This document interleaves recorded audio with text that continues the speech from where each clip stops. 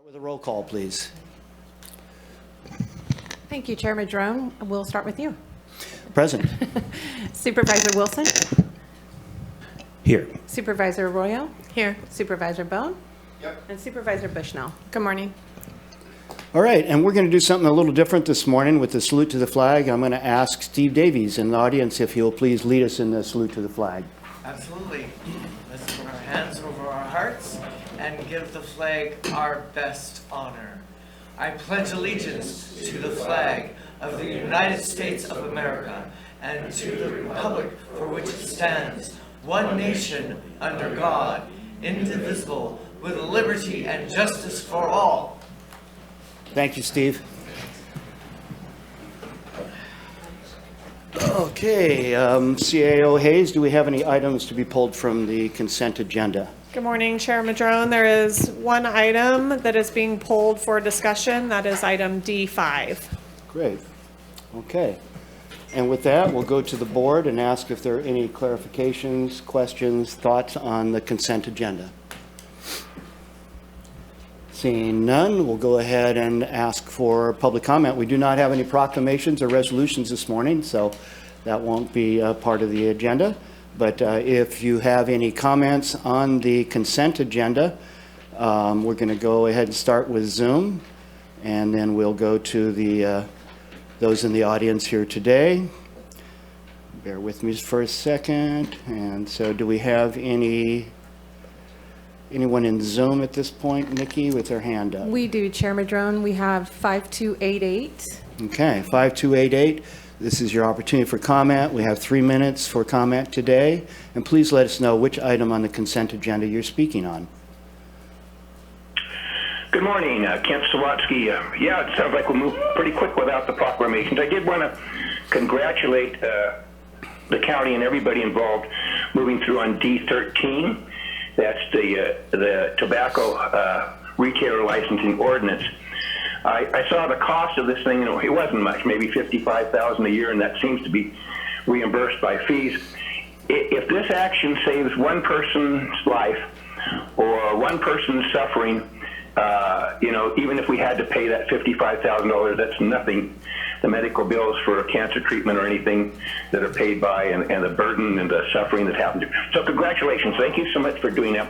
Also just wanted to make a very brief comment on D21 and want the people to be aware that we're now putting a $1,436,631 into ADA ramp compliance. And I also just wanted to mention to any other municipality or city out there that could also happen to them. It's happened to the county, and hopefully we're going to be winding that down. Thanks for the opportunity to speak on consent today. Thank you very much, commenter. And next we have 0116. *6 to unmute. There you go. Welcome. Hello, Ash Teeter here. Can you hear me? Yes, we can. Yeah, I was going to comment on, I think it's 11 and 12 in the consent. The Department of Health and Human Services. So 11 there, there's been like $350,000 spent on outreach to the homeless, like youth, through the Redwood Action Agency. And I thought that was a really a good expenditure given the homeless crisis the county's going through and all. But number 12 is like cannabis, like outreach to the youth. And well, that seems like a good idea. I don't know, maybe it'd be better to put that towards fentanyl outreach, given that that's a more of a serious issue when it comes to like kids dropping dead taking it. But also there's like a billboard headed down the 101 pushing the COVID vaccines, and that's like put out a records request, and that's $60,000 on COVID outreach that the Department of Health and Human Services is spending. And that seems like a definite waste when that could be going to the homeless issue for kids. Anyways, that's it. Thank you. Thank you very much. And seeing no other hands up in Zoom, we'll come here to the audience today. Please, if you would like to give us any comment on the consent agenda, step forward. Let us know which item you're speaking on, and you'll have 3 minutes. Welcome. Come forward. Looks like you're the only one so far. Welcome. Thank you. Our chair, my supervisor of 5th District, Steve Madrone, our vice chair, our supervisor of District 1, Rex Bohn, Michelle Bushnell, supervisor, District 2, Supervisor Mike Wilson, District 3, Supervisor Natalie Arroyo, District 4, and all of our supporting paid people here. This is the best time to be alive. This is the greatest country with a great comeback. I hope you saw how shoulder to shoulder and wonderful it was to see the PBS live broadcast and rebroadcast of our 4th of July celebrations. Steve, and I'm hoping that Steve. that enthusiasm from there will help right here to the streets of Eureka and Arcata and Southern Humboldt and our needs in every place we can for our youth, for people on the streets. When I was driving in this morning, getting ready for this, I saw a senior gentleman right in front of a graffiti boarded up house. We've got to start with our youth, making sure they're not using illegal substances. And that's the best thing we can do for our Department of Health and Human Services for number 12. That's got to get Department of Health and Human Services out on the streets every day, making sure people are safe. We've got to stop illegal drugs coming across the borders from our great country and the great country of Mexico and coming into the Humboldt County borders. We have the best opportunity to make sure every person that walks or flies or drives into Humboldt County is going to be well taken care of. Thank you very much for your consideration. Thank you, and thank you for tying it to an agenda item. Appreciate that. Welcome. Good morning, Holly. Morning. I will have to leave fairly soon. I was running late and I parked in a 30-minute spot and I wouldn't want my poor car to be towed or ticketed. Can't afford it. But to be serious, the reason I'm here, I've written to several of you. I do want to be appointed to the Human Rights Commission. And when I came in here, kind of out of breath because I was rushing to be on time, saw Jill and Greg here, and I thought, oh, I don't have to worry about the fair grandstands. We've got it covered. Oh, forgive me. We've got it covered. And then last week, I committed a faux pas right here in this very room. I had a coffee cup for Michelle, and I walked into the sacrosanct, forbidden to the public area to put it on her desk and was severely reprimanded. So I just keep misbehaving, but I try. And then just so you'll know that I've always been a pain in everybody's derriere. In the 80s, I was at a meeting in Houston, and Nikki Van Hightower, who was the first women's advocate appointed by Judge Hoffine's son to the Houston City Council, was in this meeting. It was International Women's Year, so I'm not sure exactly of the date, but it was that year. She got up, she looked around, and she said, my God, 5 million people in Houston, and only 400 of us are alive. So you see, I long raised here, but pain in everybody's derriere for over 80 years now. Thank you. Thank you, and I provided you quite a bit of leeway. I think you're really talking on public comment on non-agenda items, but because you have a 30-minute timed situation going on, I provided you some leeway, and because we have a very short consent agenda in that we don't have resolutions. So Otherwise, I would have asked you to please tie it into what item on the consent agenda. But thank you, Holly, for your everlasting commitment to our community. Sure. Yes, please. Holly, thank you for the coffee cup. I actually really enjoy it. It came from Miranda's Rescue Thrift Store. It's very appropriate. Bless the camel. All right, thank you, folks. No other comments on the consent agenda? And seeing none, we'll bring it back to the board. Supervisor Bushnell. Thank you. I just really wanted to thank the auditor controller, although it's a consent item, it's the first distribution of the excess proceeds from tax auctions. And that didn't happen in a timely manner previously, and I've had quite a few constituents that have been reaching out to me to get that work done. And so I just really want to say thank you to that office. Great, appreciate that. I also wanted to point out that what Holly did was tied into the consent agenda via her willingness to serve on the Human Rights Commission, which is absolutely on the consent agenda as part of our overall package of appointments that we need to be considering and making. So thank you, Holly, for that. And I'm assuming the district supervisor for your area will be in touch, because I think there are a couple of vacancies there. Back to Supervisor Bushnell. Thank you. I'll make a motion that we accept the consent calendar.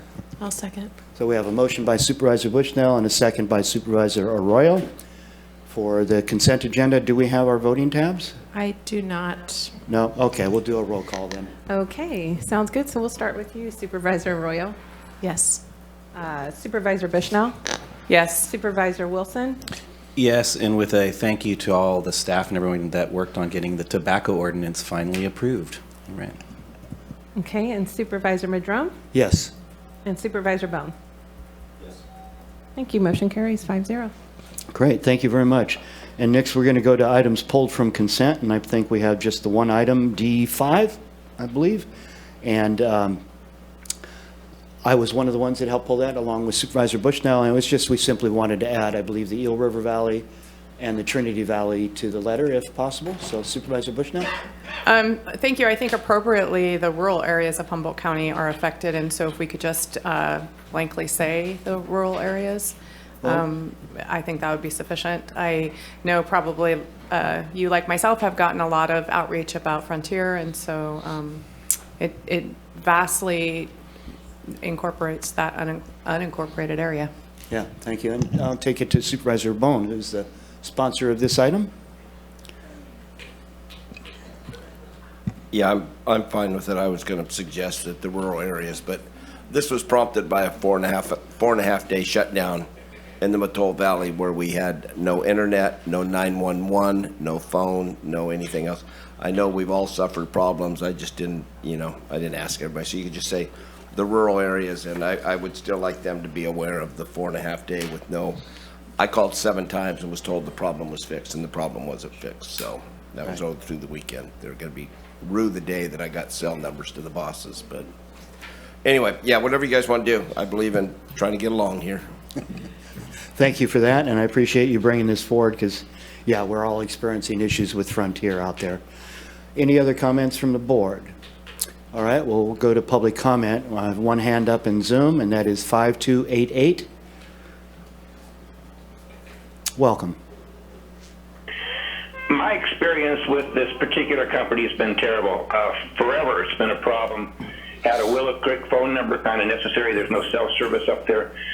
And I was on the phone twice, total of 4 hours, just trying to get them to disconnect me, no longer provide service. It hasn't functioned in a year or so up there.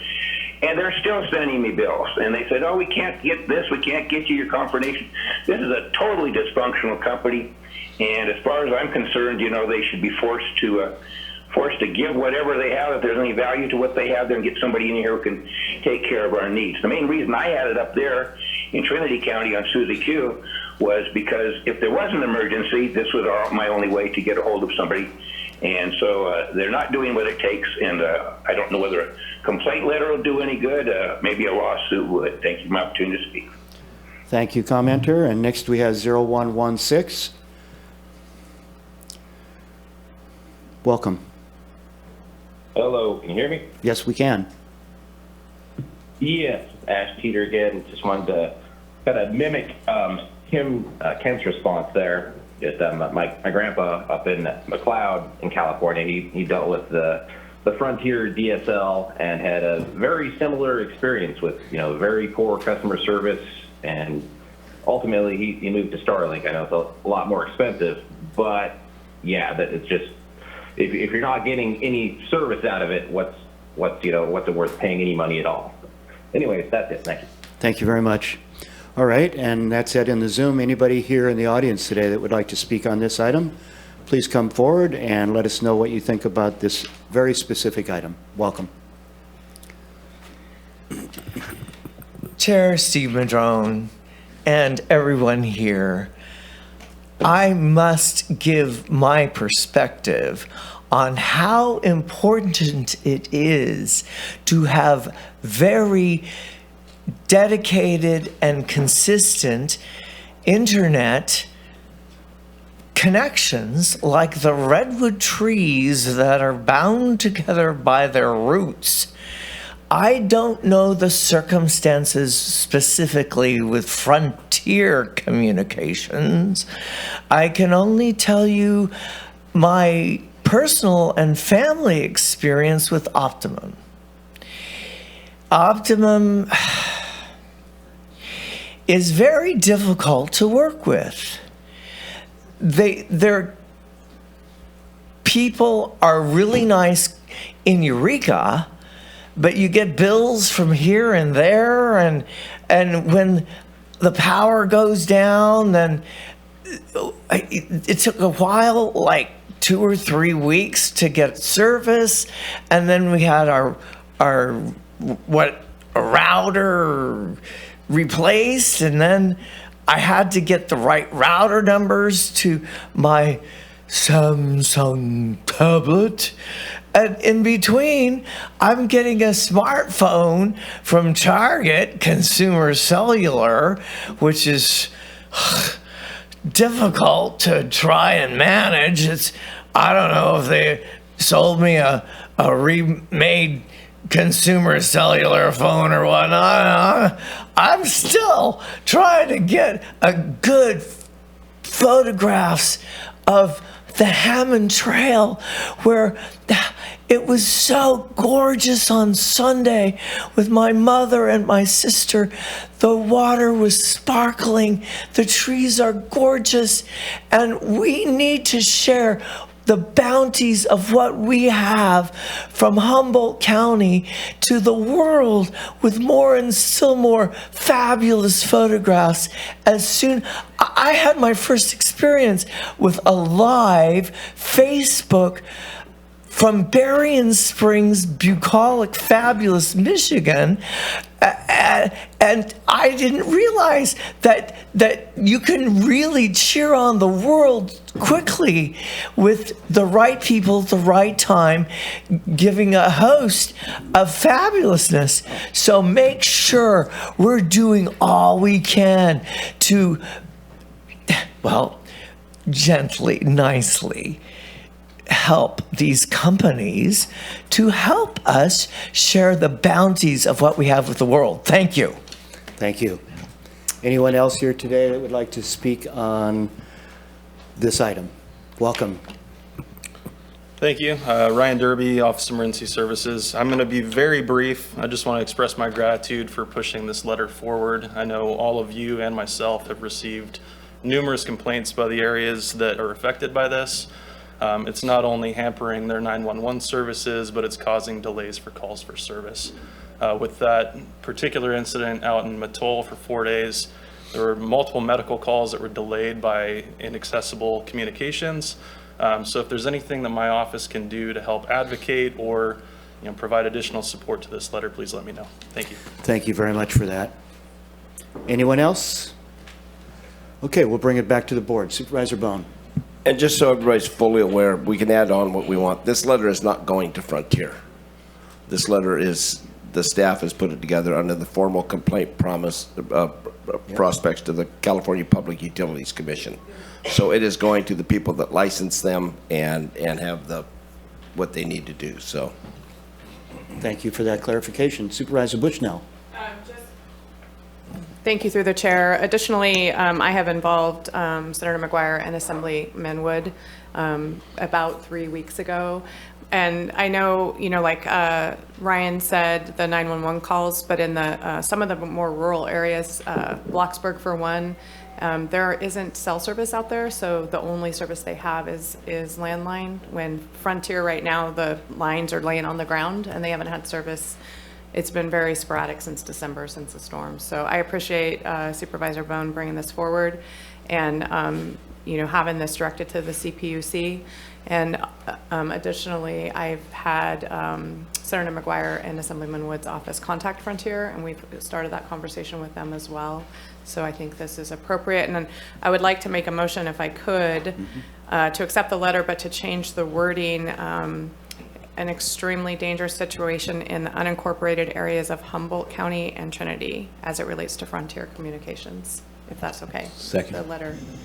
So we have a motion and a second. And Supervisor Arroyo.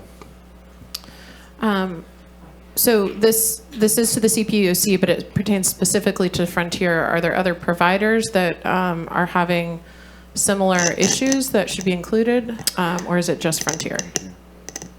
Well, I can answer if Supervisor Bushnell. with the U.S. Cellular and Verizon, I've been dealing with them for about 2 months, and in the southern Humboldt area especially. So Senator McGuire and Assemblyman Wood's offices have been helping me with that communication, and I've gotten them phone numbers. So I don't know if we want to add that or if it's a separate letter, separate conversation, but Frontier specifically, those people need to have this letter out there. So I'm happy with just this portion right now and to continue with the cellular conversation in a different direction.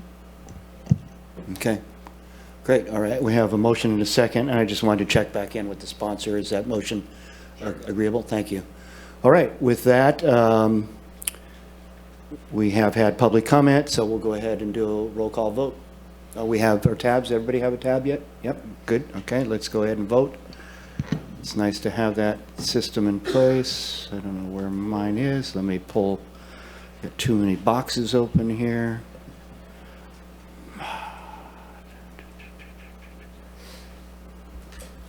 Apologies for the delay. Where is that? I'm not seeing my voting tab. I apologize. I've got it all open, but No anyway, so problem. I let's do can a go roll ahead call, and do please. roll call. We'll start with you, Chair Madrone. Yes. Supervisor Arroyo. Yes. Supervisor Wilson. Aye. Supervisor Bushnell. Yes. Supervisor Bohn. Sure. Thank you. Motion carries 5-0. All right, great. Okay, next we're going to go to public comment on non-agenda items. And again, we'll start out with the Zoom and see if do we have any hands up there? Yes, we do. We got a couple. Yeah. So we'll start with 5288. Welcome. I want to give a little report out about what's happening in Blue Lake. We continually seem to have problems out in Blue Lake, and part of our problem is a true manager, in my opinion, is someone, and some of the people in the county do an exceptional job. They are able to delegate, and they do succession planning. In other words, if they're not there, there are people ready and willing and able and trained to step in. I think we learned a lot from a lot of the departments we've seen where, like when John Bartholomew retired, it seemed to be seamless. Other departments seems to be seamless. Other ones, there seem to be problems. Well, we're on the opposite end of the spectrum right now. Our city manager is out on leave due to health issues. And the wheels are falling off the bus because if one person doesn't delegate and doesn't train things, such things as yesterday, the public safety meeting had not been agendized correctly. They could not move forward with that. Today, I see no agenda at all for the economic development department. So all these commissions that they seem to be just shutting down. And so I want to compliment the city, other cities when they are able to continue functioning. And I think it's just important for anybody to learn, sometimes the hard way, that you can't wear all the hats. You can't be the city manager, the city clerk, the person handle the financing, the dog catcher, and wear all those hats, and then expect things to run smoothly when you're not there because you haven't appointed a second person. Yesterday, I was in the city office there handing in some paperwork, and a call came in from the animal shelter, and they wanted to talk, and there was only one contact person, and the city manager is it. So there was nobody available to talk, and it's these important things could be a timely issue. And so anyway, the city of Blue Lake has a lot of work to do.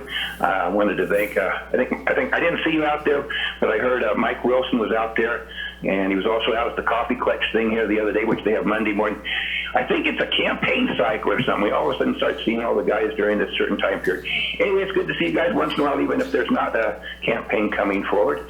And it's important that you keep in sync, with people in your district. So thank you for the opportunity to speak on these topics today. Oh, lastly, we're having some really problems with the fishing industry. It is basically shutting down. And even the people who are hopeful that maybe albacore will happen this year, I guess the fish are out 250 miles. And hopefully someone's going to be able to help the fishing industry because it's just totally falling apart as we speak. And we apparently put all our money in one basket, and it was the weed business. Thank you for the opportunity to speak. Thank you. And next we have 0116. *6 to unmute. Welcome.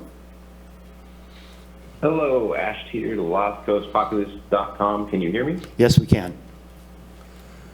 Yes. First, I wanted to mention something unrelated, but it has to do with decorum in meetings. If you read the news article, I have the Eureka City Council meeting. One of the council members, Katie Moulton, called me an a-hole during the course of the meeting. And I don't know how much weight it bears, but I am a disabled person.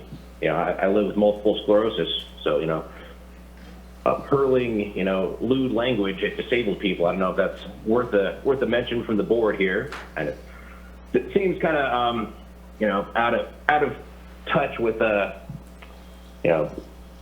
all the respect for people in special interest groups and all. Anyways, but moving on to what Kent was talking about with the fishermen. The fishing crisis shutting down. Found a little article about the offshore winds, the ugly truth about New Jersey's offshore wind turbine disaster. And it's a letter from, that was allegedly from an Army Corps of Engineer. So you think ocean wind turbines will have no impact on the ocean? They require carpet bombing of the seafloor with the sonar nonstop. Who uses the sonar? Whales and dolphins. Punch thousands of holes 60 feet wide by 150 feet deep. Sorry, scallops and shrimp, clams, mussels, crabs, etc. Then build caissons of steel and concrete. Caissons is a watertight structure which is used as an anchor for a foundation. Next, erect 1,000-foot wind turbines with blades 180 feet long, spinning at 180 miles an hour. Turbine blades which slice up anything that can fly by. The downdraft from the blades will impact the sea and waves below. Ever see a helicopter hover over the water? Imagine that 24/7. The nonstop sound they emit. Won't that cause any problems, right? But yeah, and just picture that off our coast, and then our fishermen dealing with that. And it's just kind of a extension of what I call the green ordeal. I mean, got the whole push for green energy while we're promoting slave labor in other countries to mine these minerals to make this thing happen, with no real plan in place to move California in the totally green, sustainable. As far as our power generation, there's no one's done the math on how much it's going to take, and we're putting all our eggs in the offshore wind basket, which is going to destroy the oceans and the fishing. So, yeah, that'd be something to consider. Maybe we should. Thank you, commenter. And next we have 0151, *6 to unmute.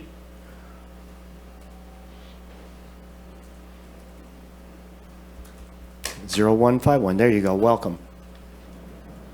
Good morning. Dottie Russell here, Southern Humboldt. So I have 5 areas that I'll try to cover in 3 minutes. One is there's been a real uptick in women being kicked out of their homes. Now, I'm talking about women that have lived someplace for 5 years, 10 years, 20 years, and the partners are getting involved in aggressiveness, and it's pretty scary, and the women are not going to come forward with anything other than to flee. When they flee, they have no place to come and no way to take care of themselves, and if that happens, then the children are given to the men that are being abusive. This is not working for me. In the last month, 2 people have come to us as a motel to say, what can you possibly do to help?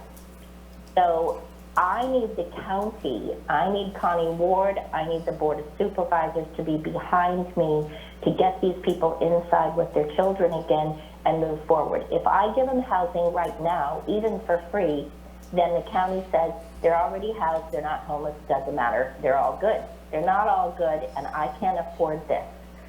Trailer park spaces, we have open trailer park spaces. The trailer park would look a lot better if those people got the rapid rehousing help that they needed, or at least some case management so that they would pay their rent and their utilities.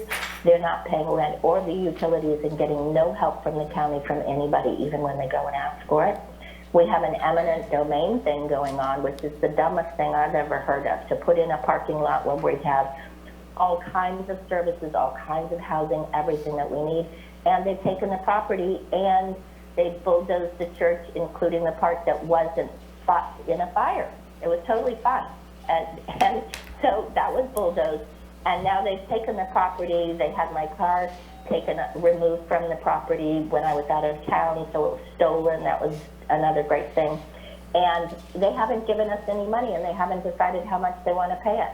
They want the water turned off in a water area, $16,000 to turn on the water again, but they don't want us to keep the water on because they don't want water there next to a hospital in a fire area. How is that possible? 30 seconds. Properties. I have 2 properties. Is it time? 30 seconds, Dottie, go ahead. Okay.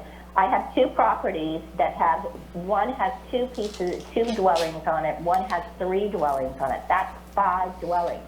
If we split those 2 properties, one of which was improved for the general plan for high-density housing, if those 2 properties alone were split, you would have 5 pieces of property that weren't very expensive that people could afford to buy. Thank you, Dottie. 3 minutes goes quick. Thank you very much. Okay, seeing no other hands up in the Zoom, we'll go ahead and go to those here in the audience today that would like to make public comment on public comment on non-agenda items. Our chair, Supervisor Steve Madrone, I have good news from yesterday. In our district, those big U-Haul spaces and places at the former Kmart and Ray's now are ready for people to come with their collectibles, with whatever they can bring, and get one of those prices right for $120?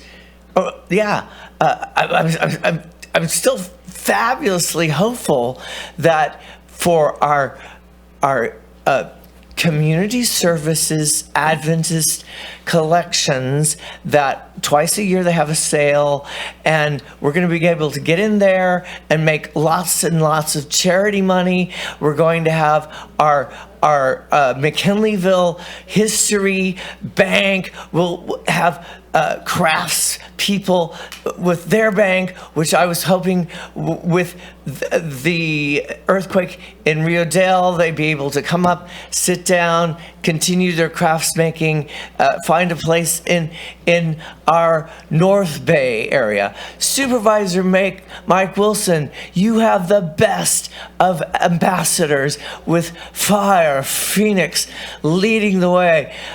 Our supervisor, Natalie Arroyo, you And the staff managed 4th of July travels and fireworks and people. I saw the children. I saw the people coming into our Woodley Island, parking their cars, waiting for the 10 p.m. fireworks to start.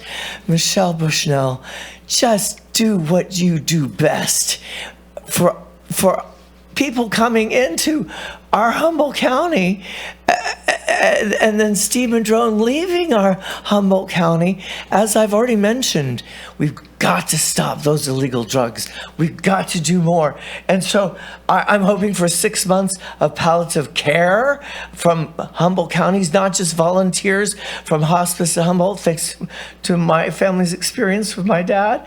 And I'm hoping for Humboldt County victim witness financial help. I can't wait for the state. Come on, let's do the best yet. And the Mad River Rapids RV Park, Mike Wilson, and the Ramada West area, their patio and the West Village Suites, it was locked. I couldn't get through the door to find out what was happening yesterday. There's still people holding signs. And our space with a fabulous Laura and the team, we've got so much potential for blight removal and such.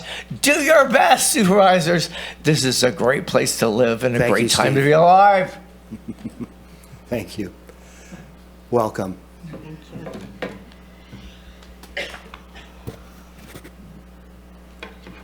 Good morning, esteemed board members. My name is Suzanne Mays of Margot Advisors. Today I'm presenting the non-agenda items in hope that the board may consider to take action to support our local cannabis businesses. In 2020, Department of Cannabis Control released a fee waiver program to social equity qualified applicants. This waiver was for licensing, renewal fees for cannabis companies throughout the state. The program was released for people negatively impacted by the criminalization of cannabis. The criteria included people who were arrested or incarcerated and people with incomes below the line of poverty. I know that our company submitted many applications with criminal arrest records, profit and loss statements, tax documents, etc. The majority of these applicants were approved for their annual licensing fee waiver. About 3 weeks ago, we got our first rejection. With the information that they had run out of funding for those not enrolled in their local jurisdiction equity program. Historically, only individuals who applied and were approved for trellis funding are considered as local equity qualified based on each round of trellis funding. If someone had been negatively impacted by the criminalization of cannabis, it was recognized by Humboldt County as a person eligible for trellis. They have not, these folks will have no longer, unless they were recognized by the County of Humboldt as a person eligible for trellis, they will not have access to any more state equity funding programs. Our request today is to update the local equity trellis program to not require funding disbursements, but to those qualified to all those negatively impacted by the war on drugs. Now, I know that trellis is kind of winding down and there isn't funding available, but that leaves us with no social equity program. So those folks who had gotten waivers are no longer qualified. It kind of blindsided us all. Anybody who is now applying who got it last year with arrest records, incarceration records, they're no longer qualifying for this. I have prepared some documentation as a reminder so that you folks can go ahead and consider this as an issue. It would be very helpful. I don't think it would take much. And we also have a very long wait list, trellis folks who have not officially been dispersed funds, but they've been qualified as an equity applicant. And so we just ask that the board maybe take a closer look at this to help out those in need. Thank you. Come around over this way, yeah. Yes, hang on, question. Hey, we've got a question for you. There you go. Thank you for allowing me. I know we don't do back and forth, but I just have one question. Anybody in your program, has anyone qualified for the fee waiver from the state this year? Oh, if I were to throw a number at it, I would say 20. Okay, thank you. And those that qualified, those 20 would not necessarily, maybe half of them would only qualify now, Okay, thank you. That was this year, though? this year. Okay, thank you. Okay, yeah, normally we don't have any back and forth on public comment on non-agenda items, but a little bit of leeway, that was an appropriate question. So any other commenters on non-agenda items? Yes, welcome. Mark Nelson. I wanted to thank you all for removing the motion to do away with the Pledge of Allegiance. It was ill-conceived. It sets the tone for these council meetings. It also is a symbol for the veterans to rally behind in a foreign country. It is why we serve. The flag represents the United States. It represents home away from home. And to have it eliminated kind of says a lot about how the veterans are looked upon by you and the county. So thank you so much for removing that motion. Thank you, commenter. Any other commenters on non-agenda items? Seeing none, we'll come back here to the agenda. And at this point, we're going to move on to our next item, which is the item number H1, which is consider modifications to the county's telework policy. And this is sponsored by Supervisor Bushnell. So if she can go first, and then perhaps CAO is wanting to weigh in. I don't know. We'll see. Supervisor Bushnell. Sure. Could we ask Zach to come in? Is he here? So as we all know, the rural areas, especially in my district, Southern Humboldt, is having an economic downturn, and there are not a lot of jobs that are available down there. People are wishing to stay in their communities. Throughout our organization, there are a lot of jobs that are not forward-facing or public-facing that I feel could be, very well served with teleworking. At this time, it is discretionary to the department heads, and so my idea behind this is just to have the discussion, to ask the department heads input, to consider that the option that it be allowed if either you live too far or you have hardships, or just to see how we're feeling about the teleworking process. I feel it's appropriate in areas. I feel it's appropriate in organizations. Caltrans right now is doing a lot of teleworking, and it's being very successful for them throughout the state as well as other organizations. And I know right now it is optional to department heads whether they allow their staff to telework or not, but that does put a lot of pressure on department heads. And so I want to ask department heads their feelings, and I also want to ask this board what their feelings are about allowing more teleworking, especially in those jobs where it's appropriate. Great, thank you very much. And I see the item is modifications. What are the specific modifications that are being recommended right now? Well, I did some red line stuff just as ideas to see what how this board feels. It would be more of instead of optional for the department heads, it would be that people could qualify for teleworking, and then also that there already is criteria there for teleworking as far as to make sure that you're doing your job at home. And so, hi Zach. Hi. How's it going? I'm good. I'm here. Thank you. So more, for the rural areas and Humboldt especially, we're missing opportunities, I feel, with people that are very employable but live, an hour to 2 hours away from the organization. And I want to have that discussion and see how this board and department heads feel. Great, thank you. And so I guess we'll go to Director of HR. Welcome. So we're considering some modifications to the telework policy. Yeah, absolutely. Did you have any specific questions related to it? I have looked at it. The policy, and I've talked to Supervisor Bushnell about this.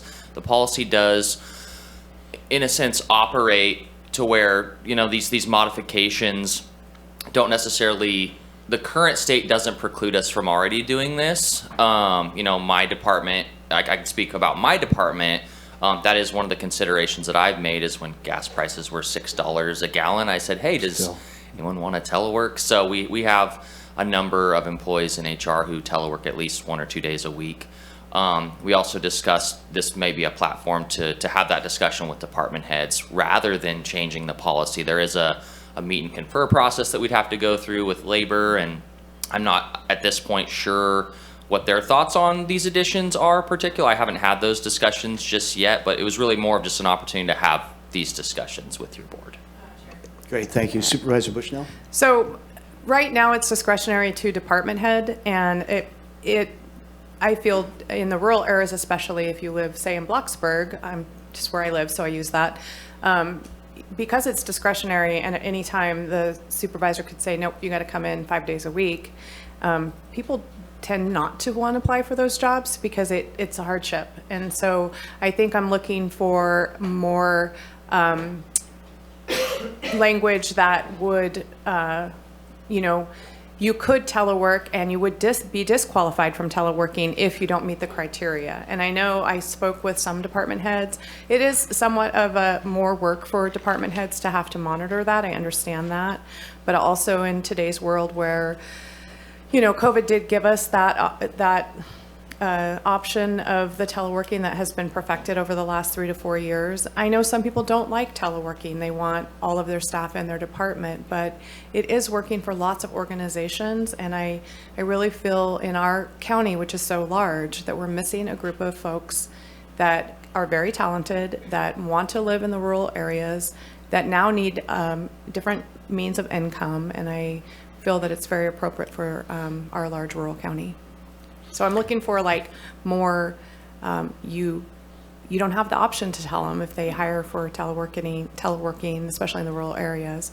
I'm not, I wasn't, by putting the 20 miles in there, it's just a thought process. It's not precluding anybody or, saying if you live in Eureka and you have hardships that you can't do that.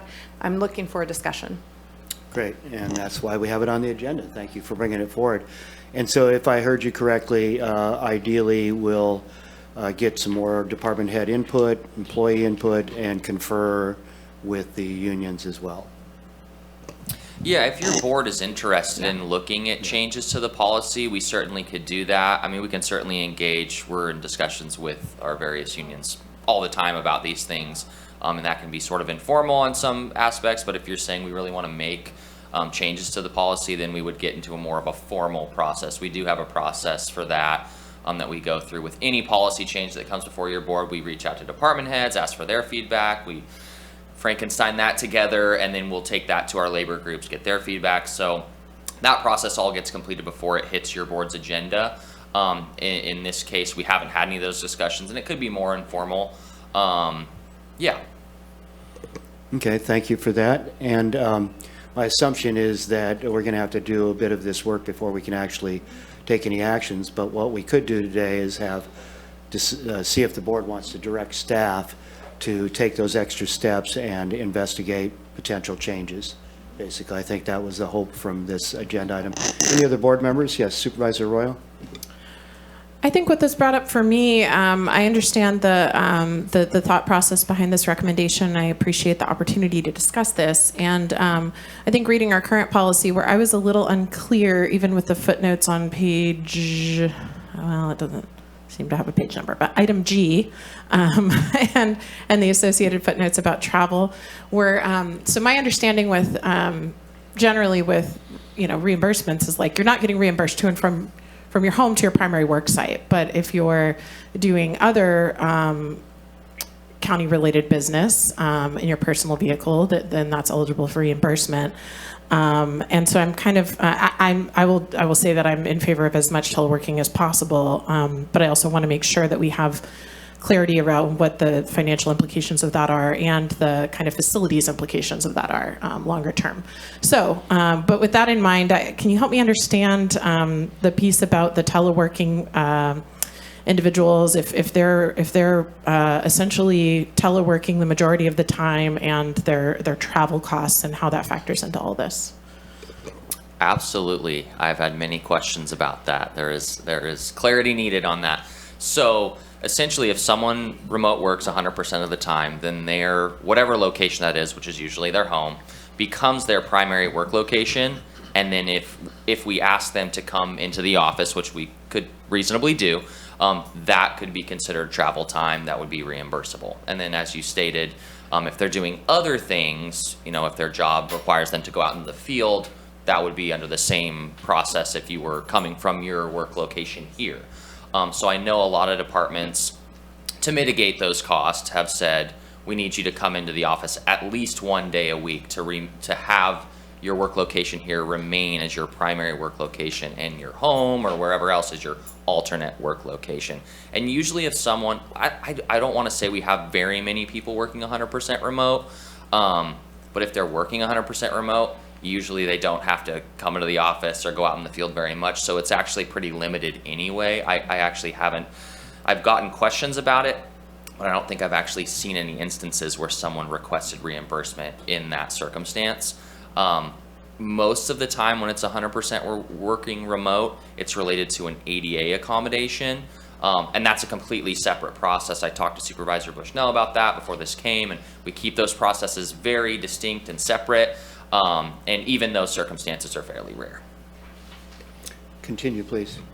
Thank you very much. Okay. So it's helpful to kind of understand. So if thank you for bearing with me, but if you had an employee in your office who, say, lived in Whitethorn, and they are authorized to telework 3 days a week and are supposed to come in for meetings with your team and paperwork and whatnot 2 days a week to do their job, so their travel to and from their home would not be considered, because they are kind of authorized to do that mix. Their travel to and from their home would not be a reimbursable expense, essentially, right? That is correct. Okay, so that's kind of how I understood our current policy, and I think that's all I have for now. Thanks. Supervisor Wilson? What I would, if we had a policy that if we were expanding or encouraging more teleworking, which I think is fine, I want to put out there that teleworking knows no boundary. I mean, there are people who in this county telework all over the United States. So, and we get poached, actually. Our organization and others in the county get poached for teleworking externally. So likewise, there's nothing in here that says we prioritize people in Humboldt County, for instance, in this, and would we legally be able to do that, or would we be doing it de facto by requiring people to have to come into the office? Another great question that has come up a few times. So there's nothing that precludes us from allowing someone to work out of state, out of county. We stray away from that for a few reasons. There's tax implications to that. As you all know, we've had struggles with our payroll administration a little bit, and the system limitations with that, and that's a big part of it. There's also the piece about being a disaster service worker that's come up. If someone lived out of state or even out of county, it could be really hard for them to get here to be a disaster service worker, which unfortunately we've had to run into quite a bit lately. But there isn't anything from a legal perspective that I'm aware of that precludes us from doing that. And to your point, anecdotally, I know that we have lost some staff because of not allowing telework at the level that they would like. I don't have any data on that per se, but anecdotally I have heard that on a number of occasions that, well, I'd rather go work in the private sector where I can, sit at home and work and make as much money. Supervisor Wilson, continue, please. So I appreciate this. It seems like, to me, the current policy allows for directors to allow for, at their discretion, within the boundaries of the policy, to allow for remote work. And so I guess what's being asked here today is to, kind of further work on both maybe the policy and the technology options for having that as to expand upon that or to leverage that into the future. Some of the language in here that's very specific, I think, doesn't necessarily get to that. As a matter of fact, there was even confusion with relationship to the press, on what when they read this, what they understood it to be as more limiting. This was actually something language is supposed to be expanding, but also and again, this is always a concern of mine with relationship to these policies, is that they are extremely subjective, and I would definitely want some analysis from our organization with relationship to our vulnerabilities with relation to that subjectivity. Certainly, what is a longer than usual commute time, right? When I don't know what that means necessarily, and it could vary from department to department and person to person, and so it's very difficult to know what that means. Or geographic disadvantage, and then having what is without analysis and arbitrary mileage put onto it. I don't know, and so again, it sort of subjects us to, potentially future litigation around these issues. So I would recommend that we take a tighter look at this.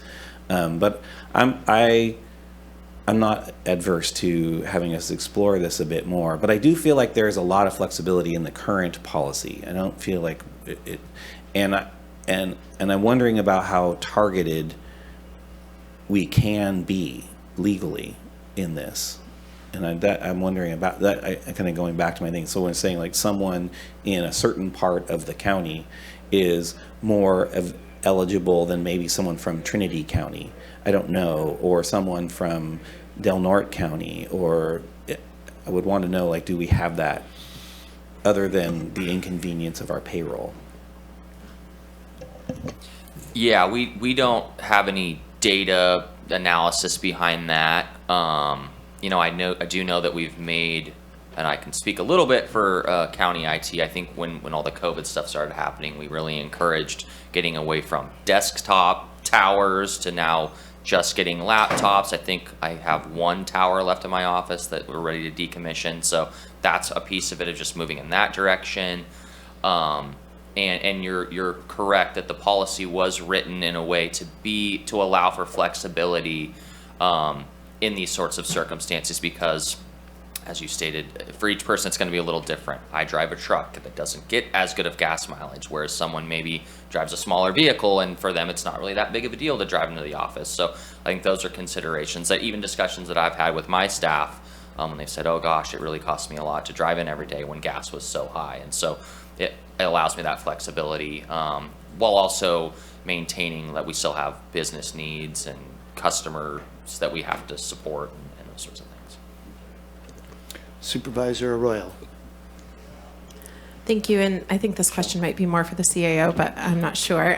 So if we were to say as a board, we would really, we want to keep our existing policy, but we'd really like to encourage department heads to identify as many teleworking opportunities as possible. Do you feel like that would net additional opportunities? And is there any way to kind of codify that those positions are essentially like permanent teleworking positions, so that people from, further away places can rely on that being the plan? I mean, is that sort of an internal process that can happen without changes to the policy, or do you think that that has essentially already happened? As Director O'Hannon indicated, nothing in the policy precludes folks from teleworking permanently who reside in the rural areas or geographically disadvantaged. In my mind, this is more of a policy statement from the board that you want to encourage that this be utilized in a more robust fashion for those folks who do reside in those areas. So I think that this could be a separate policy statement whereby you keep intact the current policy that's in place, which does allow for a revocation of telework if an individual isn't meeting some certain performance standards, because I do think that's important that we still retain that ability for an employee who is proven over time to be somewhat ineffective in a telework situation. Are you done? Okay, Supervisor Bushnell. Thank you. So realistically, because it's at discretion of department heads, there are department heads that don't like teleworking and they just don't allow their staff. And there are department heads that are okay with it. And so I'm fine. I mean, I'm not really fine actually, because I want to encourage people from rural areas to be able to apply to the organization. We have a 21% vacancy rate across the board. And I know right now we're on a hiring freeze and things are different, but in the future, hopefully we'll get to where we won't have that sitting there. And so I do think that department heads use it discretionary to their own like or dislike of teleworking. And I've heard that. And I've seen that. So I also am looking for department head input, but you're not going to get someone to apply for a job if the department head says, well, I can yank that back anytime. And there's no policy that accommodates it, that ensures that they won't be living 2 hours away and all of a sudden the department head says, no, you can't telework anymore because I'm done with that. I don't want to do that anymore in my department. And I understand us saying, please, let's look into that and let's do this where you can. But it's not an assurity for people that are applying for jobs that are in Willow Creek or Whitethorn or Shelter Cove or Blacksburg in those very rural areas, or Trinity. So I don't know that that will work to encourage people to apply for these jobs. CAO Hayes, and then come back to the board. I think to my response to that would be that in any job, there's not necessarily a surety that you're going to be a good fit for that position. And so for the folks who are rural and want to telework, there will be some clear expectations set out for them of what the performance metrics are, what the communication with the home office will be. All of those parameters that are detailed in the telework policy that allow for a revocation. And so, Zach can speak a little bit more to what an HR process around this might be, but an employee who is teleworking and is proving successful in that role, the policy would not provide an avenue for revoking that just because a department head doesn't necessarily appreciate telework anymore. Chair, can I respond? Yes, please. So I understand that. However, you have employees now that want to telework and department heads don't want to let them. And they have no criteria for saying no. They just don't want to do it. And so do you see where I'm coming from? It's absolutely, if you're going to work at home, just like if you were going to work in the office, you have to meet the metrics and you have to do your job. And I would never want that criteria to go away. But it does make it kind of squishy when it's at department head discretion. You already have it happening in this organization. There are people that are successful that want to telework that aren't being able to telework because the department head doesn't want that to happen. And so I just am hopeful that my board will see the value in the discussion and maybe update the policy, add something to the policy, add another document to the policy. But I did want to have the conversation. That's why it's here. Supervisor Bohn. I see both, and I understand. I think it's great, and I think an extreme majority of our department heads are allowing in positions, knowing full well that person has that teleworking position. I mean, it's going to be pretty hard to advance into a supervisorial position or any other position from teleworking.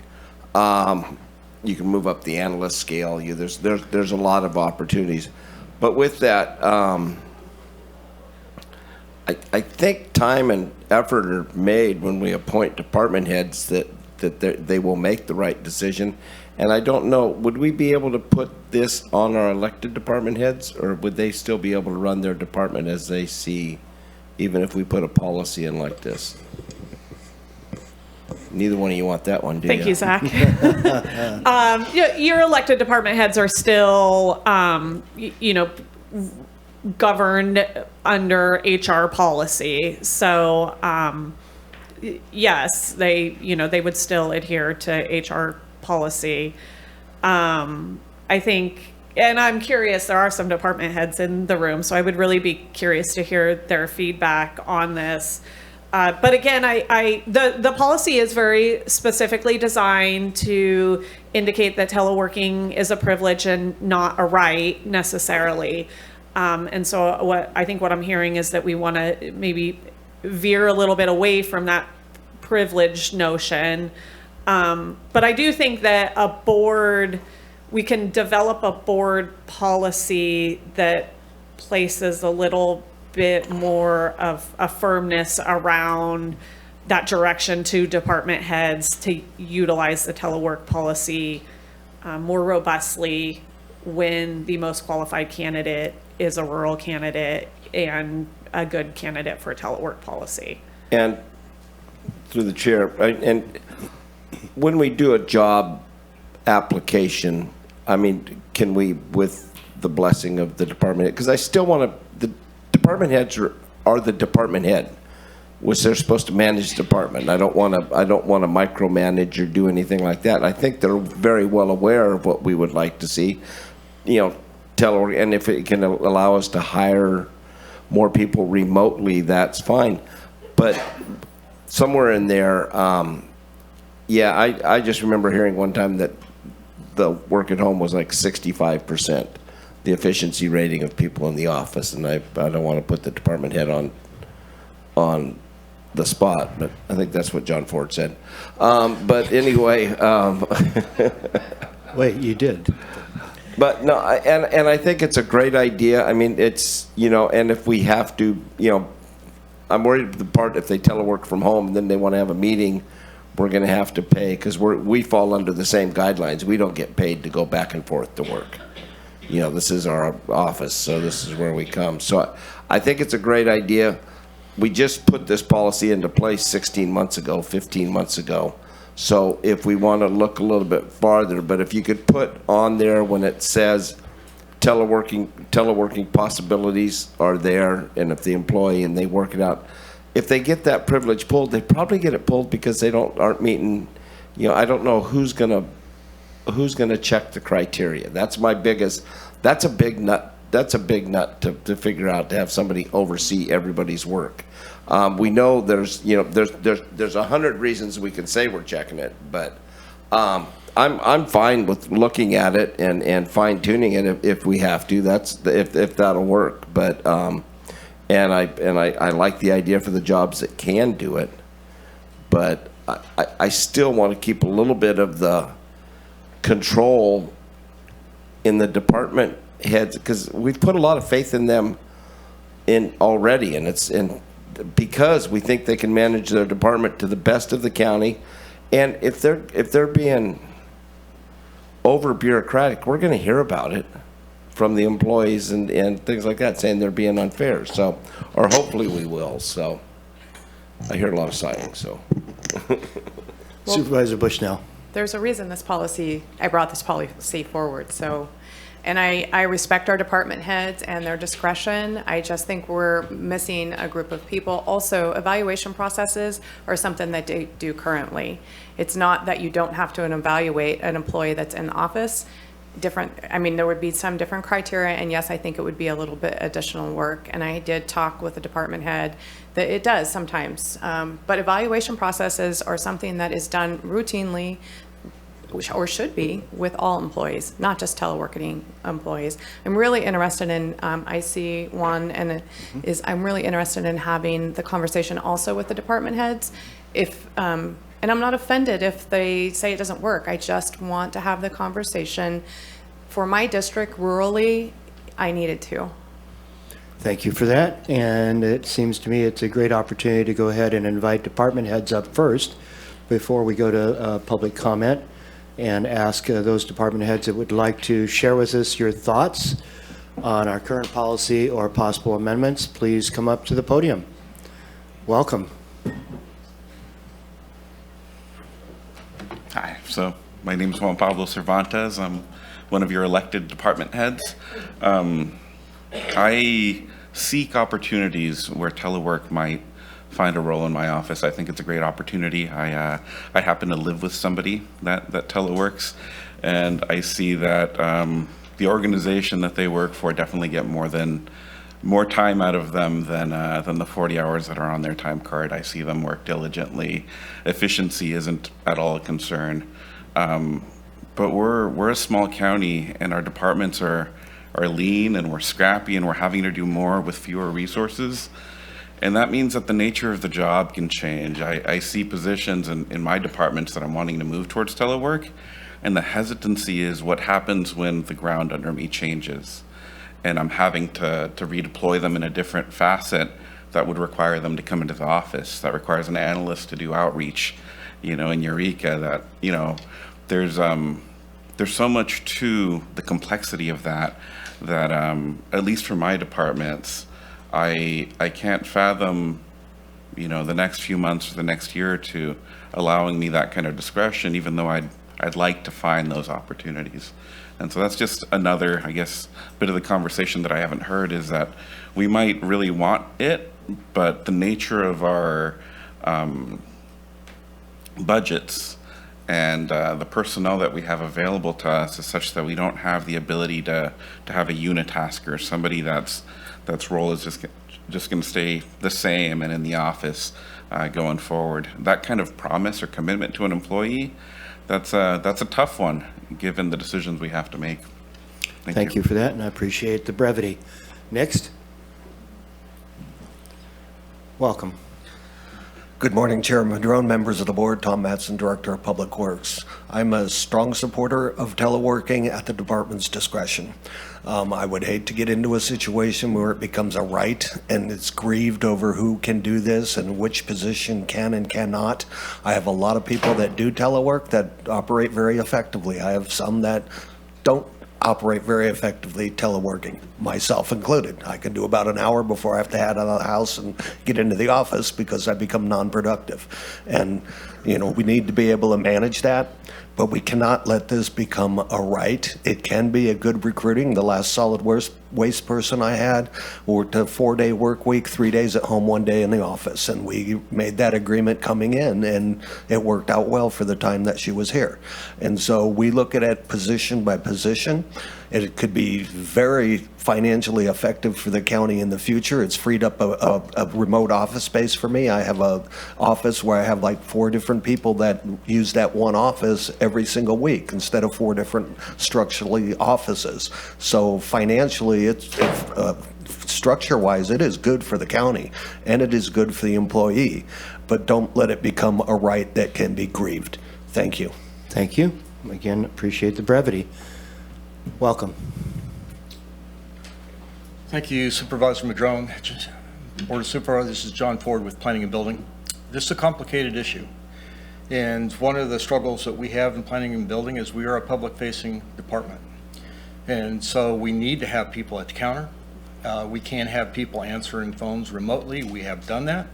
We can't have people answering emails remotely. We have done that. One of the things we experience when we do that is lack of quality control, whereby the people who are remotely saying things aren't being overheard by a senior staff or by a manager and are giving wrong information. And then we have a problem with somebody coming back in and saying, you told me I could do this, and they can't. And so quality control's really critical, training's really critical. The other thing we experienced during COVID, working remotely, was that productivity went way down. Part of that, I will acknowledge, is that the struggle is technology. We didn't have county laptops for people. We didn't have the ability for people to get right into the system of VPN. And so they didn't have access to all the equipment that they have from the office. And so that's got to be part of it, is that if we're going to allow remote work, The technology has to be there for them to be able to do that work. It is not one size fits all. It is a complicated issue. There is a fairness issue within our department. Some people can effectively work remotely, no doubt about it.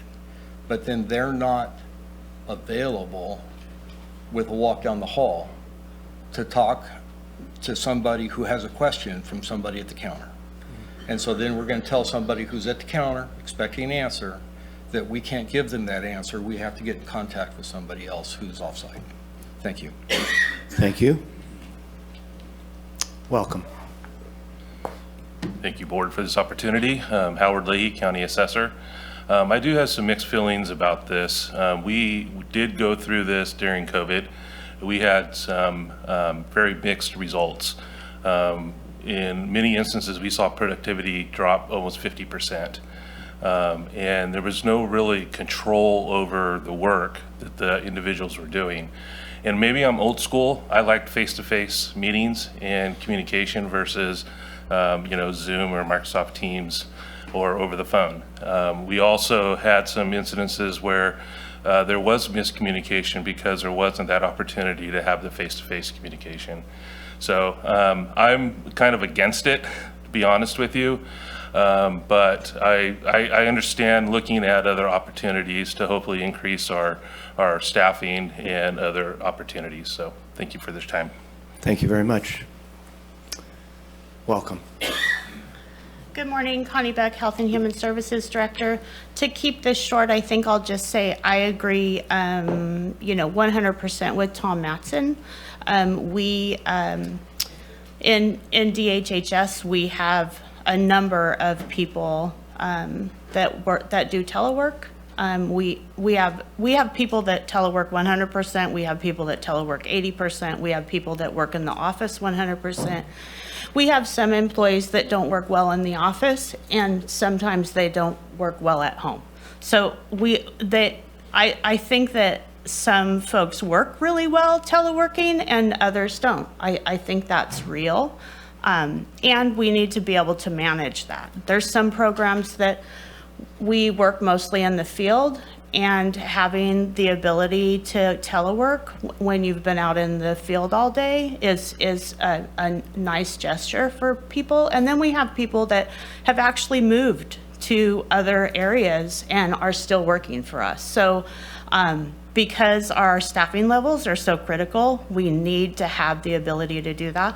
We are actually even looking at having training available in different areas of the county, because one of the things that we worry about is the support and training that happens with individuals when they're first hired.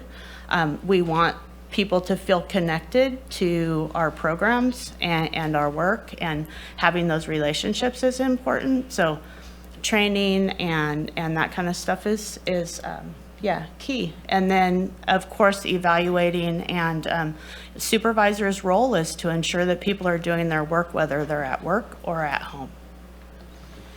Thank you very much. All right, well, it's really great to have so many department heads here today to give us that input.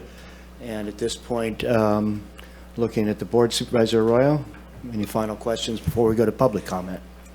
Oh. We haven't had public comment yet. I will hold it. Thank you. Thank you. She's ready to go for a motion, I think. Supervisor Bohn. And thank the department heads. That gives us, I think there are positions that can be, in some areas, can do telework. And I think everything we can do to, a lot of us have, believe it or not, I have some rural people in my area that I'd love to see work for the county if they could. My biggest concern is the equipment, and I saw in there that we could and everything else, but earlier today, we just sent a letter to the CPUC that says we have no connectivity with our rural areas. And so that would have to be addressed. I mean, that shouldn't be a burden, but that's going to be an issue. If I don't have connectivity today, is that the teleworker's fault, or is that an act of whatever? So all this has to play. Do we pay for their Starlink? Do we do, where do we go from there? Exactly. So what I'm saying, and I love the idea because it does expand our workforce. It does expand our workforce so great, and I think it's a great idea. I appreciate it, but we're going to have to walk this through, and I think that's all we're looking for today, is to get some public comment, get some input. The department heads had a lot to say. I would love to know how many people are teleworking now. I mean, are we doing 10%, 15, 20%? I don't know, but if we're doing that, you know, I know we have some people that telework in our office alone a few days a week, and it works for them, and they all live just within the 20-mile radius. So, I mean, it seems to be working for our department. I don't know for the board, but I can't speak for any other. The department head has to speak for his department. I don't think we can speak for him. We can direct them to a certain extent, but they know the inner workings, and I have no idea what, you know, how our little minions do on a daily basis. But I mean, but I think it's his job to move them around where appropriate. So I think as we move forward, and if we can put this together, this would be it would further the program we already have in place. So.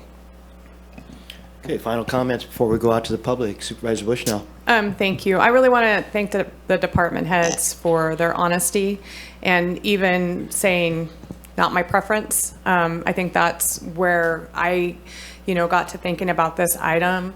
And I do understand, you know, the feelings of, oh, you know, oh my goodness, how do I manage my department if I don't have that control? And that's a scary thought.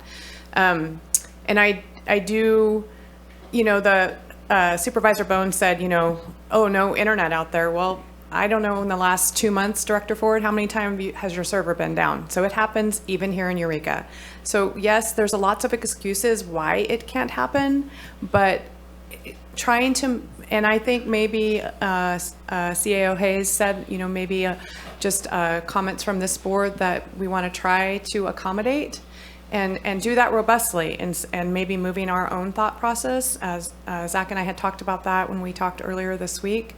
And, you know, so I really appreciate those thoughts, and I really appreciate the department head's feelings. And, you know, change is hard for anybody. Change is really hard in organizations as well. We went from 100% in-house to COVID, where we were 100% out of house for a year. Then, and everybody, you know, oh my gosh, I can't wait to get back in-house. And now, you know, 17 months later, where I don't like Zoom, but it's very convenient when I'm 2 hours away, and it works very efficiently. And so we have to recognize that, and recognize that times change, and they are. And teleworking is something that is being used vitally across the United States. And I think that our organization has to adapt to that as well. So I really appreciate the department head's thoughts. Thank you.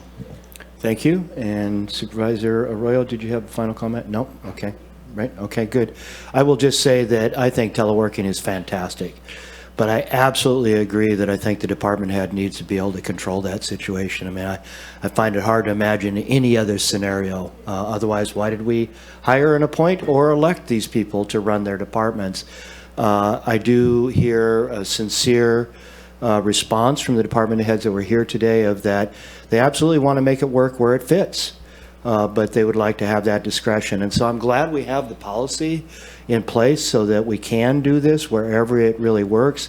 I'm trying to imagine a road crew person working, teleworking, right? It's like, well, maybe you get on one of those little apps or something and make the road all paved. Wouldn't that be wonderful, right? But it doesn't work. I mean, so there's some positions that simply are never going to be teleworking, and others that maybe work. But there's a tremendous variety in people's productivity and how they work at home or in the office. So I'm glad we have the policy. I want to maintain it. And if there are ways to make it work better, great, let's do that.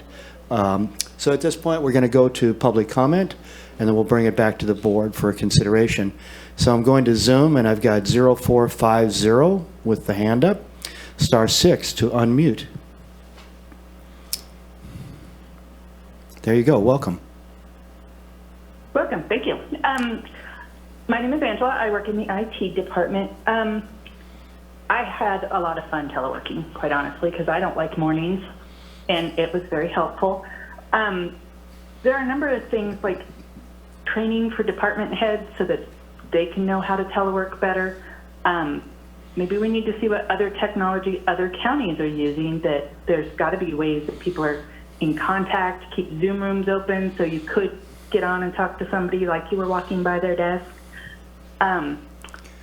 And with COVID declined productivity, we all had our kids at home that were also going to school remotely, and it was chaos. If we can plan it out better and, roll it out a lot more smoothly, I think it would be really helpful. It'd also be really helpful for people who are sick, but not too sick to work, but I don't want people blowing their nose next to me, that they can stay home and still do their job without bringing their cooties to the office. Cooties. And also with job postings, that you can say there is no option to telework because it is a roads crew. So people know ahead of time, before they apply for a position, that they're just not going to be able to do it. And in here in IT, we have lost a number of people due to teleworking options because analysts can do their job anywhere. And it's just too nice and convenient that they don't want to stick around for it.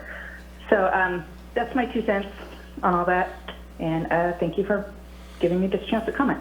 Thank you very much, commenter. And next we go to 5288. Welcome.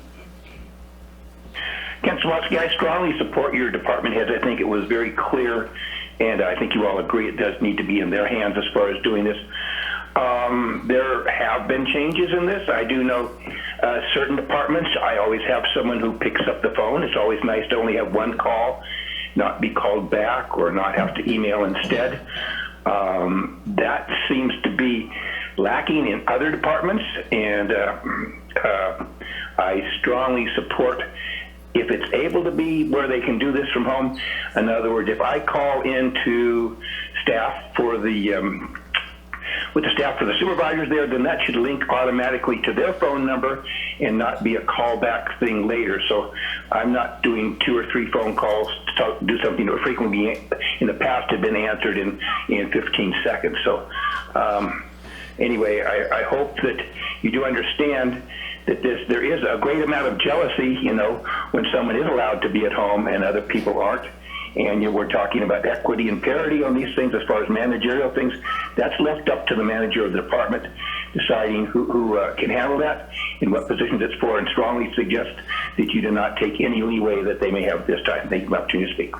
Thank you very much. And next we have 0116. Welcome. Hello, can you hear me? Yes, we can. Yes, Ash Cheater here again. Yeah, I just want to say that it seems like before any action is taken on this, it seems like there needs to be a lot that needs to be understood better as far as like what positions are concrete and unchanging. Like something that can and will always be able to be worked from home, stuff like that. And also just how much money would have to be spent to facilitate the technological needs that multiple people had stated, and kind of weigh that against, like, if you're going to spend so much money on that, is it possible to maybe have a physical structure built instead, do like an annex department that services multiple county organizations in person in southern Humboldt or other outlying areas, if that would be possible, or a better bang for the buck, so to speak. But anyway, that's it. Thank you. Thank you. And next we have 7108. *6. There you go. Welcome. Good morning. This is Bonnie Blackberry. And first of all, I wanted to thank Supervisor Bushnell for putting this on the agenda.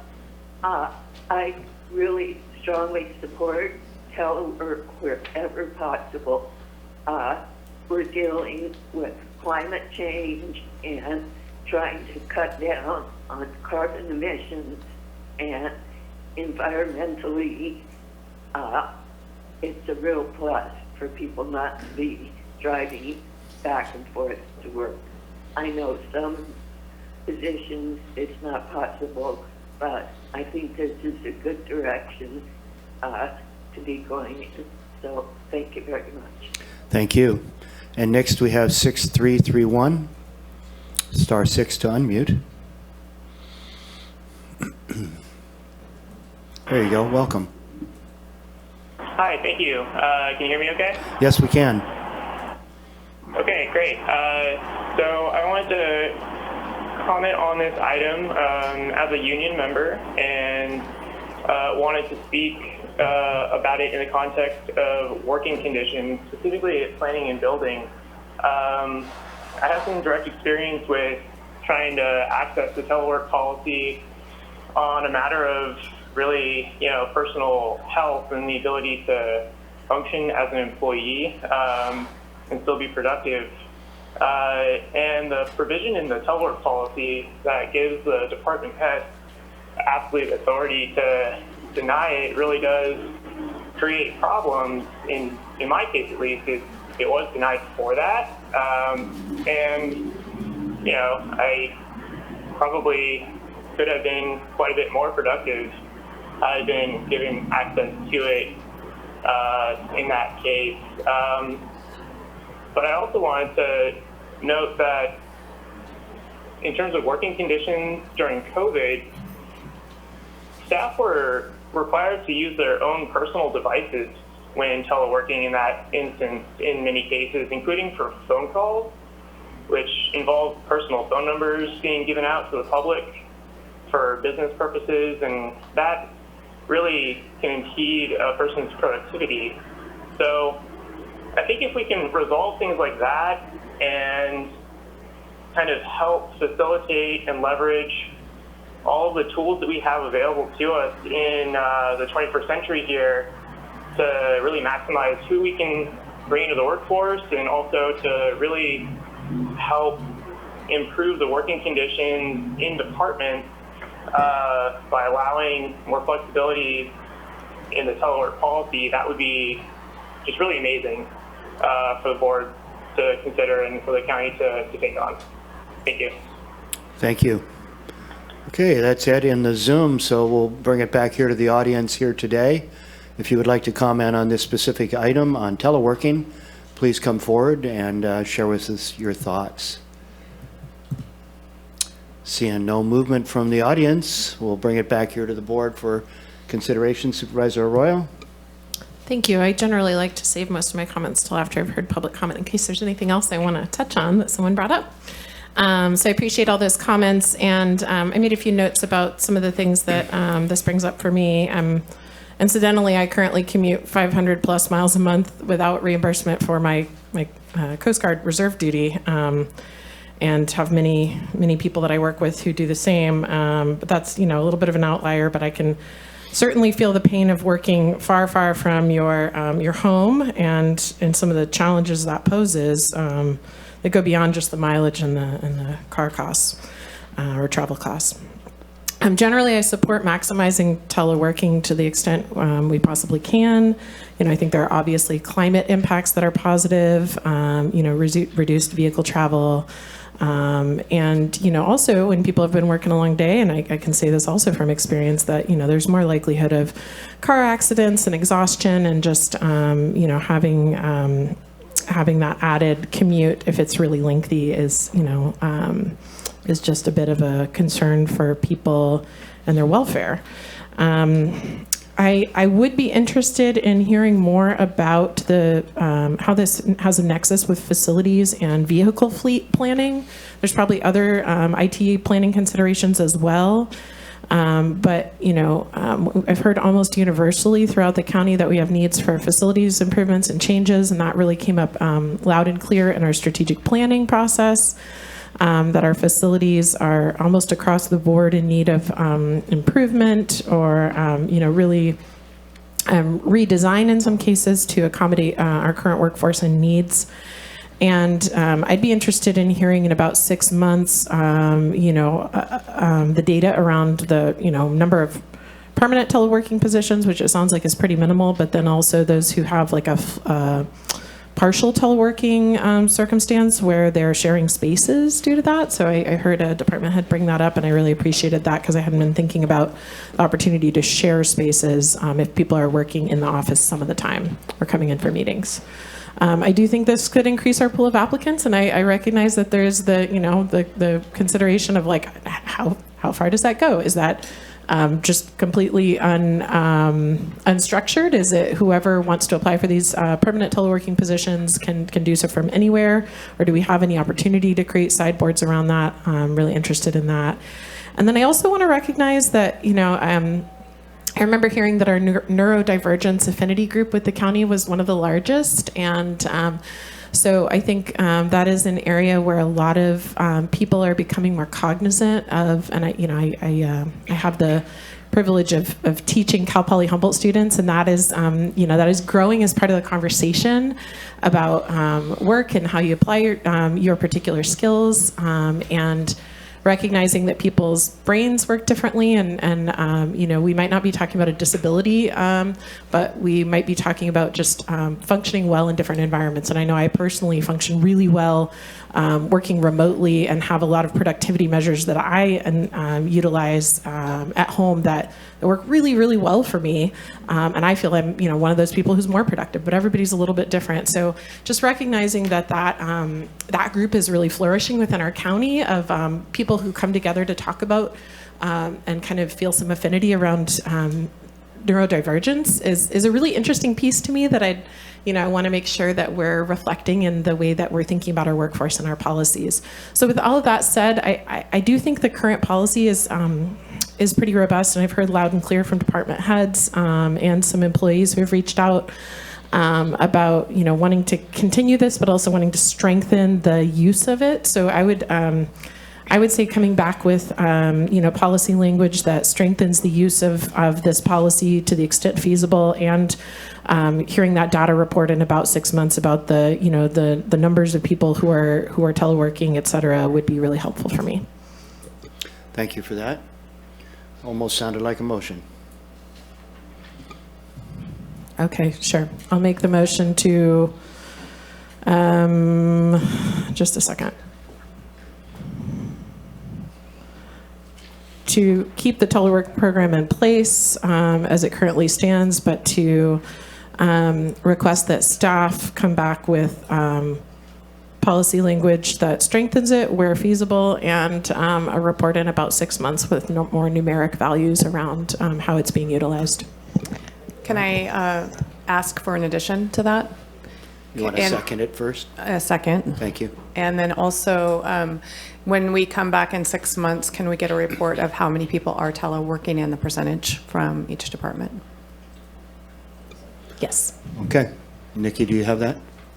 So motion by Supervisor Arroyo, second by Supervisor Bushnell and Supervisor Bohn. Was the 6-month check back is if we add the policy changes to the existing teleworking policy and then come back in 6 months, or was that what it was? That's a great question. So I heard our CAO say that perhaps we could have some language that strengthens our board direction to maximize telework to the extent possible.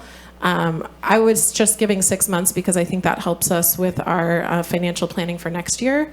And I didn't want to give it a year. I thought 6 months would allow some flexibility, but to me, it doesn't have to be exactly 6 months. So I don't know how those would work in conjunction, and I'm curious what CAO Hayes thinks. So hang on, Supervisor. I'm still confused. So this is just to bring the whole kit and caboodle back in 6 months with the change in policy. Is that with an update on how many people we actually have teleworking now? From my perspective, the change in policy could come whenever that's ready, whenever there's some kind of policy statement ready from staff for us to consider.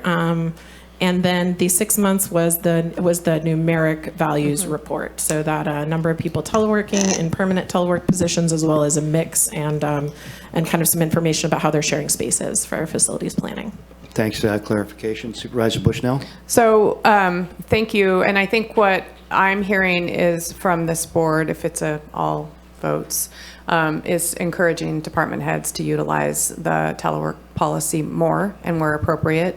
And then and that could be a policy update or just a memo or something from this board, going along with Natalie's motion, and then to have more concrete deep dive in 6 months or somewhere around there to come back to this board, and we could have more discussion. And Rex is still shaking his head. She's talking about policy coming sooner than that. Well, I think I mean, from my thought process, and Natalie, please, like policy update statement or something encouraging department heads to utilize the telework policy as robustly as we can while we think about the next, in the next 6 months. And that's part of the motion. That is indeed part of the motion. I was trying to give the staff the flexibility to come back with that when it was ready, but the 6 months would be that data check-in in my mind. So those were two, there was like part A and part B. Great. This is a work in progress, right? We're all learning as we go along. And as was mentioned, maybe we can learn from other counties, so what they're experiencing, et cetera. So I think it's great that we have a chance to come back and review where we're at, how useful it's been, how many people are doing it. Any other comments from the board at this point? Supervisor Wilson. I do want to just, I'm supportive of the motion, but I do want to be, make sure that we're cautious of terms like geographically disadvantaged. I don't know what that means. I saw the definition in there, but I don't know where it comes from. And so I want to be really, and again, the way it's defined and the way it's written out, you could be in Kansas City and be geographically disadvantaged for this job.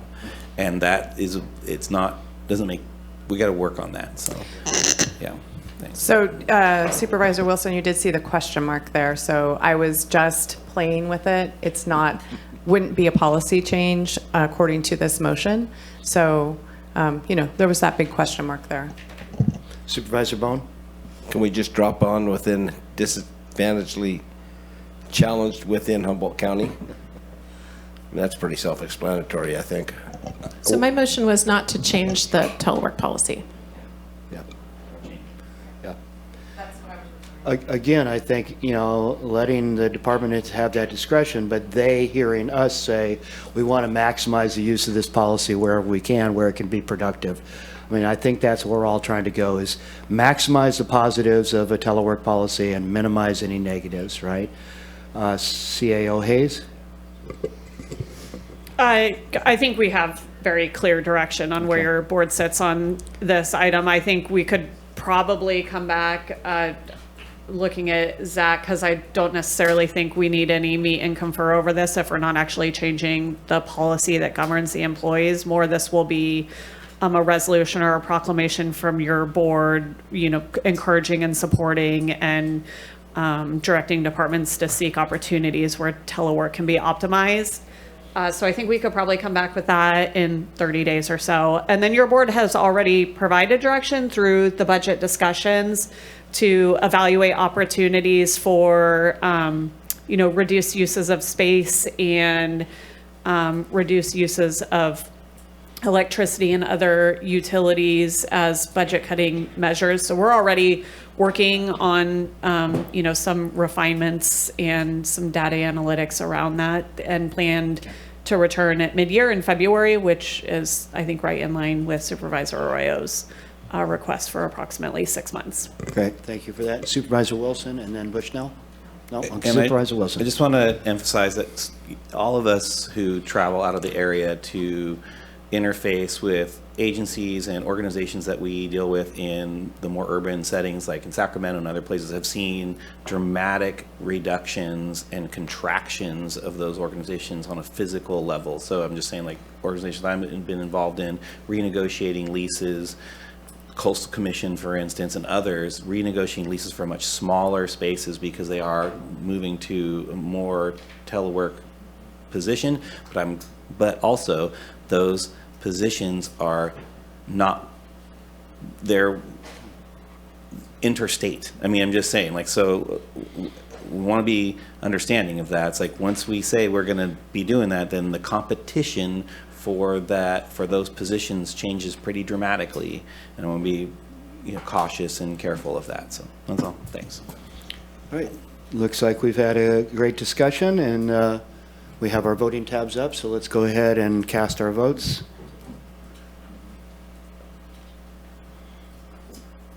Thank you. Motion carries 5-0.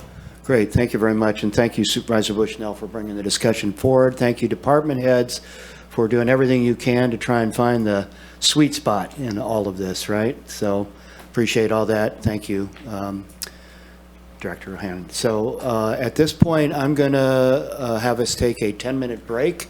We've got a big item coming up, and I know we have a lot of folks here that want to comment on this, but I want to make sure we have everybody's attention. So we'll take a 10-minute break. We'll start back up here at about 3 minutes till 11.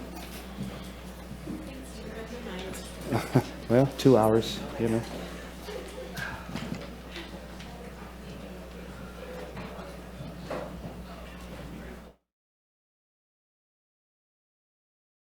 There she is. Great. You were. Great. Okay, folks, welcome back from our recess, and we are going to jump right into the agenda. We have item I-1, supplemental budget in the amount of $1 million from the 2020 finance plan to Public Works for repairing grandstands at the Humboldt County Fairgrounds, and authorization to enter into construction agreements with Aquatic Designing Incorporated and Mobley Construction, and a memorandum of understanding with the Humboldt County Fair Association. 4/5 vote required. And so with this, is it CIO Hayes that's going to present? Thank you. Thank you, Chair Madrone. As your board will recall, on June 29th, 2023, 4 of your board members, Supervisor Wilson was absent that day, discussed some necessary repairs to the Ferndale grandstands, which are estimated for an initial stabilization at $1 million.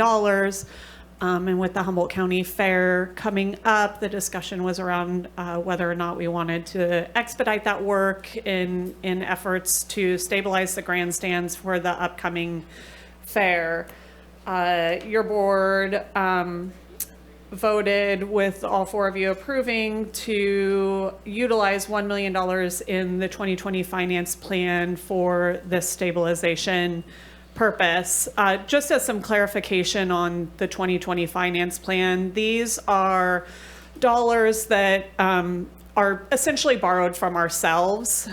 We have had this financing mechanism available to the county for going on 7 years now, and it's available to us until mid-2024, at which time it will roll over until a 20-year amortized loan, unless the county is able to extend the term on that. These dollars are pretty strictly available for county infrastructure repair and replacement needs. It was developed in an effort to begin working on our facilities master plan, and it's intended as short-term financing as projects kick off, and ideally will move into long-term financing down the road as we pursue much larger infrastructure replacement needs. All of the funds, less $1 million and about $14,000, have been currently earmarked or are being held for many different infrastructure needs. This is the last remaining availability in the finance plan. And there are no other foreseeable needs, immediately on the table at this point in time where these funds could be utilized. For all of the other dedicated funds, Public Works and the Americans with Disability Act team are working feverishly to try to expend those funds by the expiration of the financing, although not likely that we will be able to fully expend them. So when I expressed last week that I didn't have concerns in using these funds, I am very cognizant about the current budget situation.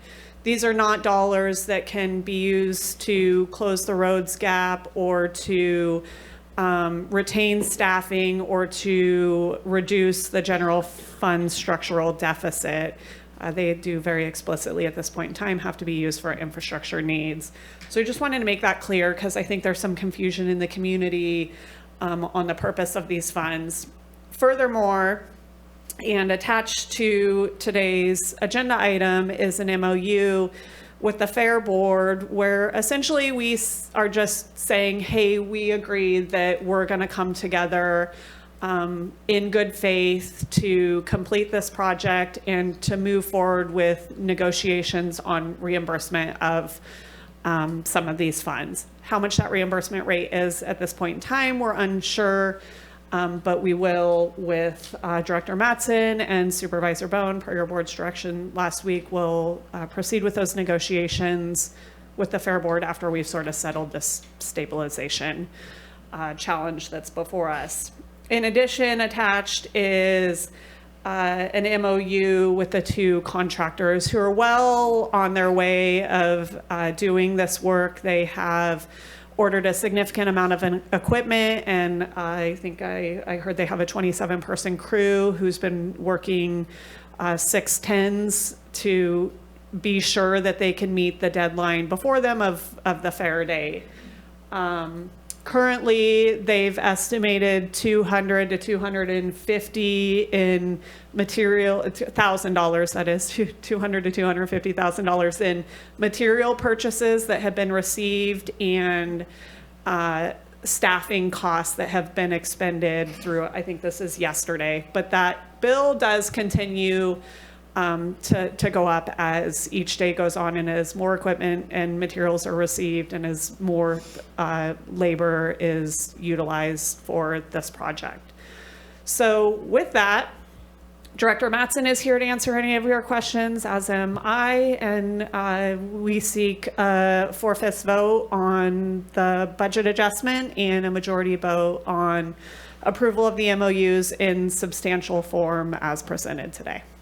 Great, thank you very much, CAO Hayes, and I appreciate the detail about these funds and what they can and can't be used for, because I know there's been a lot of questions out there in the community in regards to that. There is one other project that I know has been kind of on the waiting list, and that is to potentially move planning and building temporarily to a new location while we then get the opportunity to start rebuilding some of the facilities there at Wood Street and stuff like that. But there's a separate amount of money that's set aside for that possibility. Is that correct? Your board a number of years ago set aside, I believe it was $1.1 million for the relocation and establishment of one-stop permitting, which is a key focus of your board's direction in the facilities master plan. We have struggled to find a suitable location for planning and building. They are a very large team. Although in the current budget, there were 12 vacant positions deallocated in planning and building. So that team size is starting to compress some. I do believe Public Works is currently working with planning and building on doing a new needs assessment, because I think the requirements of that team have changed from a number of years ago to what they might need now. And we continue to seek alternatives for that team. It is certainly a critical component in the facility master plan and beginning to move some significant infrastructure projects forward. Great, thank you for that. I know that's a complicated process, to say the least. The other one is, I appreciate that we'll be revisiting the repayment of this loan, shall we call it, based on how much it was deferred maintenance versus what was earthquake and all those kinds of things. Those negotiations will go on. And then there's also the strong possibility that we might get reimbursed from OES. And I know Director Mattson's been working on those channels as well. I think we're all hoping that that absolutely becomes a possibility so that this money can go forward. And I absolutely value, I think all of us at the board very much value the partnership that we have with the Fair Board. But it doesn't take much of a engineer or even just a normal person walking through the fairgrounds. I think we all agree there's a huge amount of deferred maintenance across the entire landscape there, all the buildings, all the facilities.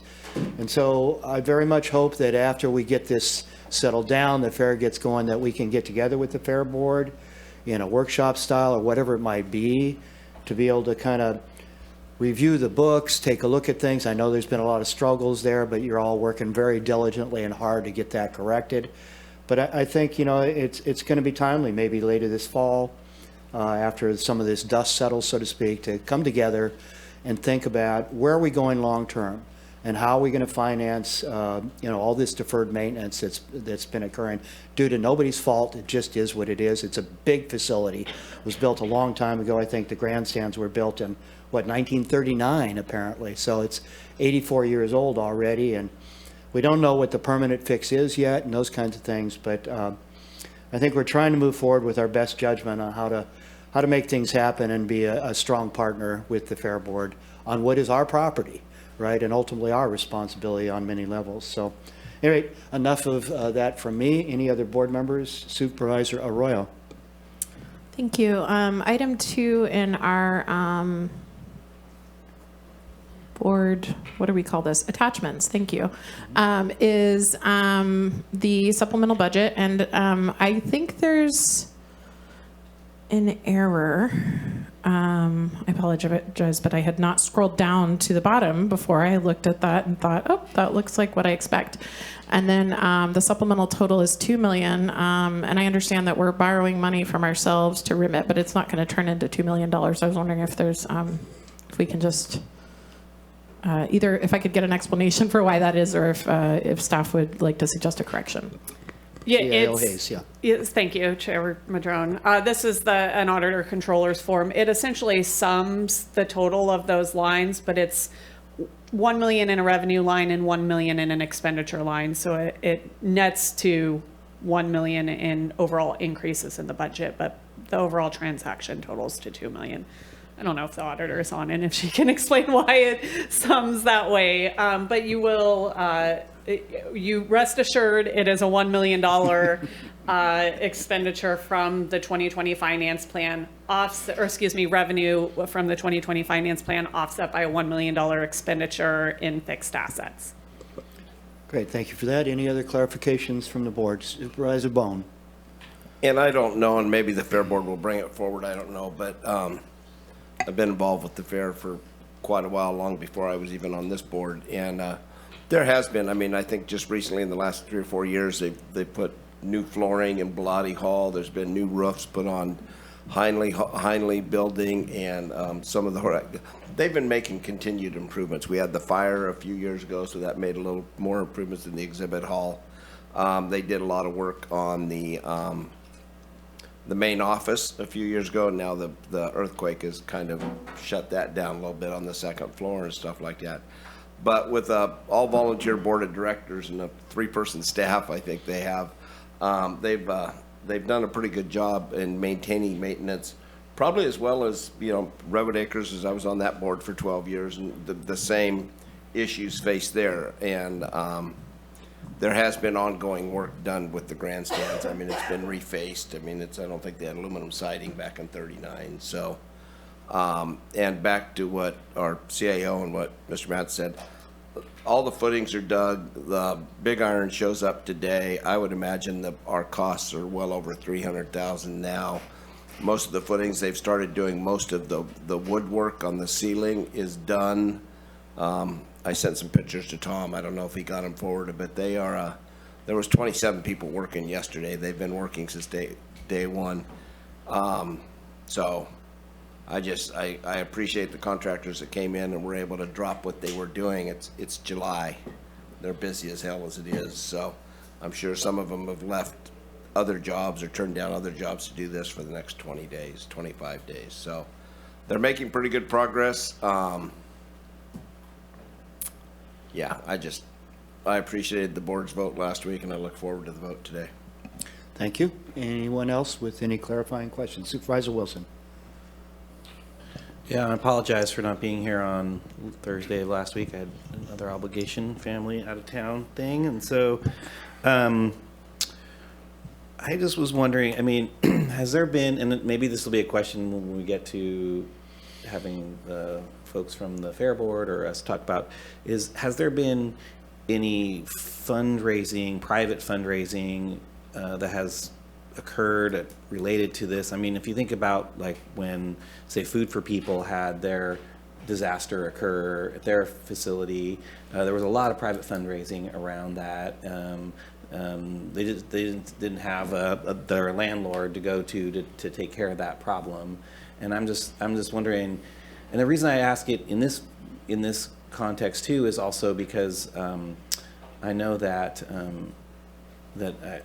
or at least I heard that Supervisor Arroyo was really adamant about, $1 million, not going to go over that, and I'm thinking, well, maybe not knowing whether this will or won't go over that budget amount, if there is work being done to prepare for the possibility that there may be the need for private funds, and I know that that already the fair asks for sponsorship at all levels for the fair. You can pay $10,000 to have your banner up or down to $500 or whatever it is. And I'm just kind of wondering, is there opportunity for private enterprise to, and especially those that that feel most impacted or most supportive of the activities there, if there's just been that effort. COA Hayes. Thank you. I would certainly defer to Director Duffy to respond to whether or not they're putting any mechanisms into place right now for that. But from a government standpoint, I can say that we are looking into some potential support from the Headwaters Fund that the Fair Board could tap into. Obviously, Cal OES is a resource that we are looking at. There are a lot of infrastructure dollars out there that support fairgrounds and utilizing those locations for resiliency and emergencies that may potentially be tapped for some of these more long-term needs out at the fairgrounds. So I do think there are a lot of really positive funding mechanisms that are available to the fair, and once we get through this first hurdle and get the fair behind us and have a little bit of room to breathe and start submitting grant applications and assisting with things like that, we stand ready to support the fair in any way possible to move through those processes. But with that, I would ask if Director Duffy would want to speak to any potential fundraising opportunities if they're thinking of anything. Interim Director Duffy. Yeah, interim general manager. Yes, That's general okay. manager. No, it's okay. I have lots of titles apparently. Good morning. I really appreciate all of you taking up this topic again. So you all met on June 29th to have this conversation. Likewise, our board of directors also met on June 29th. To a T, everybody is taking a leap of faith because A, we don't know how much it's going to be. We don't know if it's going to get done on time, although I have a lot of confidence in the two contractors that are here. They really are making amazing things happen right now. So to the question of, have we taken that next step of the planning, the short answer is no. Does it mean that it's not being thought about? The answer is absolutely it's being thought about. This is the short-term fix. This isn't the final project. So we're going to have to be putting together a more comprehensive capital campaign for the purpose of making all of the upgrades to the facility.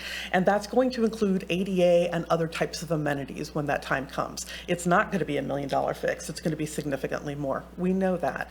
We'll have to take a look at all the different options that are available there.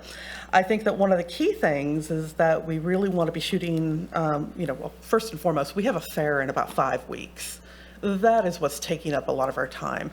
With your decision and with our board's decision, we are now able to move forward with the contract so that we can start getting the horses here, the physician agreements, the carnival agreements. All of these things have been hinged on, are we going to have these grandstands or not? So, so the last week, I'm just moving forward with a lot of contracts at the moment. After we get through the fair, provided that the structure is stabilized, we're able to utilize them, is that we'll need to sit down with the CAO's office. We'll have that final structural engineer's report, which is going to tease out the deferred compensation as well as the seismic portion. And we will have to work out what some form of a repayment structure is going to be. That's a pretty significant leap of faith on the part of our board, because there's a unknown debt that nobody can actually speak to.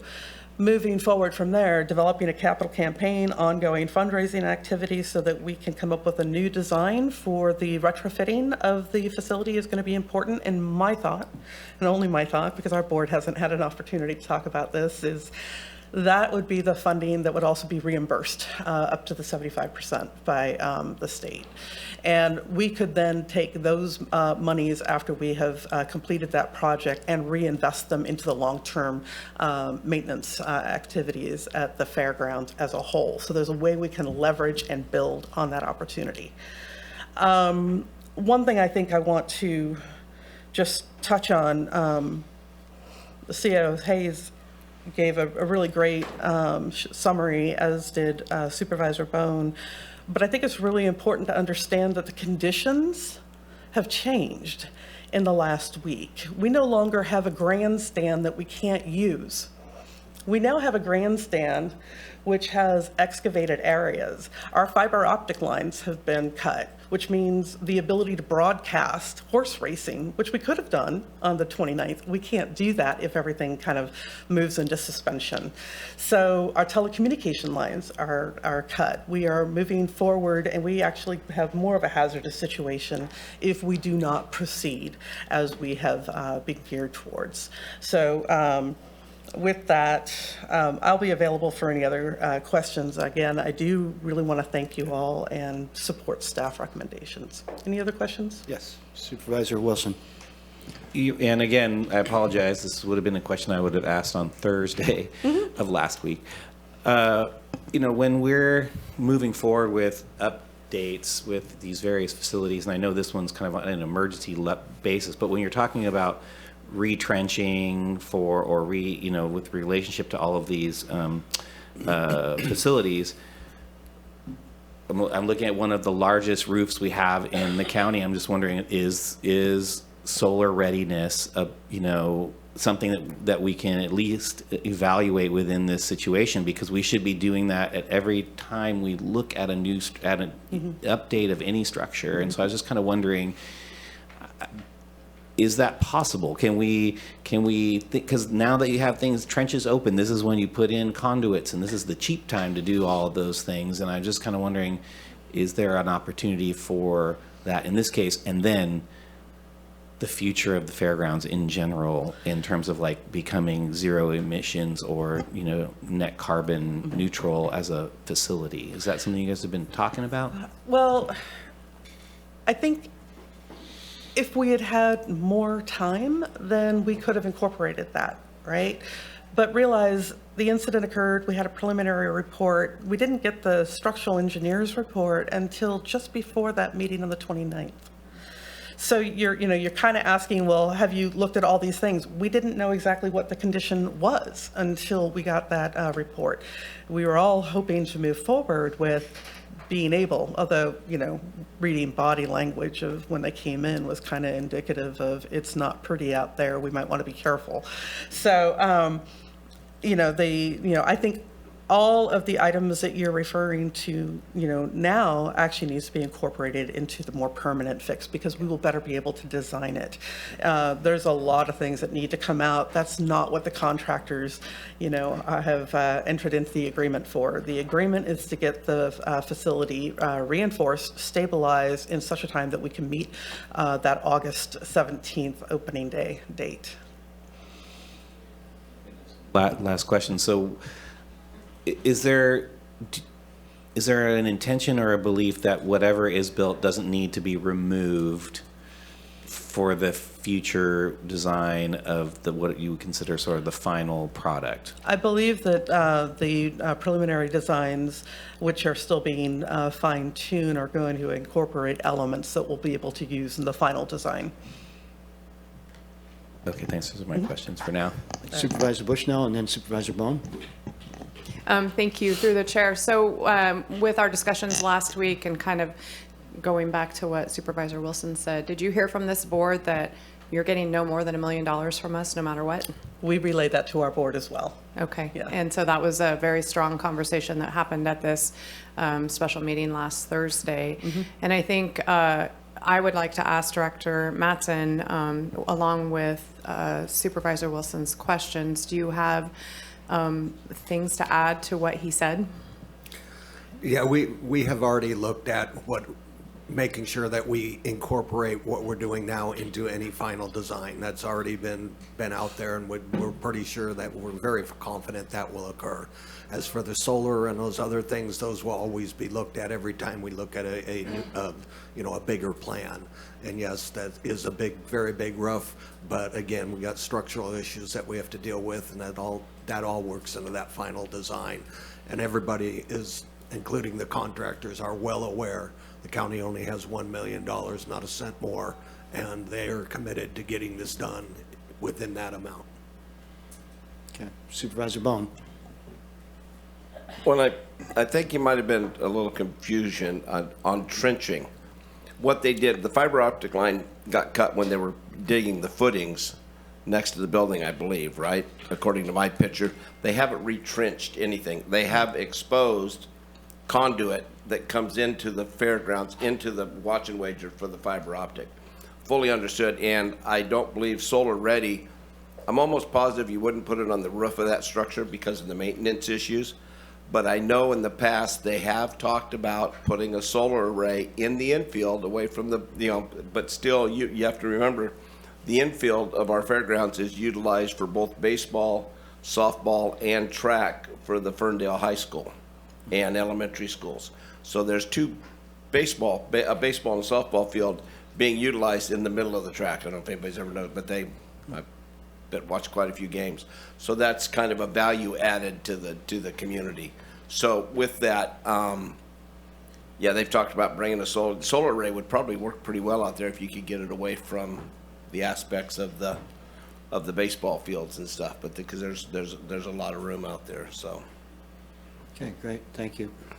And back to Supervisor Wilson.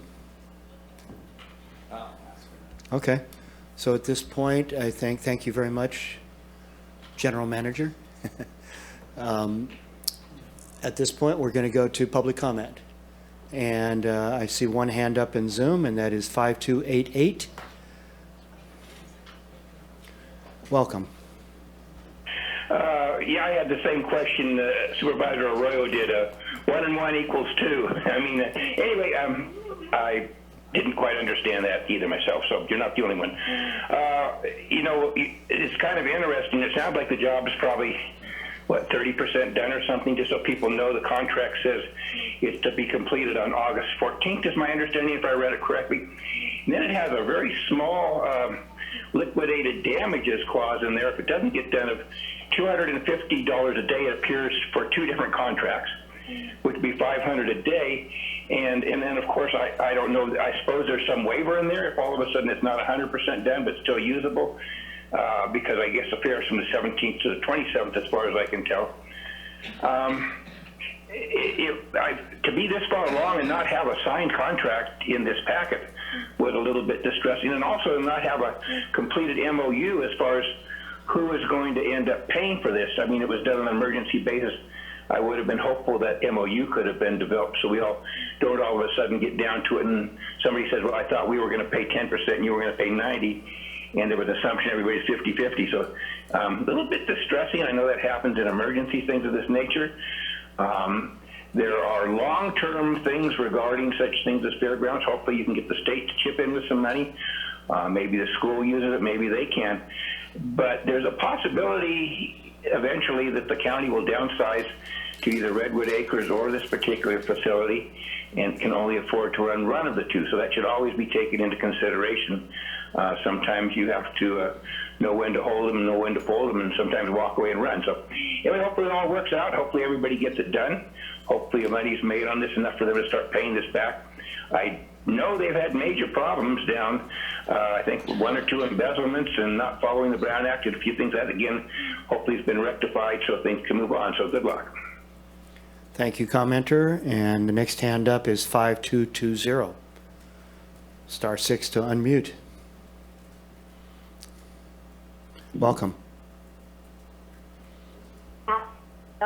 And I've worked for the Humboldt County Fair for 30 years, doing their operations. And I'm just hoping that today that you guys realize how much impact this fair is, not only on our economic end, but on the economic end of the people who participate. You know, I love this fair and I'm very passionate about it, but the vendors that come to this fair spend a lot of money to come here and already are scheduled to be here for this fair. Last year alone, I do all the admissions, so I know how many people come into our fair. Last year, on the last Saturday, we had over 10,000 people on our grounds participating at our fair. With that, over 7,000 were in the grandstand area, in or out at the same time, whatever. But it was the best day we've had in, I can't even tell you how long. These people come and they send their money to our local vendors, the food vendors, and everyone else that participates, not only just for the horse races, but they make this fair happen. And without the horse races happening, without this grandstand being shored up for this time, there's a lot of people who are going to lose a lot of money. And I know it's a hardship for the county, and I know people are complaining because why are they doing it for the fair and all this other things, but I just want to reassure you that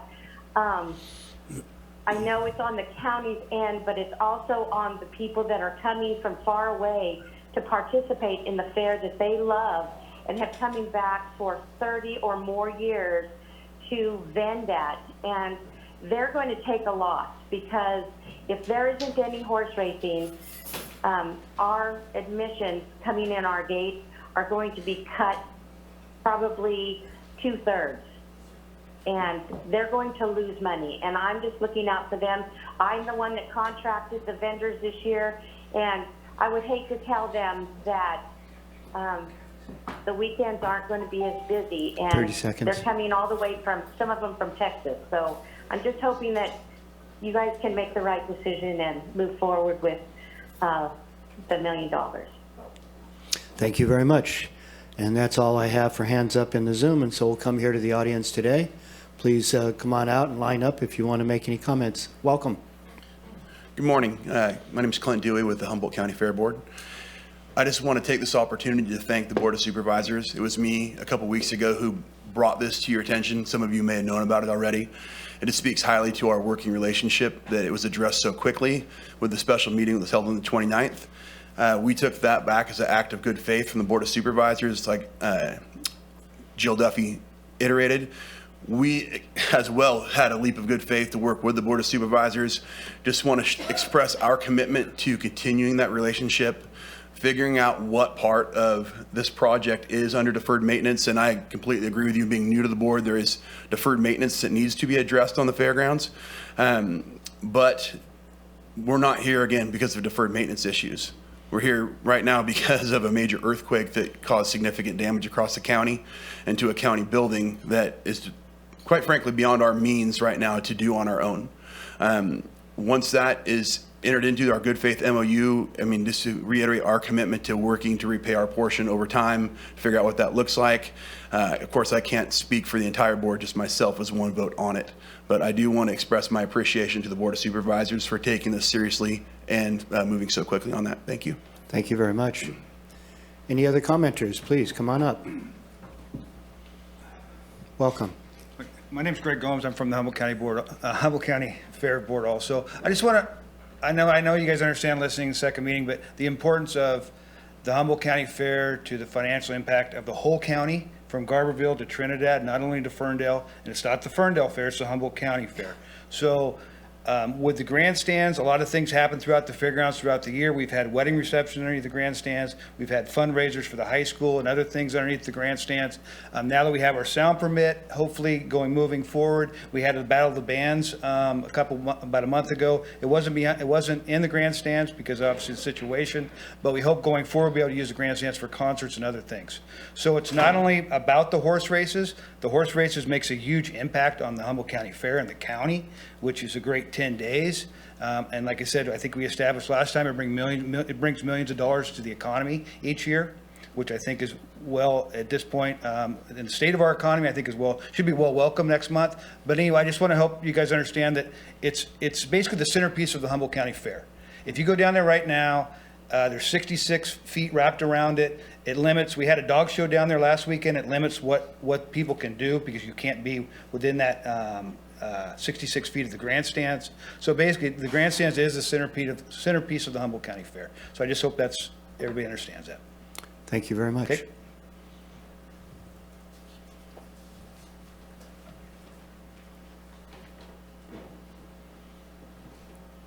Welcome. If Kent can quote an old country song, I will too.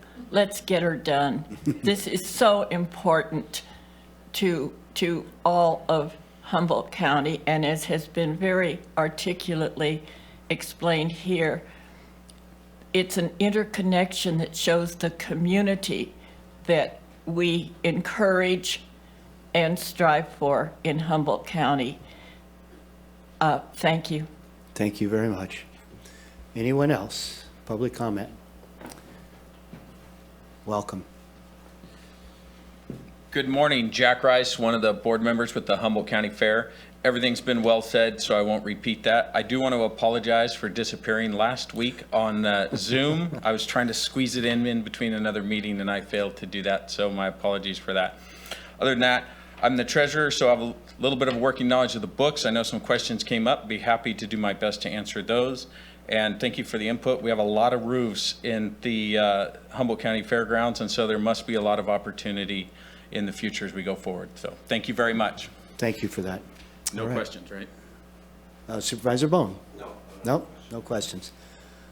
Okay, and with that, we'll close public comment and bring it back to the board. Supervisor Wilson, and then Bushnell, and then Bohn. This kind of, I mean, it seems like we're talking, it seems like a lot of the times when we're talking about the fair grounds and the fair board issues, it's always sort of on this like emergency, some issue has popped up, and it speaks to, although we may have a relationship and some would say it's good, it doesn't seem to be consistent in terms of administratively. We don't get reports that I feel like an annual update from a financial perspective. You know, how is this as a business for the county in terms of our abilities to maintain it into the future? Certainly fairgrounds across the United States are having issues and around transitions of use and those sorts of things, and even looking at diversification around those things. And so for me, I would want to make sure that whatever an MOU is structured here really speaks to some language about that, about our ongoing both fiscal relationship, but also from an infrastructure perspective. Again, if we're moving forward with our climate action plan, how does this large facility fit into that space? And I would want that reflected back from the board, from the organization, as well as our work in the DEI, diversity, equity, and inclusion. Like how is that being addressed? I have certainly seen some movement in that. I go to the fair. I just want to say I attend it, and I've seen some diversification with relationship to the folks that are both vending, but I've also seen Confederate flags in that space, and I want to say like that is something we have to deal with. And so I have concern about that, and I want to make sure that when we talk about this, in the future, and we're talking about, coming up with an MOU, I want to really address, have that arc of our vision with relationship to this very large community asset be dealt with, and have that. So for me, like an annual report is pretty important at this point, because again, every time we're dealing with the fair, it's always on this sort of like ad hoc emergency situation, and I want to see what we can do to be partners and work together to make a broader community asset. That's one piece of this. The other piece of this is like, I want us to not refer to this as $1 million, as everyone says. It's a loan, right? It's both a loan to us, and as far as I can tell, we're going to be structuring some kind of loan structure, repayment structure with relationship to the fair board. So whatever part of that $1 million is reimbursed through grants or reimbursed through the state, or what we finance for ourselves, whatever we're working with the board at the is a loan. This is, I mean, we have to talk about it in those, and this is a finance plan. This isn't just, and again, and I think I'm going to put it out there, like the press should be very specific about the language that you use with relationship to what this can and cannot be used for, because I do think that there's a lot of assumptions about what that is. Those are my comments. Thank you very much. And I see General Manager Duffy would like to come up and make a quick statement, and then we'll go to the rest of the board. So there was a lot there, Supervisor Wilson, but the one thing I want to let you know is that you actually receive our operating budget every year, and the Board of Supervisors is responsible for reviewing and approving it, which you have done. So you just did it 2 months ago. So to the point of, and that's part of our contractual obligations, it's also part of the obligations that we have with the state of California through CDFA. So the budgets are being prepared, they are being submitted. Yes, there was the financial issues. One of the reasons that I'm, come back in to kind of like, well, actually I'm not back in, other than when I was 16 years old and working, as part of my FFA, but it is one of the reasons that I am here, trying to help bring in some of that structure and that organization. And unfortunately, it took many years to get here, and it's going to take us some time to get out. So everything you've brought forward, is valid and a concern. I also think we have a good contract. There are a number of things that are in there. One of the things that, when I first started, Tom and I sat down and met. I'm like, so how frequently are you hearing, from the fair whenever we hit that $25,000 in infrastructure improvements? Are we getting that communication with the county? We're going to be working on improving that from here forward. So I think there's a really great opportunity, and there's a number of items to be addressed. And the issues that you're referring to around diversity and some of the other items, this is something that I think would be really important for the Fair Board, which is a nonprofit organization, to perhaps sit down with representatives from the County Board of Supervisors, because you own the property. The fair has been operating the different activities for 127 years. And so this is a really great opportunity for you all to have that conversation. It's not for me to have that conversation, but for the two boards to have that. But the question that we're here for today is to do the authorization of the funding in addition to the contracts. And that's the important step that needs to move forward. Yes. Please, Supervisor Wilson. So I do recognize that we do receive that financial report, but what it lacks is, from my perspective, is sort of the trajectory, and sort of the long term. I mean, I get where it's like it's all based. That's kind of a numbers sort of situation, and so I'm asking that we start really talking about those facility upgrades and listing what we need to do in the future and what they might be, and what does. Again, it's like around even the zoning, and potential uses in the future. And because I know you as a very creative and hardworking person who understands like the matrix of options that might be available in this situation. So And I think the Fair Board has hired a good person to help them talk about these options and things that may be seeking in the future. And again, it's not the only place that's happening. This is happening. But what I'm saying is I would like a more complete understanding of that on an annual basis so we can help move that trajectory forward. That's it. That was my only response. I do appreciate the work that's happening. And I will say, I completely agree. I think the need for long-term strategic planning for the facilities as well as the finances are very much needed. Right now, we're in triage mode. So, we're doing our best and dealing with an emergency now while planning for a fair, while preparing how to get our feet underneath us moving forward into the future. And I'm just using the opportunity for this MOU to try and help move us into that space because, again, we don't have that opportunity necessary to discuss that. So thank you. I'm done. So a quick question for CAO Hayes. The stuff that Supervisor Wilson's discussing, I see here, one of our action items in the staff recommendation is to do the MOU substantially similar to the MOU that is in our packet. And so these things would fit into that, you feel? I will defer to council on this, but personally speaking, I think that this might be better for the lease, and which governs more broadly the operations of the fair and the reciprocal relationship between the county and the fair board.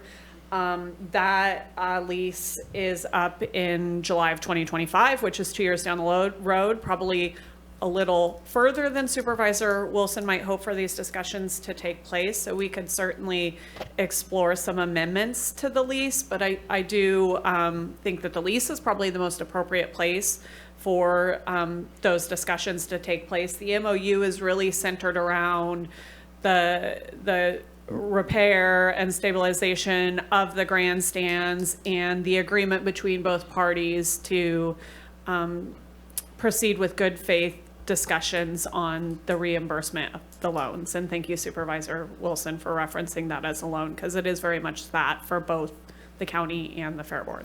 Thank you for that. And now we're going to go to my queue, which is Supervisor Bushnell, Bohn, and Arroyo. Thank you. So I was going to ask CAO Hayes, and I see in the document, several of the documents referencing around the loan that working towards developing a cost sharing or cost reimbursement agreement for repair and maintenance of the grandstands at the Humboldt County Fair. I see that referenced in almost in all the documents. I just want to ask you that you feel secure in the documents the way they are, that this is a loan with reimbursable negotiations going forward, as I see referenced. Correct, yes. And this is just an initial MOU. Ms. Duffy and I felt like it was important that we both sort of memorialize that we're all on the same page here as we are moving forward with a very significant investment in the fairgrounds. We will return with a much more specific MOU that details out the exact terms and payments and all of those sorts of things at a later date when we're able to conduct those negotiations with the Fair Board. So yes, this MOU is, for lack of a better word, it's fairly symbolic in nature, just both of our entities indicating that we plan to do right by each other. Thank you. And so with that, then I'm just going to, for discussion, make a motion that we adopt staff recommendations. Second. Okay, so we have a motion by Supervisor Bushnell and a second by Supervisor Bohn. And in the queue, I've got Supervisor Bohn and then Arroyo. Yeah, and I attended the 29th meeting of the Fair Board directors, and they pretty much had a full house. All their directors showed up at short notice on an emergency meeting, voted unanimously, but they also spent about, I'd say 20, 25 minutes talking about how they could get outside vending. And there's foundations in the Eel River Valley that are focused on especially things for the Eel River Valley that are very well funded. The Headwaters Fund, there was no shortage. They were all aware that this was a loan. Again, they were shaking the dice. We don't have the conditions of the loan, but they also realized the importance of the grandstands and all the events that happen there besides the fair. And the other thing is, I haven't heard it mentioned at all, but I have spent in the last 11 years probably 4 or 6 nights overnight there on different emergency. I just as recently as car fire, I spent 2 nights there because we had to have somebody in a position that could oversee. So I slept in my pickup and oversaw. We had over 100 beds in Bilotti Hall set up by the Red Cross during the 1964 flood and the 72 flood. That was the evacuation center and the milking parlor, basically, at that time for most of the bottoms, for the people on the bottoms. I remember that. The advantage of being really old, you can remember all this crap. But I'm just saying, it is the emergency central, just like Redwood Acres is. Redwood Acres is used on a regular basis. We just saw it now during the recent storms. Redwood Acres was utilized. So when we talk about this, the facilities are much more, they're the central hub of where we go. And there is a new round of funding coming through from the state to help fairs, because the state government, even in these trying times, realize that the fairs are usually the center hub of activities. I mean, the Redwood Acre Fair, I believe, was the #1 fair for their division in extracurricular use. Now, and Ferndale does a pretty good job. They have a lot of weddings, I mean, at the grandstands, but also in the halls. And like I said, we spent $400,000 in new flooring in the Bilotti Hall.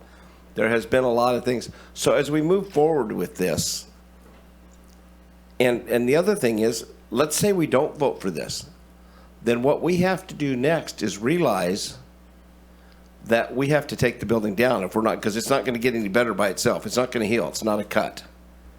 So we're going to have to take it down. And near as I can figure, Tom, what would be a rough estimate? I'd asked him this yesterday, and he said he'd check. What would it cost to demolish, dispose? Well, a lot for one. And the other thing is you would want to be really careful and salvage. There is so much valuable timber inside that facility that would need to be salvaged. Anybody could throw a bomb in there and knock it down. But there is so much in that facility. I can't give you a number off the top of my head. I asked my architects last night, and they were just saying we would want to look at that in deep detail, because we would seriously want to recycle the vast majority of that facility, not just demolish it. So it would be well more than $1 million.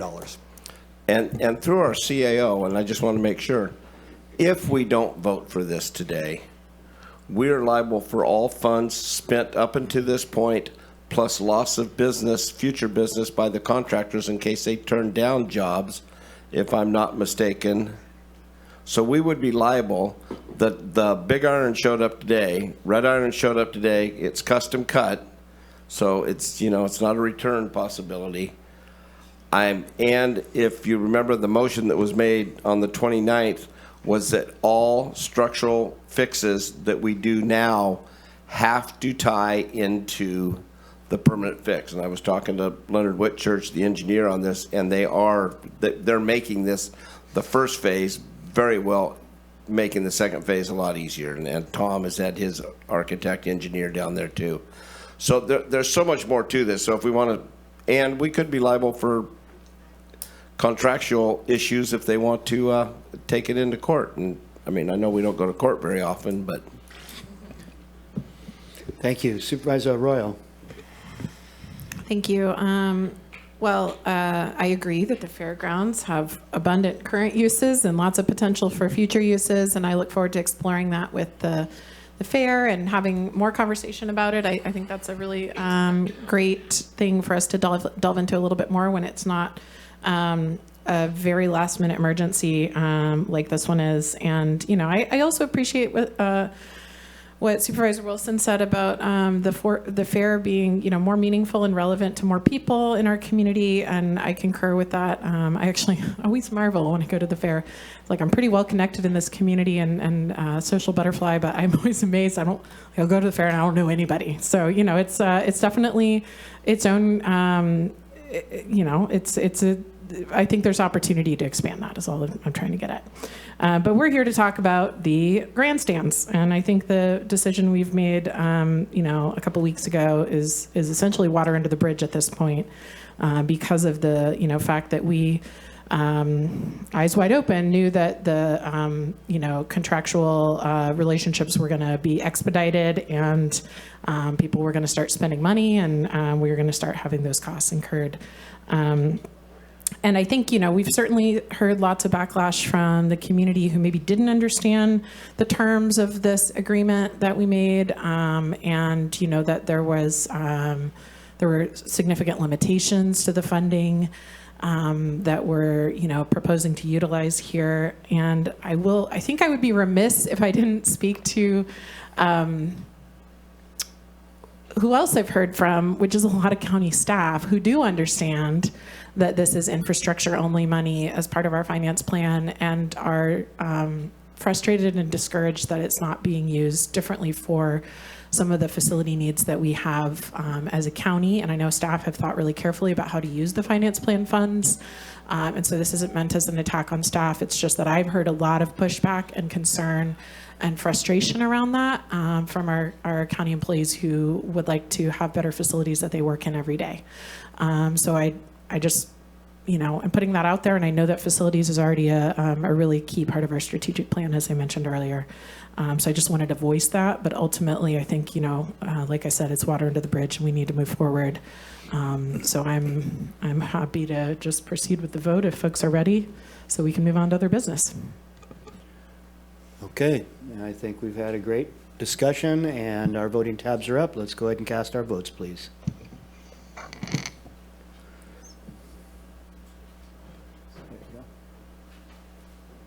Thank you. Motion carries 5-0. And Supervisor Bohn would like to make a comment. Well, and I just, I get the pleasure and the displeasure of having the fair in my district.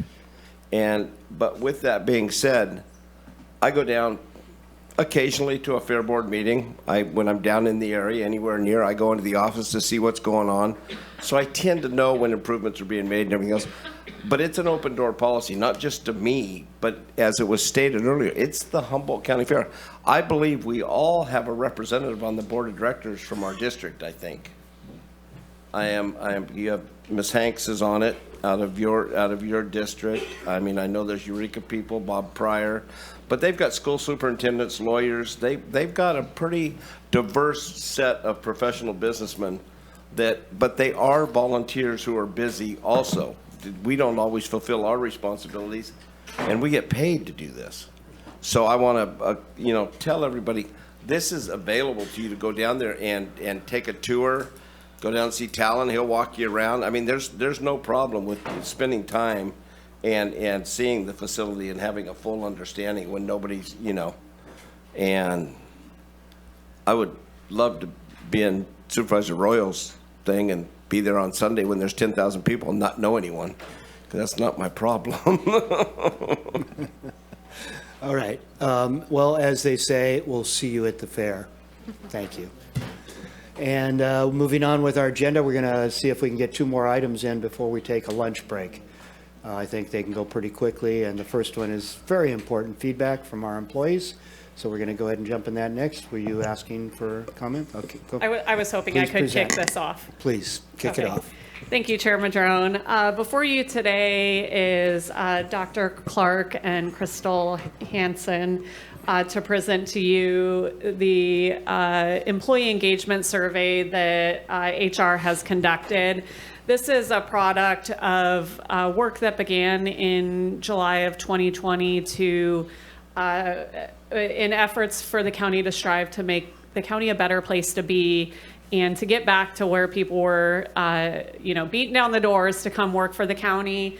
This is the effort of our Great Workplace Culture Change Initiative, our Workplace 2030 initiative, and also a heavy effort of the county's diversity, equity, and inclusion work. So I am personally very proud of these results that Human Resources is going to present to you today. There is some very positive momentum taking place in the organization around employee satisfaction, employee engagement, and employee inclusion. And I commend your board for taking these efforts on. They are sometimes difficult conversations, both internally and externally. And with some of this stuff, I think it takes a lot of bravery on your part to power forward in this. And again, I just want to extend my sincere gratitude for Human Resources in this work. Great. Thank you for that introduction. welcome. I feel like she set the bar high. Thank you. As CAO Hayes pointed out, my name is Dr. Jeremy Clark. I lead Human Resources Division of Diversity, Equity, and Inclusion and Organization Development. Of course, I have to pay tribute, be remiss if I didn't say, on behalf of Director O'Hannon, we are pleased to present these survey results. And so I'm gonna, as you see, I brought back up today, and so I'm gonna let Crystal introduce herself to the board. Welcome. Thank you.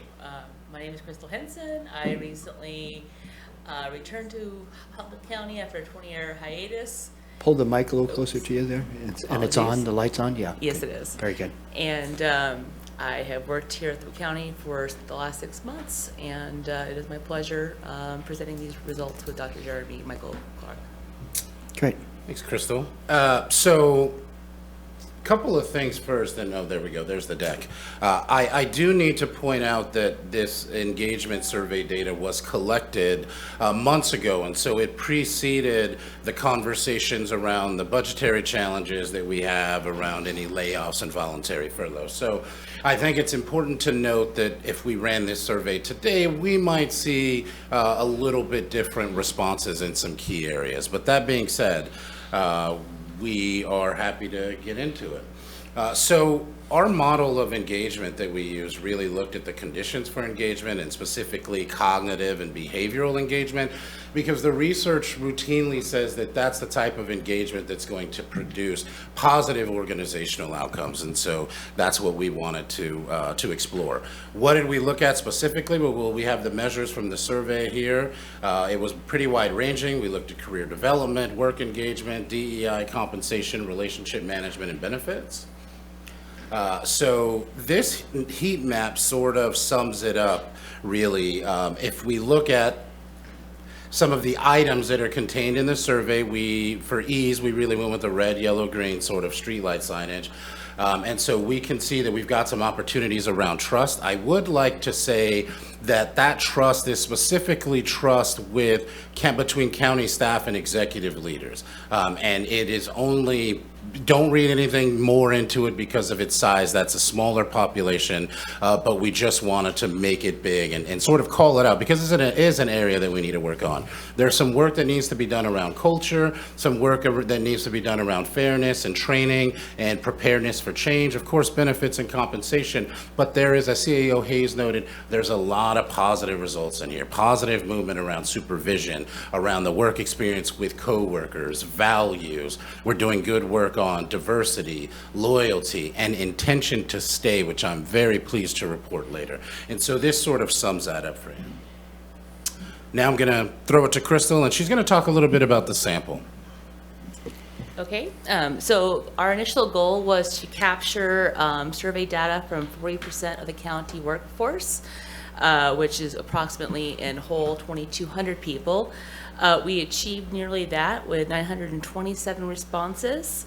There were 55 questions total in the survey, which took an average of 8.5 minutes to complete, with a 93% completion rate. Out of those 927 responses, we identified that 5% had served in the military. 15% of the respondents identified as members of the Two-Spirit LGBTQIA+ community, and also really interestingly, an additional 35% of respondents identified as an ally to the community. Also, most respondents were early to middle in their careers at the county, with 68% reporting a tenure of 1 to 10 years,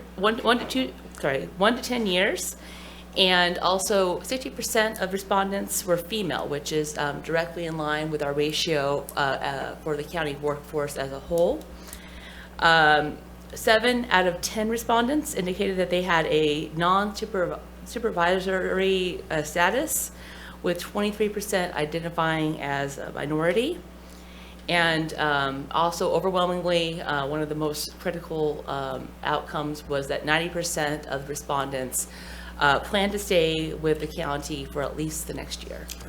I was looking at you, Supervisor Madrone, Chair Madrone, and we let the cat out of the bag. That's supposed to be the sort of the big item that we sort of leave you with. But we thought, why hold you in suspense and sort of just lead with that. What I will say, I do want to take a second and expand on that two-spirit LGBTQIA plus population. So as Crystal noted, 15% of survey respondents identified as being a member of that community, but then when we asked that ally question, that pushed the total respondents to over 40% actually. So I highlight that because that is a population in both being directly members of that population or being allies that is expected to grow. The other thing that I'll add is that if we look at the tenure breakdown between 1 to 10, this is precisely, these are early to mid career level individuals, and so they do represent the future of the workforce. So I really wanted to highlight that. And then the 60% female respondent proportion and then the 23% minority, that sort of dangerously tracks with general workplace demographics. So it's a good sample. Okay, so the most popular age for the respondents from the survey was between 25 to 35, or if you're going to generalize it according to workforce generations, they would identify most commonly as millennials. All workforce generations were represented within the survey respondents, with the exception of traditionalists. And when you look at it as compared to the workforce as a whole, you can see that the average age is about 45 or 45 years old or Generation X. So slightly younger demographics for the survey respondents, but pretty close to the average age. And then, go ahead. Within the career development section, we found that staff commitment levels are high and that staff feel like they have opportunities to apply their experience. And overall, staff would like more training and professional development opportunities. And this desire for more training and professional development is one that we hear frequently in the Great Workplace Culture Change Initiative when that data was being collected. And remember, that represented a cross-section of departments, of ages, of roles, of responsibilities. That was a key finding of that, which is why we have a staffing and professional development Workplace 2030 team, a committee that is responsible for really just identifying improvements that can be made in that space. Overall, staff remains highly engaged in their work. They enjoy a strong sense of teamwork and feel that there is a good work-life balance. You can see one of question number 20, the question was, when at work, I am completely focused on my job duties. Overwhelmingly, almost 80% responded agree or strongly agree. And of course, there are always new avenues to increase excitement if we are to become a high-performing organization and achieve transformative change. I would just add that becoming a high-performing organization is definitely something that CAO Hayes is committed to, that Director O'Hannon is committed to, and all of these actions that certainly our division takes, our department and division takes, is certainly in line with that desire. So another measure that we looked at in this survey was diversity, equity, and inclusion. And specifically, about 2 years ago, we ran the inaugural Diversity, Equity, and Inclusion Organizational Assessment. The findings from that were presented to your board. There was a lot of good data that was really included in that. And so what we've done since we've run that over the last 2 years is take some of that data and roll out solutions that are informed by that data. And the good news is that that is actually working. Our work is resonating. The supervisor commitment to DEI remains strong. That was consistent from the DEI assessment. Our staff are beginning to feel that they can bring their whole selves to work. That is key and that is critical. Staff are starting to feel like they belong here. And you would be surprised at what sort of encourages or nurtured belongingness. It is small things. It is things like memos. It is things like having a space where you can come and connect with like-minded individuals. And so we are doing this. We are demonstrating that commitment, and it is paying off.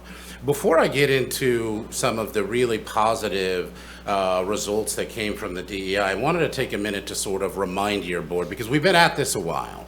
And so this slide really breaks down our DEI journey. Almost 3 years to the day, The board gave us direction to explore and prepare and identify strategies to promote and increase diversity, equity, and inclusion, and to harness that for organizational excellence. Believe it or not, that directive is still what guides our work today. And so we've hit a number of milestones in this 3-year journey from when that direction was given to former Director Lee and I got together, put our heads together. We developed a framework. We developed the assessment, which I already spoke about. The Great Workplace Culture Change Initiative, which was a separate running initiative at that time, produced DEI as an area of where we needed improvement. So that should bring your board comfort that multiple data tracks are producing the same recommendations. So then we introduced mandatory training, we had mandatory language, we had affinity groups. Those affinity groups are expanding and they are heavily attended. We really did some great work. Affinity groups came out of the former iteration of the DEI committee. So then we launched our learning corners, which I do want to take a second to just sort of plug and say these have been highly successful. We have a Zoom capacity of 100 for these learning corner events that we do, and our lowest has been 55, so 55% of the max, but we've routinely sold these events out, meaning in excess of 100 attendance. So if someone needs to leave, we can tell they drop off, the number will go to 99, and then a second later it'll go back up to 100. There are actually people sitting outside the waiting room to try to get into some of these. So I just sort of wanted to point that out. Then some other stuff.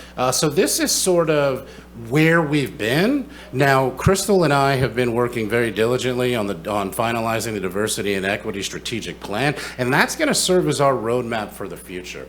So we anticipate being able to begin the stakeholder engagement process for that with department heads, with your board, and with staff next month. So that is that. Now into the really, really, really positive results that we're happy to report.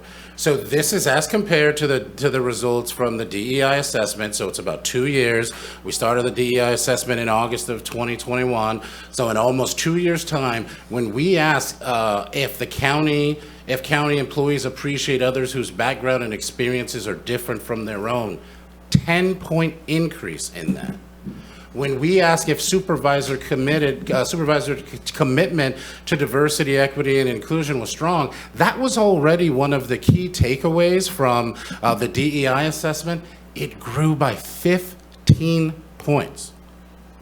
15 points. So that means that our supervisors are doing a phenomenal job of demonstrating this commitment to diversity, equity, and inclusion. Meta level question. When we ask if the county fosters an environment where staff feel that allows them to be themselves without fear, 11-point increase in 2 years. If we ask if leadership, and in this it was specifically senior leadership, again, DEI assessment question, treats all employees fairly, no change. The actual change was close to a point, it's kind of in the margin of error, so that's why we reported as no change. I want to take a second because I know that unfortunately work in this space can become political. So I want to take a second to sort of reinforce that at no point in any of the work that we are doing has politics ever entered any discussion, ever. We are simply, one of the greatest things about my job was that when it was created, it had responsibility for organization development. By definition, that is future focused, that is strategic, that is change, and diversity, equity, and inclusion, which aligns nicely with your board's direction of identifying strategies to promote and increase diversity, equity, and inclusion, and harness that for organizational excellence. And that's what we're doing. Honestly, I think that you'd probably be hard-pressed to find another area where in two years' time, you're seeing double-digit growth in terms of the employee experience. And that's because a lot of us work hard. The other thing that I will say, and I'll go this way, I was kind of surprised. I didn't think I had that range. I don't really have a big snake. It's important to note that the biggest department, the most represented department in terms of respondents was DHHS. And so some of this is a reflection, of Connie and Michelle and their commitment, and Natalie and the work that they do. So I really want to just take a second to sort of acknowledge, your efforts, your dedication, your commitment, because it does lead to our progress. So thank you for that. Now, compensation, something that we looked at. Was this mine? Yeah. Let's see. Okay, fair enough. So some of those takeaways with that were that our staff generally feel undercompensated. And one of the things that we try to do is encourage that staff take a total compensation lens when they're thinking about compensation, because a lot of these things like benefits, the cost of benefits, the county's portion of the pension, these are actual costs. But what we found through this was that even when they applied a total compensation lens, staff still felt undercompensated. And so that is an issue that is above my head, that goes to my boss, but it is a driver of engagement. If people feel like they are fairly compensated, they tend to be more engaged, which then produces positive outcomes. So when we looked at relationship management, Crystal's going to tell us about that. So staff remains highly engaged in their work. They enjoy a strong sense of teamwork and feel that there is overall a really good work-life balance. I'm sorry. My apologies. Sorry. So staff is pleased with the amount of leave that is... Oh, I'm so sorry. So strong relationships exist with coworkers and supervisors, and obviously there's opportunities for senior leadership to help improve trust, communication, recognition. And then question 40, my supervisor and I have a good working relationship, almost 100% for agree or strongly agree. I mean, again, if we look at you could just look at this graph and look at the agrees and the strongly agrees. I mean, again, our supervisors are in there in the proverbial trenches, doing the work, leading the change, demonstrating all of the commitments that we make, and they are doing a great job. We just can't say that enough. Again, these opportunities with senior leadership, they exist. They're nothing that's insurmountable. I think that as long as we continue to demonstrate attempts to get better, I suspect that these will move. Benefits. Okay. Staff overall are pleased with the amount of leave offered by the county and satisfied with the amount of workplace flexibility offered. Of course, opportunities exist to better communicate and reframe the benefits and compensation conversation. And as you can notice at the bottom of that slide, you have two questions. Question 44 was, my employee benefits package meets my needs overall. It's pretty much along the bell curve on that. And then on question 47, I am satisfied with the workplace flexibility offered by the county, which would also include potentially remote work options. You are definitely at a strong majority on that as well, for agree or strongly agree.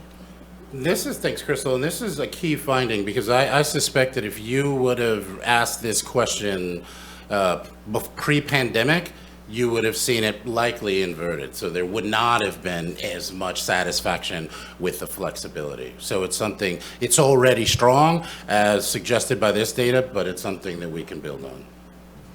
And then, of course, longevity, we let this cat out of the bag at the beginning, but all of these findings really deserve a lot. Your board deserves a lot of credit for them. And again, specifically around the diversity, equity, and inclusion work, because those numbers are phenomenal. But again, when we ask our staff if 90% of the county wanted to stay, if they intended to stay in county employment for the next 12 months, 90% of respondents said yes. Mm-hmm. Supervisor Bohn. You said earlier the date on this. What was the date that this ran, and when did it come in? You said months. Yeah, I want to say it closed. So it ran in June is when the survey period had opened, and my only hesitation is I don't know if it closed that first week of July or if it closed last June, the end of June. Last year? Or No, just this year. The other day. That's this year. I was just wondering if this was done. What was it, May? We're, She tells me May, June. I'm just trying to figure out when, and it came out when? When did you first put it out? So the survey period was in May through June, through about Okay. early June. All right, okay.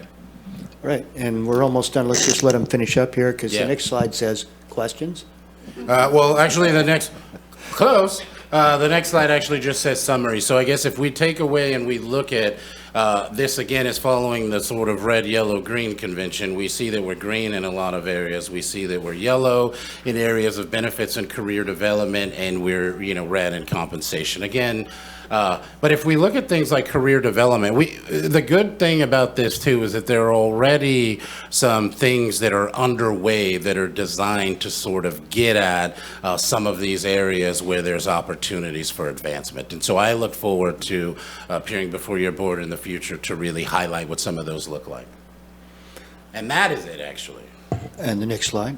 No slide. No We slide, wanted to okay. leave with the summary, It's in our just in package. case you had any questions around any of these domains. Beautiful. We thought it would be nice to sort of leave it up for you. Beautiful. Okay, that's great. I was thinking that had the survey been done in February, March of last year, right after we increased wages by 10%, we might have seen different results. But of course, inflation ate all of that up and then some, right? So I'm not surprised at the feeling of lack of compensation when you can make $19 an hour flipping burgers at In-N-Out, right? So not that that's a bad thing. I think we all probably need to be getting towards $20 an hour for minimum wage. But then there's a cost that comes with all that. But I just, wanted to point that out, that I do think there was some really positive feelings when we did all that, but we couldn't control inflation. So there was that. I also think, I want to applaud all of the supervisors and all of the work that you've been doing, but also I want to applaud this board. I think we've really been working hard to try and work better together. As you saw today, we may have all kinds of differences of opinion about things, which I think is our strength, but we have a lot of 5-0 votes going on. And even when we disagree and differ on things, I'm seeing this board work respectfully together. And I gotta hope that that helps staff feel better about their work. If we can accomplish that, I think it helps set a standard personally for how we're hoping we can all work together and respect that diversity, but find that common ground to get things done. Lastly, I wanted to point out, I'm seeing more and more bumper stickers out there that are saying, I work for Humboldt County. No, but maybe, because I do think, like you say in these results, there is this increasing sense of ownership and respect going on within staff with their supervisors and all that kind of stuff. And that'd be a wonderful place to get to again, where people feel very honored and want to tell people. It's like those signs that say, I've got children in so-and-so school, or whatever, kind of thing. But anyway, I'll pass it to the board. Supervisor Arroyo. Thank you so much for this. It's really exciting to see the results and very informative. And I just wanted to comment briefly on the results around demographics in particular, and how interesting that was, because we don't often get to ask or hear from staff about how they self-identify.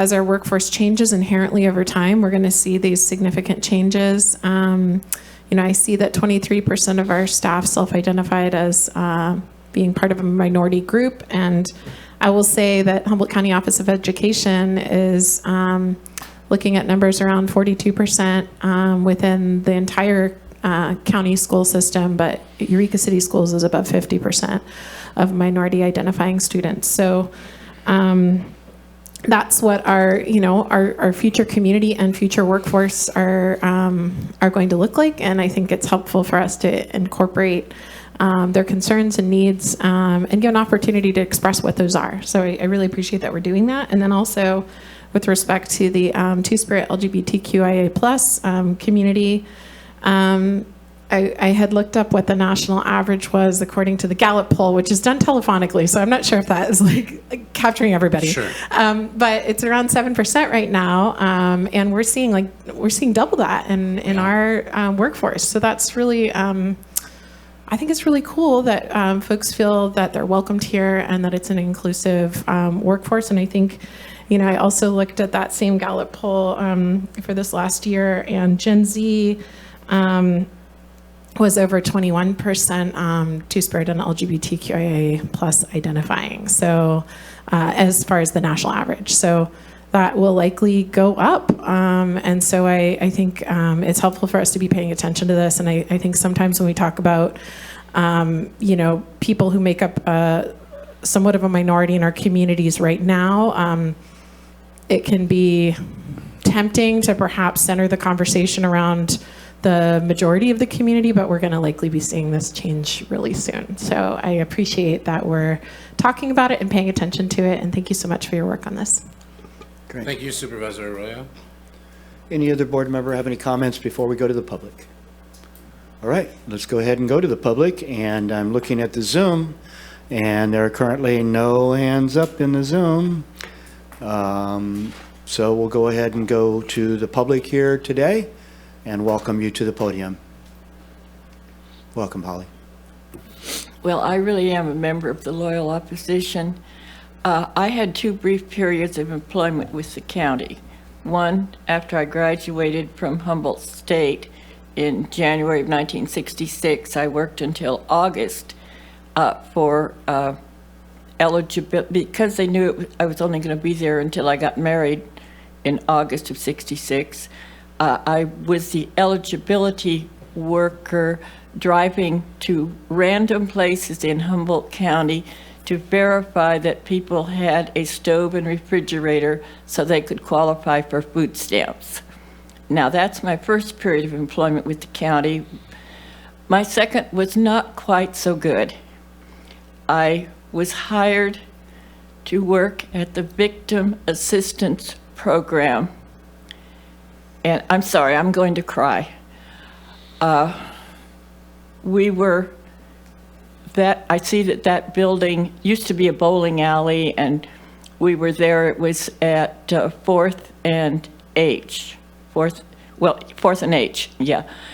And I had a checkered career at the Victim Assistance Office because that was in the mid-90s, and I was fired.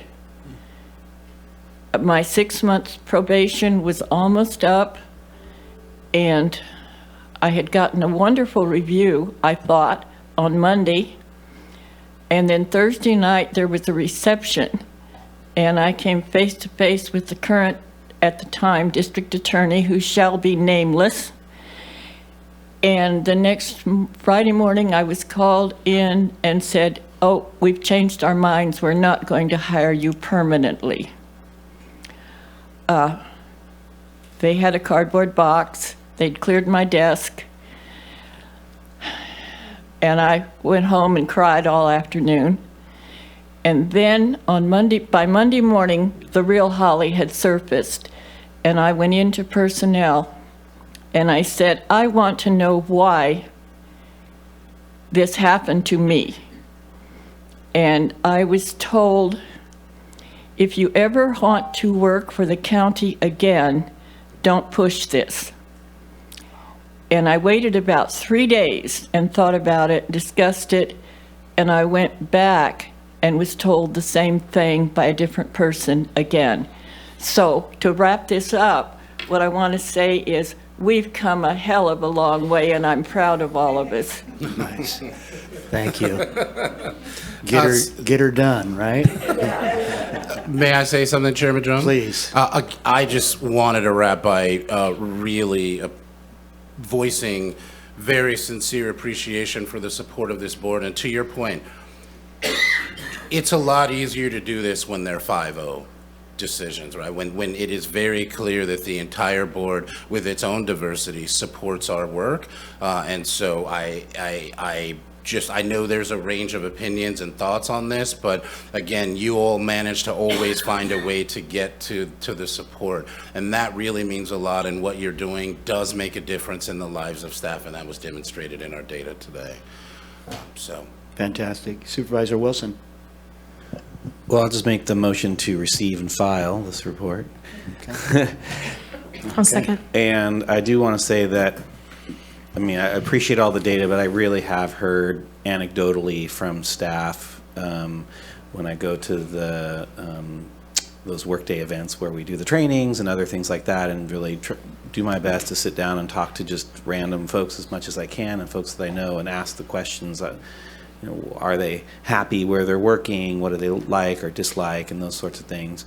And I wanted to say that the enthusiasm that I've heard recently, especially with relationship to the affinity groups and those other things, and even folks that aren't going, just knowing that those things exist, and the opportunities and the language that's being used, and the just the vibe, you know, is just so they're feeling, or at least more people are feeling more included, and that's great. I just want to say, like, it in those events, I'm with people who want to go to work and like the people that they work with, and I think that's just, I just want to thank the board and thank you guys for actually doing the work. We just sit up here and make some decisions, but I just want to appreciate the hard work. So, thanks. Thank you, Supervisor Wilson. And I promise, I commit to Supervisor Madrone that two things. One, I'll run the next survey right when their wage increases. And two, the true measure of our success is the bumper sticker. So when those start coming, I'll put an eye. Supervisor Arroyo and then Bohn. And I also, on a personal level, I'm really excited to join the Latina affinity group. They were kind enough to welcome me. I was like, is it going to be weird if I participate? And they're like, no, come on over. Because sometimes it gets lonely. Like, I'm lonely for people that have some shared cultural experiences that are pretty hard to quantify. So it's really meaningful. So thank you. Happy to hear that. Great. Supervisor Bohn. I think I still have some Love Humboldt stickers, and we are Humboldt. No, I had a whole bunch of stickers made.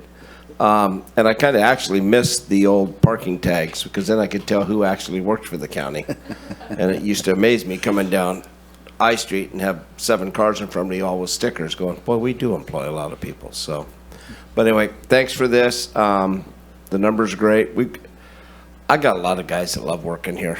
I mean, all at the end of the day, I mean, if you're going to have 2,200 people, the rate of dissatisfaction across the board through corporations, I think, is upwards of 30%, and in some places more than that. And we're not getting that. This is a good place to work. It's solid work. Do we have a bump in the road? Yeah, but I think this board's going to make a way to find out that there's no layoffs. We're going to work a little bit harder. We're going to make this work. But at the end of the day, it's solid work with solid benefits, with a solid retirement, and a young person can't go wrong going that route. With that being said, we're competing with a lot of people that offer the same stuff we do that are better funded right now because they have a better tax structure than we have.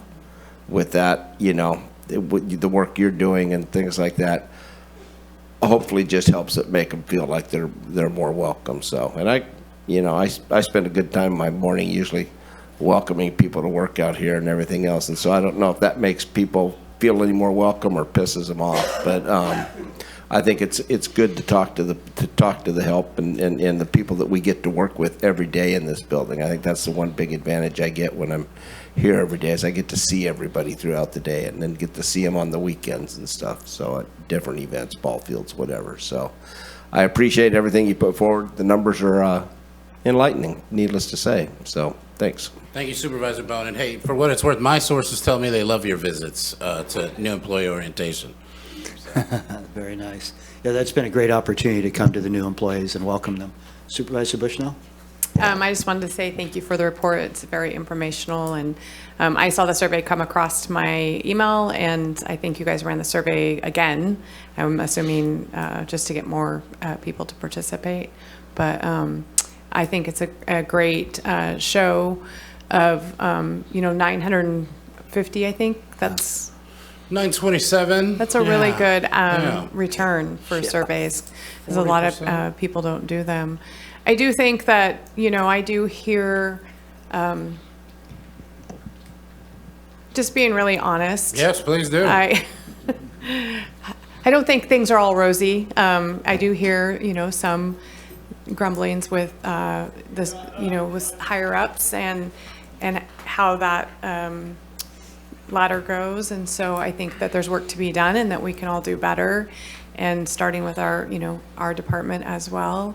And so I want to recognize that. And I've attended some of the mixers that have been sponsored by the county lately, and that's been really interesting, and really enjoyed the interaction and getting to know some of the employees. So thank you again for the survey. Great, thank you for that. Every day is another day to make the world a better place, right? And so carpe diem. Yeah. Seize the day. With that, we should all cast our votes, and very much appreciate all your work. You don't have yours up? Okay, we can do a roll call. Sure. Supervisor Arroyo, Yes. Supervisor Wilson, Yes. Supervisor Madrone, Yes. Supervisor Bohn, Supervisor Bushnell. Yes, and thank you for all the work. Yeah, thank you very much, folks. All right, with that, we're going to do one more item, because I know we have folks that have been waiting all morning for it, and then we're going to take a lunch break, probably an hour-long lunch break. So let's go ahead and do item number 3, which is the allocation of water quality improvement grant funds from the Friends of the Eel River Mitigation and Remediation Grant Fund and supplemental budget in fiscal year 2023, 2024, 4/5 vote required. Welcome. Thank you, Chairman Director Madrone. Ford. Thank you. Sorry to interrupt you. John Ford and Karen Manel with the Planning and Building Department to present the water quality grants funded by the fines and penalties from cannabis violations. Karen Manel will now provide a brief overview of what is being presented to the board. Good afternoon. The Mitigation and Remediation Fund was established in 2019 through a settlement agreement between the Friends of the Eel River and the county. The settlement dictated that the fund shall be used to fund sediment reduction programs associated with roads that serve cannabis cultivation sites that are located in impacted and refuge watersheds, and to also provide funding to public works for high priority road projects within these same watersheds. So today we're bringing forward the conditionally permitted grant applications approved by your board in round 1. These applicants had nearly a year to address the conditions, which some of them did, and are recommended for funding. 3 of the 6 conditionally approved applications are recommended for funding from round 1 for a total of $196,730. We are also bringing forward 17 applications from round 2. There are 12 applications recommended for funding in round 2 for a total of $346,000. The committee, consisting of staff from the county, the Regional Water Quality Control Board, and the California Department of Fish and Wildlife, convened in June to discuss the projects and make the recommendations. At the time of review, the 12 applications recommended for funding in round 2 were generally compliant with their required permits. There are 4 that require minor alterations, and those will have conditions to meet those conditions outlined in their grant agreement. The applications not recommended for funding had significant deficiencies at the time of the committee's review. The deficiencies included not having the required water quality or CDFW permits, or lacking reporting for those permits, having violations cited on the property, having funding requests that were far greater than the same scope of work listed in the CDFW permits, not being located in a priority watershed, not including the whole scope of work required to be done on the property. So after informing the round 2 grant applicants of the committee's recommendations, a few of the applicants who were not recommended for funding have essentially hustled to make headway to bring their applications into better standing. I believe they're here today to make their case to be granted funding during the public comment period. However, the committee evaluated these evaluations based on the information available at the time of the committee's meeting. And so if you are to consider funding additional projects at this time, we believe you should give all the unfunded applicants the opportunity to bring their applications into better standing, because there might be more impactful projects and projects that better fulfill the purpose of the settlement agreement than the ones that you may hear about today. So with a starting balance of $830,000, approving the staff recommendation for funding the staff recommended projects would leave $287,000 in the balance. Our original recommendation was to apply the remaining funds to the Department of Public Works to address those high priority road improvements. However, now we're recommending that the $287,000 that was going to be the allocation to Public Works to be placed on hold for the time being, and an opportunity given to all of the unfunded projects in round 2 to be able to respond and improve their applications as the people today are here today to advocate for their projects have done, but to give everybody that same opportunity and essentially even the playing field so that everyone who had unfunded projects has the opportunity to improve their applications. At that point, if there are applications with merit, the committee can make additional recommendations to your board for funding at a future date, and then the remaining balance from that could be allocated to Public Works as we had originally recommended today. So if your board chooses the alternative just mentioned, we will need to alter the supplemental budget to remove the allocation for the Public Works, as well as alter the resolution to remove the item where the remaining balance goes into Public Works.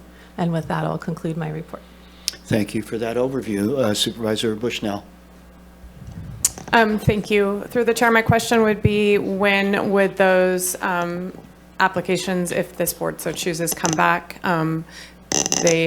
People are working on a window when they can do that work, and so I would prefer to have a date when we would return with those other applications. I could reach out to the unfunded applicants following today's meeting tomorrow, and we could set a timeline of something about 30 days or so for them to get back to us with any outstanding compliance issues, and then the committee could reconvene at that point, and we could prepare another board item to bring forward. Okay. So I'm not in favor of leaving that open-ended for people to do their, so I would prefer that we do have the date on there. How many applicants fall into that category? 4 or 5 was there, I thought I saw? There were 17 applicants originally, and so there are, yes, 4 or 5 that do not. That were not recommended because of incomplete stuff? Whatever. Yes. Yeah, okay. Supervisor Bohn? And by incomplete, you mean they hadn't done anything on it? Some of them had permits through Water Board or CDFW, but they hadn't performed any of their reporting requirements. Some had been completely unresponsive. Some of them were not located in the priority watershed, so they were just a low priority to begin with. So there were a variety of reasons that those projects were not recommended for funding. Public Works projects would be in priority watersheds. Yes. So we would still get extreme benefits either way we went. Yes. That was the reasoning behind having the remaining allocation go to Public Works. Okay. Any other board member with questions, clarifications? Supervisor Wilson? Okay. Okay. And so the timeline that you just put out there in response to a question was 30 days for response. That put us to mid-August. And then the committee would meet, and then something would be scheduled for our board. So I'm seeing that as like an early September at best thing, and the construction season ends around October 15th for doing culverts and in-stream work. So it leaves a very small timeline for that work to occur this year. Additionally, as was mentioned earlier, most contractors are already booked through the rest of the year. Now, there may be some operators out there that can throw in a few culverts here and there. It's not that huge of a job, but at any rate, those are some considerations. No other board comments at this point. Supervisor Bushnell, I'm sorry. Sorry, I didn't see a hand. That's okay. Can I ask, with the settlement money, top priority was to people or to county department? It was really to projects to minimize sediment load into the streams. Did it not, it didn't differentiate between projects like cannabis projects or county staff projects? It was predominantly for cannabis projects, and road maintenance associations were specifically identified, and that's the Public Works. Okay, plan. so it would be right in line with that money to reevaluate the 4 or 5 applicants. It would be, and one of the things I want to say is that staff came in today feeling very strongly about the recommendation that we're providing. And there have been 1 or 2 that we know have been really contacting the board and wanting to be included. The struggle is, and I'm going to be probably too blunt here, is that there may be others that really are better projects than those. And so to leap over some because somebody came in at the last minute, there's some inequity there. I agree with that. All right, thank you, Supervisor Arroyo. Thank you. So the purpose of these funds is to reduce sediment in watersheds, or in waterways, excuse me, creeks, rivers. That's correct. Connected with cannabis cultivation, essentially. Correct. Okay, so can we, I think the board agenda items are great, but I don't fully know everything about where these road projects proposed as county public works road maintenance projects are, and how those are connected to reducing the sediment impacts from cannabis cultivation. And I'm wondering if you could speak to that a little bit. Yeah, several years ago, there was a list of projects that were done by, I believe it was an independent engineer, identifying the culverts that pose the biggest hazard to water quality along county roads. And actually, I believe that list was evaluated when the settlement agreement with Friends of the Eel was being discussed. And so that has always been something that's there. If it doesn't work, to give it to road maintenance associations or to individuals to address the sediment load, there's great benefit from addressing county roads.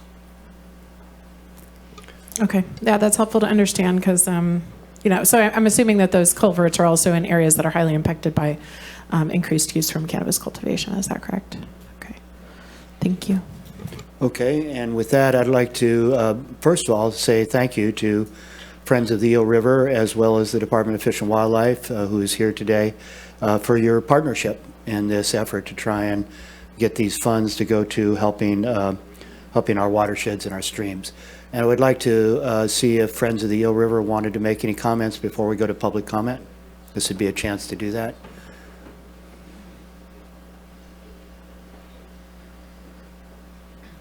Welcome. Thank you. Good afternoon, Supervisors. My name's Alicia Heyman. I'm director for Friends of the Eel River, and I just want to start off by saying that I'm really grateful that we've reached this milestone, to be at a place where we're allocating, what's the total, like nearly $1.5 million over the last couple of years to address impacts from cannabis cultivation on our native fish and habitat. That feels like a big win. And I also just want to say that it's been really a pleasure to work with Karen. She is extremely organized, and I just really appreciate the work that you've put into this. Sediment runoff has always been a limiting factor for water quality in the eel. But especially so when activities like logging and road building and cannabis cultivation are poorly regulated. So this funding is just a really important first step in addressing those impacts. And I really want to emphasize that it is a first step because there is, as always, lots of work to be done in the future. We support the modified staff recommendation before you today, and I just want to emphasize that the vetting process for coming to this recommendation was very thorough, was very, very fair, I think, and it was really just. It's important to remember that there are a lot of considerations that go into choosing which projects are appropriate for funding, starting with whether or not they're located in those high priority watersheds. As Karen mentioned, there are a few proposals recommended for funding today that actually have a kind of conditional recommendation and do have some additional conditions they need to meet. And I feel like there's maybe a little detail to be worked out in just like explicitly stating that if those conditions aren't met, that those remaining funds would be added to that pool of funds to be allocated to Public Works. So that's maybe something to be addressed at a later date. And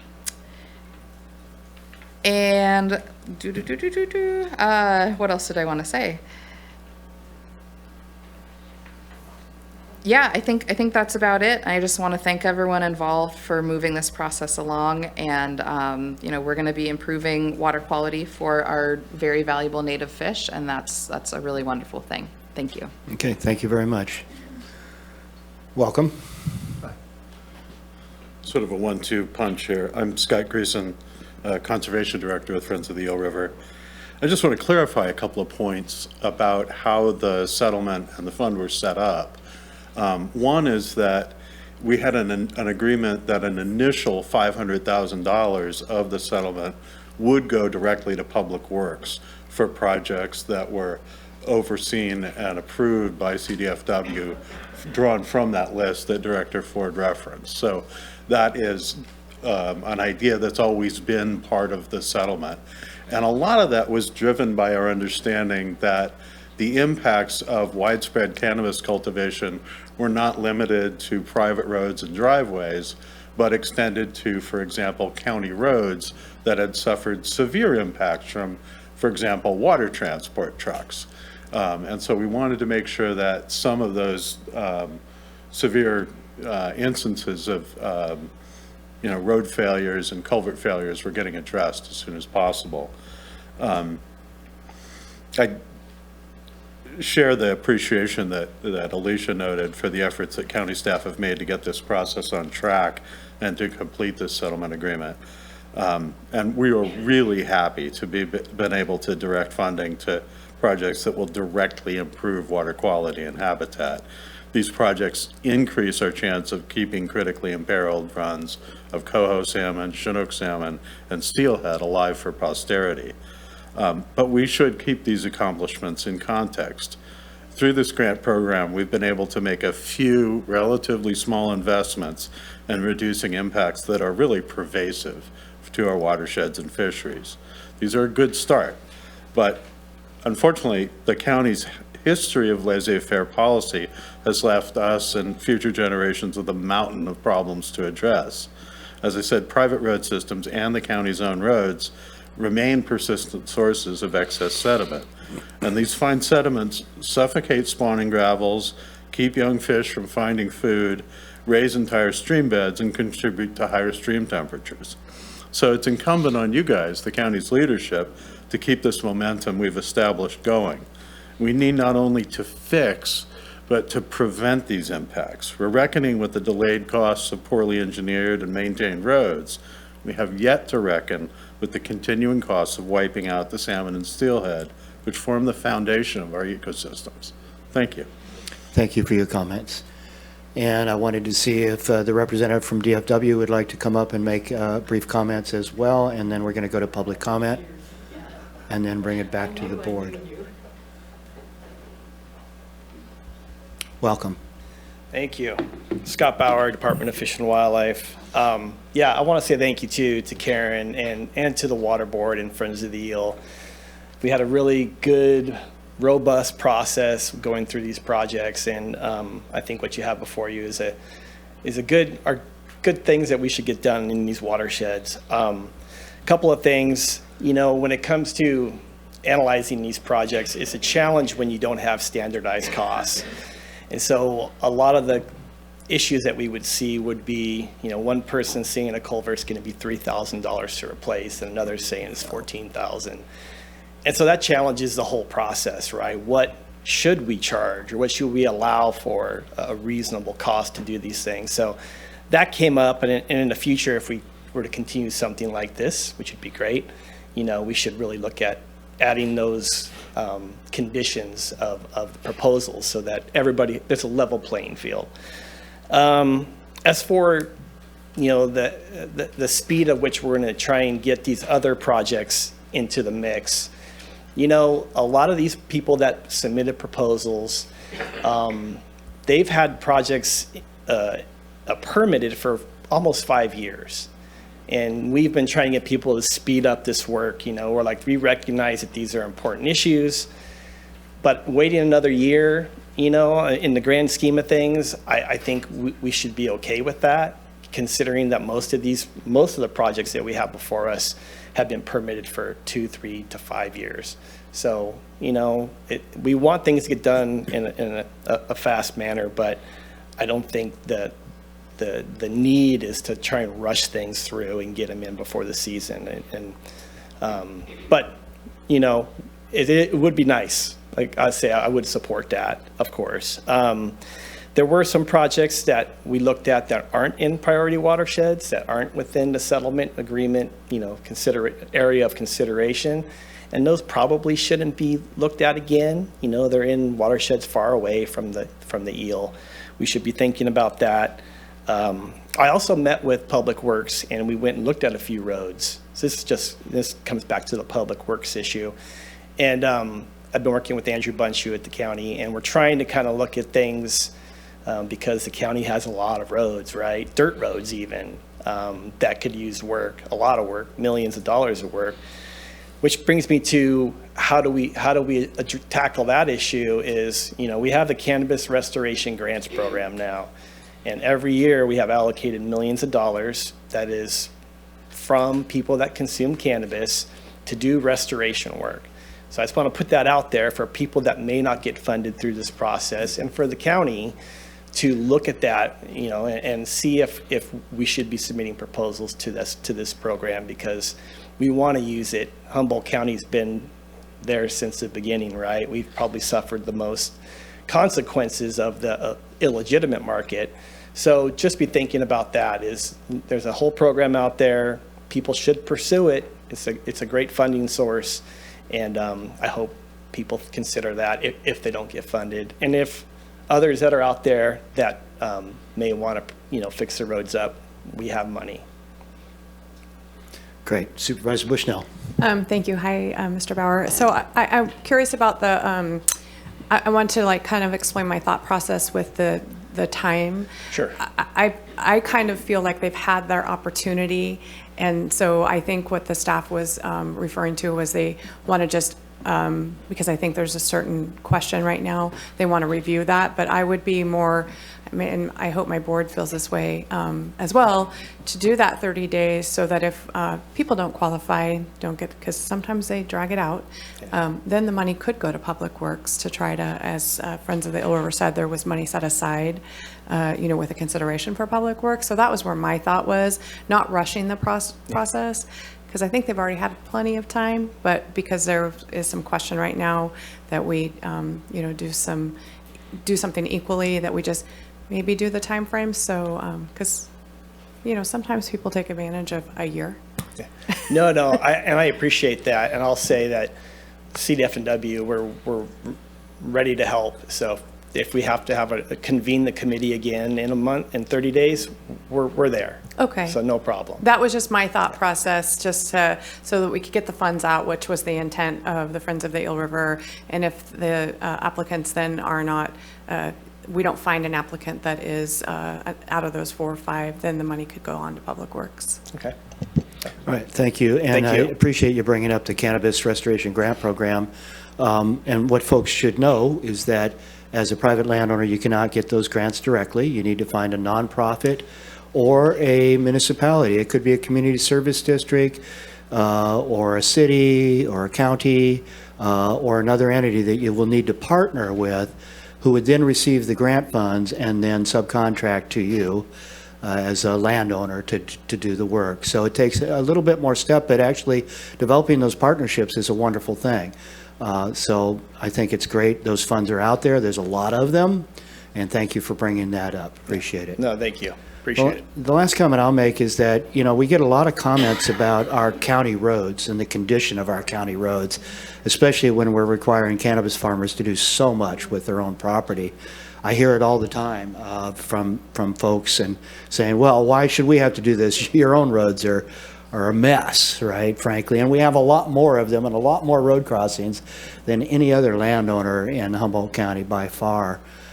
So I do see it as a huge need. And every time we seem to think that there's this chunk of money like 500 grand for public works or this or that, eventually it all seems to get whittled down and goes away, and we're not getting money to the county roads. And we are considering a road tax next year, a half cent. We don't know, what we're going to do with it exactly, but I'm very hopeful that the county residents will recognize that if we don't do something to create new funding sources way beyond this one, which is a great source, but as was mentioned,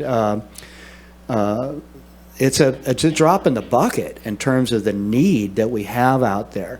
So I hope the public is paying attention and recognizes that if they want to get these potholes fixed and they want to get these roads cleaned up so we're not destroying salmon habitat, then please support what effort we bring forward to try and raise the funds to actually do this. Otherwise, stop calling me about the potholes and the rest of it. I mean, really? I'm just going to say, we're going to do our best to try and turn this around because it's long overdue. And I think Director Mattson has said there's like $400 or $500 million in deferred maintenance. And I don't think that's an exaggeration, maybe a little bit, but it's a huge need. So anyway, any other board member comments before we go to public comment? Seeing none, we'll go ahead and go to Zoom. And the first one I see there is 5000. This is your chance, *6 to unmute.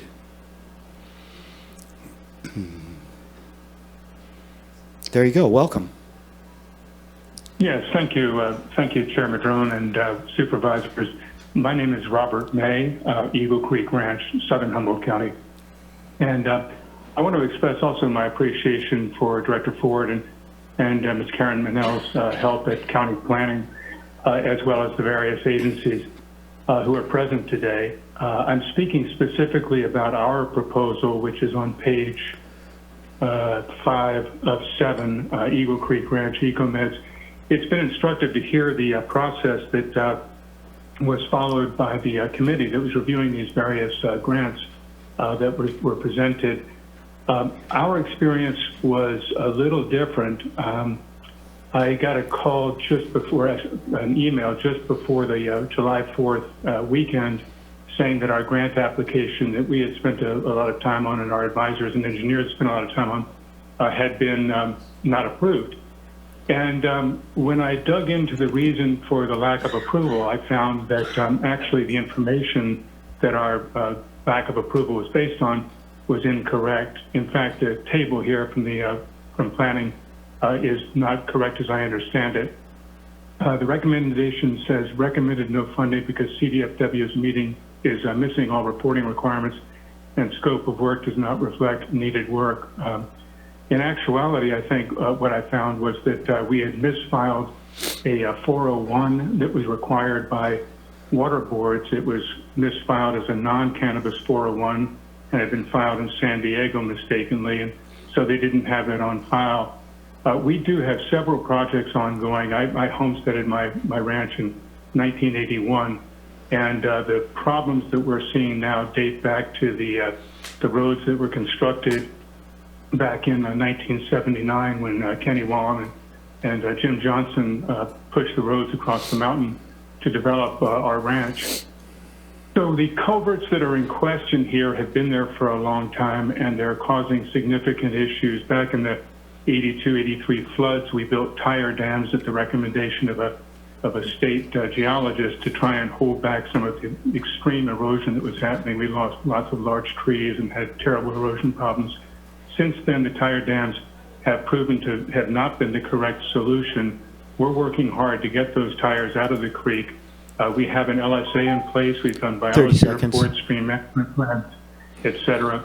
And in the last 10 days, I've contacted Fish and Wildlife, I've contacted water boards, I've contacted Friends of the Eel River, and contacted our Neighborhood Road Association, as well as Supervisor Bushnell.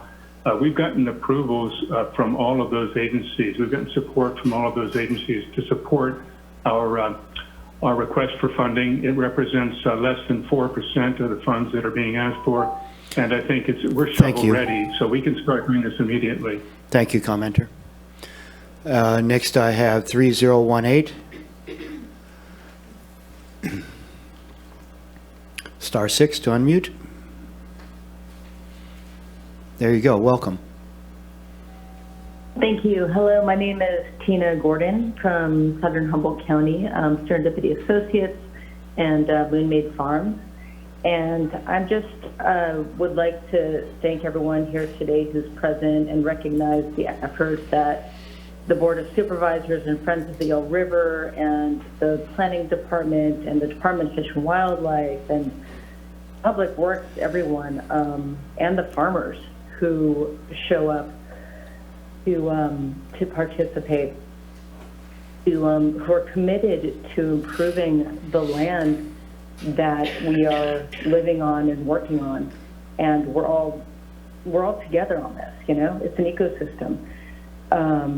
We are a Sun and Earth and DemPure certified farm, and I'm really passionate about the process of restoration, remediation, and then entering into regeneration of land to undo harm that has been done and to move forward in a different way that really does negotiate, you know, the best way to move forward for the entire ecosystem, for the native habitat.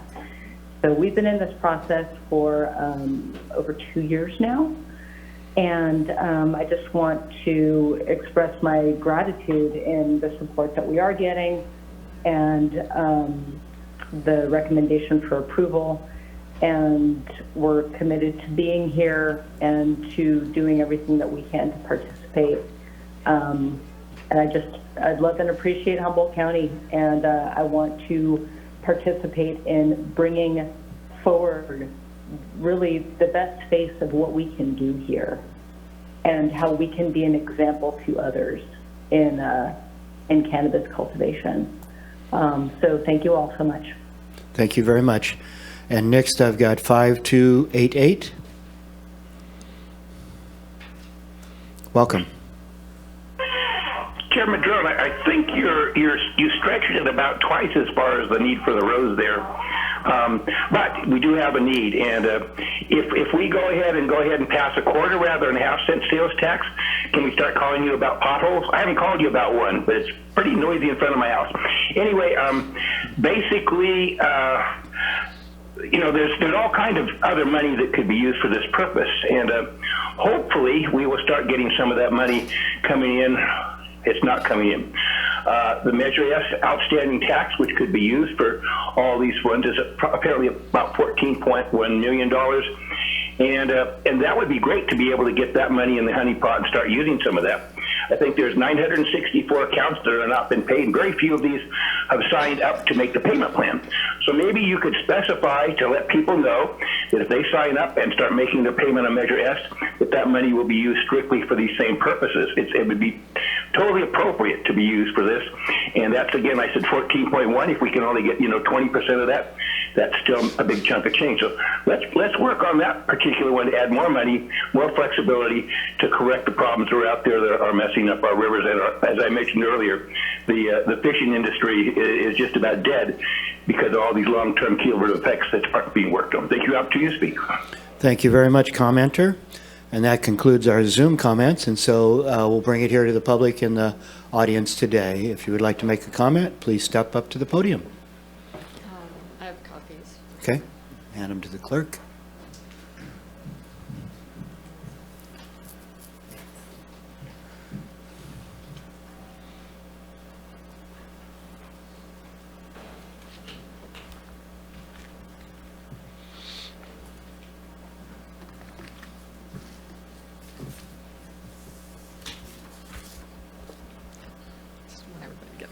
Welcome. Great, thank you, Supervisors. This is Kelly Flores with Margaret Advisors. We are very appreciative of the Planning Department's very hard work and the agencies in reviewing these applications. We agree with the recommendations with the exception of two that were recommended for denial. We'd like those to be reconsidered. One is the EcoMeds that was just mentioned earlier that has received support from multiple agencies and is about to be shovel ready as soon as the 401 is certified. The other is Brian Harpel of Aldebaran's Gaze. No reason was given for the denial, and so it took us a little while to figure out what was going on with this particular application, so I apologize for the delay in our response. The county stated that the reviewers believed that the applicant was not in compliance with reporting for Fish and Wildlife or State Water Board. This is not true. While there had been delays in reporting to Fish and Wildlife in prior years, which is the same as other applicants that have been recommended for approval, this particular applicant was updated in all the reporting in June of 2022. So last year, we caught him up. Everything was in order. And in addition, earlier this year, an LSA amendment was filed and recently approved. You cannot receive approval for an amendment until you're totally compliant with Fish and Wildlife. With regards to Water Board, all of the annual reporting has been submitted each year. There was mention of not having a site management plan. This actually really surprised us because there was one done in June of 2019. We don't know why that documentation wasn't available to the reviewers, but it's an easy condition to correct. We did submit this electronically to the county and the clerk, so a copy was sent to you. Furthermore, in support of this project, we support it not only because we believe it qualifies, but it is actually on a main road that's ordinarily supported by the Overland Subdivision Road Association. This project isn't just for a single farm, it's for a community. In addition, we also believe it's important to note that Mr. Harpel has been a tireless force in cleaning up the property that he purchased in 2016. And if you look at the second page in the letter that I provided, you'll see some photos that just give a small glimpse of the piles and tons of junk that he spent the first 2 years cleaning up his property, removing it from the woods and the fields of the 50-acre parcel. And that includes abandoned vehicles and trailers.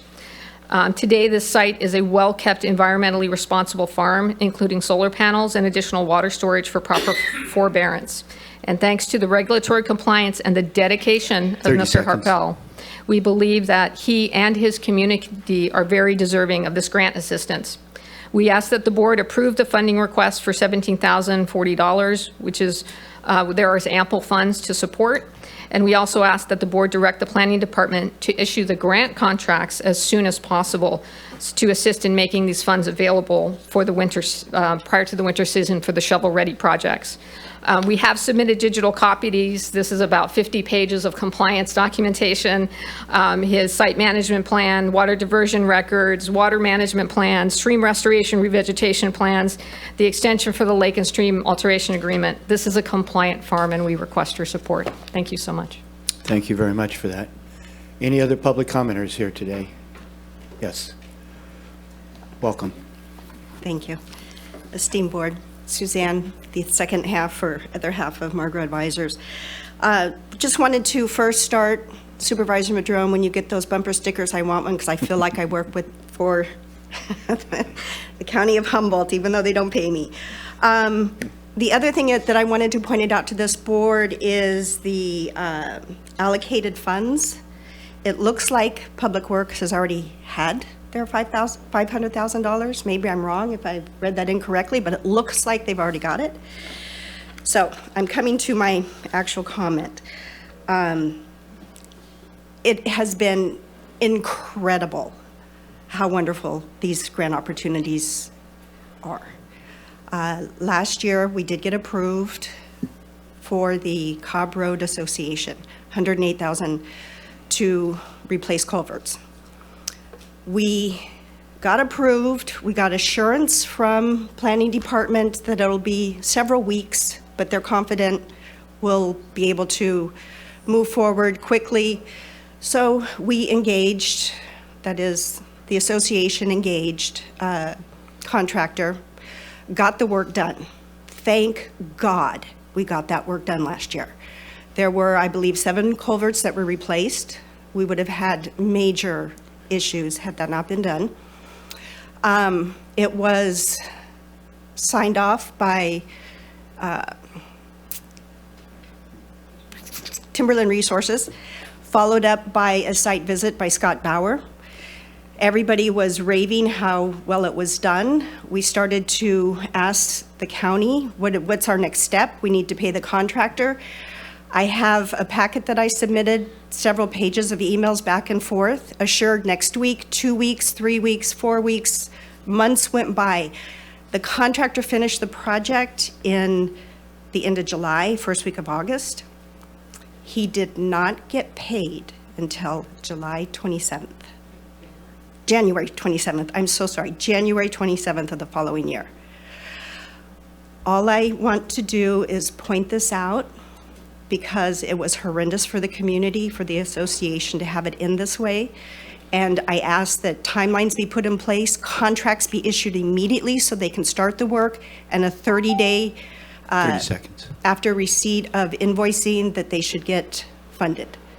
So hopefully this will go better. I do support that the board approve those that are earmarked to be approved and those that go under review for next year, because I can't emphasize the importance of the fact that we got these culverts replaced last year. We all know what could have happened with last year's winter storms in this area. Thank you for your time. Thank you very much for those comments. Anybody else from the public at this point? Yes, please. Welcome. How you doing? It's good to meet you guys finally. A lot of familiar names here. I'm Brian Harpel from Aldebra Case Farm.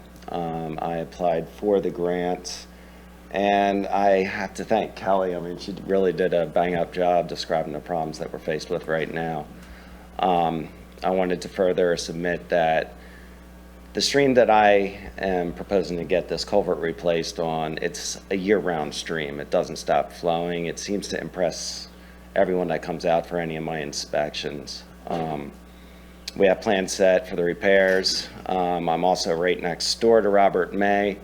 Both of our streams converge down the mountain, feed water to a few of our neighbors at the bottom of the hill, and then it leads into Dean Creek, thus the Eel. I think I came up more or less to see if any of you have any questions for me, details or anything. I'm not really familiar with how these events go by, so really just offering up any answers if you have any questions. All right, great. Well, it's good that you're here. Any questions from the board? Seeing none, I think your representatives have done a good job representing you. Yeah, they did. And very much appreciate the hard work you're obviously doing on the property to clean Thank up from Appreciate it. previous folks and stuff. And, you know, it was mentioned earlier about culvert costs. And, you know, culvert is not a culvert is not a culvert. And this is a great example of that, where you can have a ditch relief culvert that might be an 18-inch diameter culvert, kind of a minimum these days. Yeah. With maybe 20 cubic yards of soil to move in order to put it into place. Or you could have a live stream that runs year-round perennial, and it might be a 3-foot, 4-foot, or 5-foot diameter culvert. Yeah. And with, you know, 1,000 or 2,000 cubic yards of excavation, et cetera. So I absolutely hear what DFW is saying about that. It'd be nice to have some guidelines, but kind of a tricky arena. You got to really look at the site-specific conditions of why the costs are being associated that way. You can't just take the number being asked for and divide it by the number of culverts, right? Yeah, It's not that simple. So that's a comment from me. That's correct. And I appreciate you being here to answer questions. Yeah, Thank you. welcome. Thank you for having me. Yeah, appreciate it. So bringing it back to the board at this point, yes, Supervisor Arroyo? So given the resolution that's in our packet, I'm curious whether, just because it's a very robust resolution with a lot of detail, whether it would be feasible to amend this in our meeting to do something along the lines of approving the $543,000 that was already from those existing recommended projects, and then provide the 30 days for those in priority watersheds to make updates to their compliance conditions, and then also whether we could include that language about if any of the selected projects are not able to complete all of their lake and stream bed alteration agreement, provide all of the documentation, that the rest goes to Public Works. Would we be able to make that level of change to this today in our meeting? Yes, if you make that as part of your motion. Yeah, because you've got an alternative resolution you've already prepared, I believe. Wait, where's the Mentioned. alternative resolution that says that? We don't have an alternative. The other thing that we could do, I know that you'd mentioned that you were going to take lunch, and I don't necessarily want to drag people back after lunch, but if it would help the board, we could we could modify the resolution, have it done for you after lunch, and you can take action on it. You could tell people what you're going to do so that they don't have to wait, and then you would see the final language. Or you could just put it into the recommendation now to approve those that, with the budget for $543,34, allocate the $287,008 for reconsideration with other projects that are within priority watersheds. Add into the resolution that projects that do not comply with the LSAA and do not comply with the regional board orders, if they do not comply with their compliance agreement, that money be reallocated to Public Works, and then direct staff to come back within 30 days with alternative recommendations for the $287,008. Yes. May I make a clarification since it suggested was motion. my question to staff? Supervisor Arroyo. So I think, my recommendation was to give 30 days for those folks to do that. Then it sounds like the committee will need to meet, the advisory group, and then it would need to come back. So do you need a little bit more time, or is it just because of this expediency issue, do you want to say you'll come back in 30 days? Well, I think we could go either way, Okay. to be honest. I think if we could shorten the time required for the applicants to submit items that might make their applications in better standing and move the committee meeting up so that we can come back to you sooner. Okay, as long as, and I'm looking back there to see also, do you feel like you can make it real snappy? Okay, perfect. Then I love the idea of it coming back in 30 days. Okay, so again, was that a motion? Sure, that was a motion. And we have a second from Supervisor Bohn. And yeah, I like that concept of trying to get it done sooner than later. And just to be clear, we're not opening this back up to the whole community to resubmit a bunch of proposals, right? We're just revisiting those that submitted previously to double check if they are actually compliant, like one was mentioned where it was misfiled, for instance, and there's other issues. So we're not opening it up to the whole world again. It's just within the spectrum of those that applied previously. Is that correct? That is correct. Okay, that seems reasonable. And I want to note that I did say within priority watersheds, which I assume would mean that some would not be revisited. That is correct. That's great. Okay, well, we have a motion and a second. Any further discussion on the part of the board? All right, let's go ahead and cast our votes on that. And it sounds like we don't need to come back after lunch for this. We're just agreeing to the recommended changes that were brought forward by Director Ford. And if we all hit our vote tabs. Chair Madrone, the Supervisor Arroyo's tab's not working, so Okay, roll call. I'll do a roll call. It's I'm okay. sorry. It happens. Not Supervisor Arroyo. Okay, Supervisor Arroyo. Yes. Supervisor Bushnell? Yes. Supervisor Bohn? Supervisor Madrone? Yes. And Supervisor Wilson? C.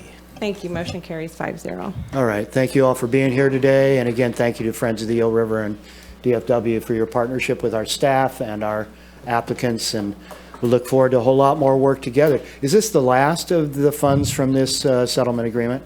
Okay, great. Well, again, thank you for being a great partner. And with that, we're going to go ahead and take a lunch break. Supervisor Bohn first. If we're going to, and I was going to direct this to Director Ford, the next three items were 615050 with the Planning Commission. I've got to be in Sacramento tonight. Yeah. And if you're going to take an hour for lunch, I'd just as soon get packed up and get out of here. I regret losing your wonderful company, but if the next three are going to be bing, bang, boom. Just bing, bang, boom, and on the closed session item, I don't know if I have a conflict or not because I was in negotiations with buying that same piece of property. And so the perceived, I've got my own feelings on it. So. Okay, I'm going to look to the board here. It seems like a reasonable recommendation. I know we've gone long. Should we take a 5-minute break and then delve into these three or just delve in? Delve in? I'm pretty hungry, But these are going to bang out pretty quick. You good? Getting it done? We're going to take a 5-minute break, and we're going to come back and hit these three items. Thank you. It's a good suggestion. No, I think that's a great suggestion. Get it done. We haven't done this. Otherwise, we don't have to read these in. Okay, we're back from recess, and we're going to jump back into our agenda. And the first item we have is J1, public hearing on supportive and transitional housing zoning ordinance and general plan amendment. And I'm going to open the public hearing and ask Director Ford to lead us through this one. Thank you, Chair Madrone. John Ford with Planning and Building, presenting the general plan amendment and zoning ordinance amendment to allow transitional and supportive housing. The amendments add definitions to amend use types to clarify what transitional and supportive housing are, that they're residential use types, and this would be subject only to the development standards that are included in the proposed ordinance. These are important housing types that are required under state law and are actually part of our 2019 housing element to have this implemented. Both transitional and supportive housing provide various services to clients. The primary difference is that transitional housing includes a rental assistance provision, and the supportive housing primary characteristics is providing on-site services. The action by the board will provide guidance within the zoning ordinance and general plan relative to where these uses can be permitted.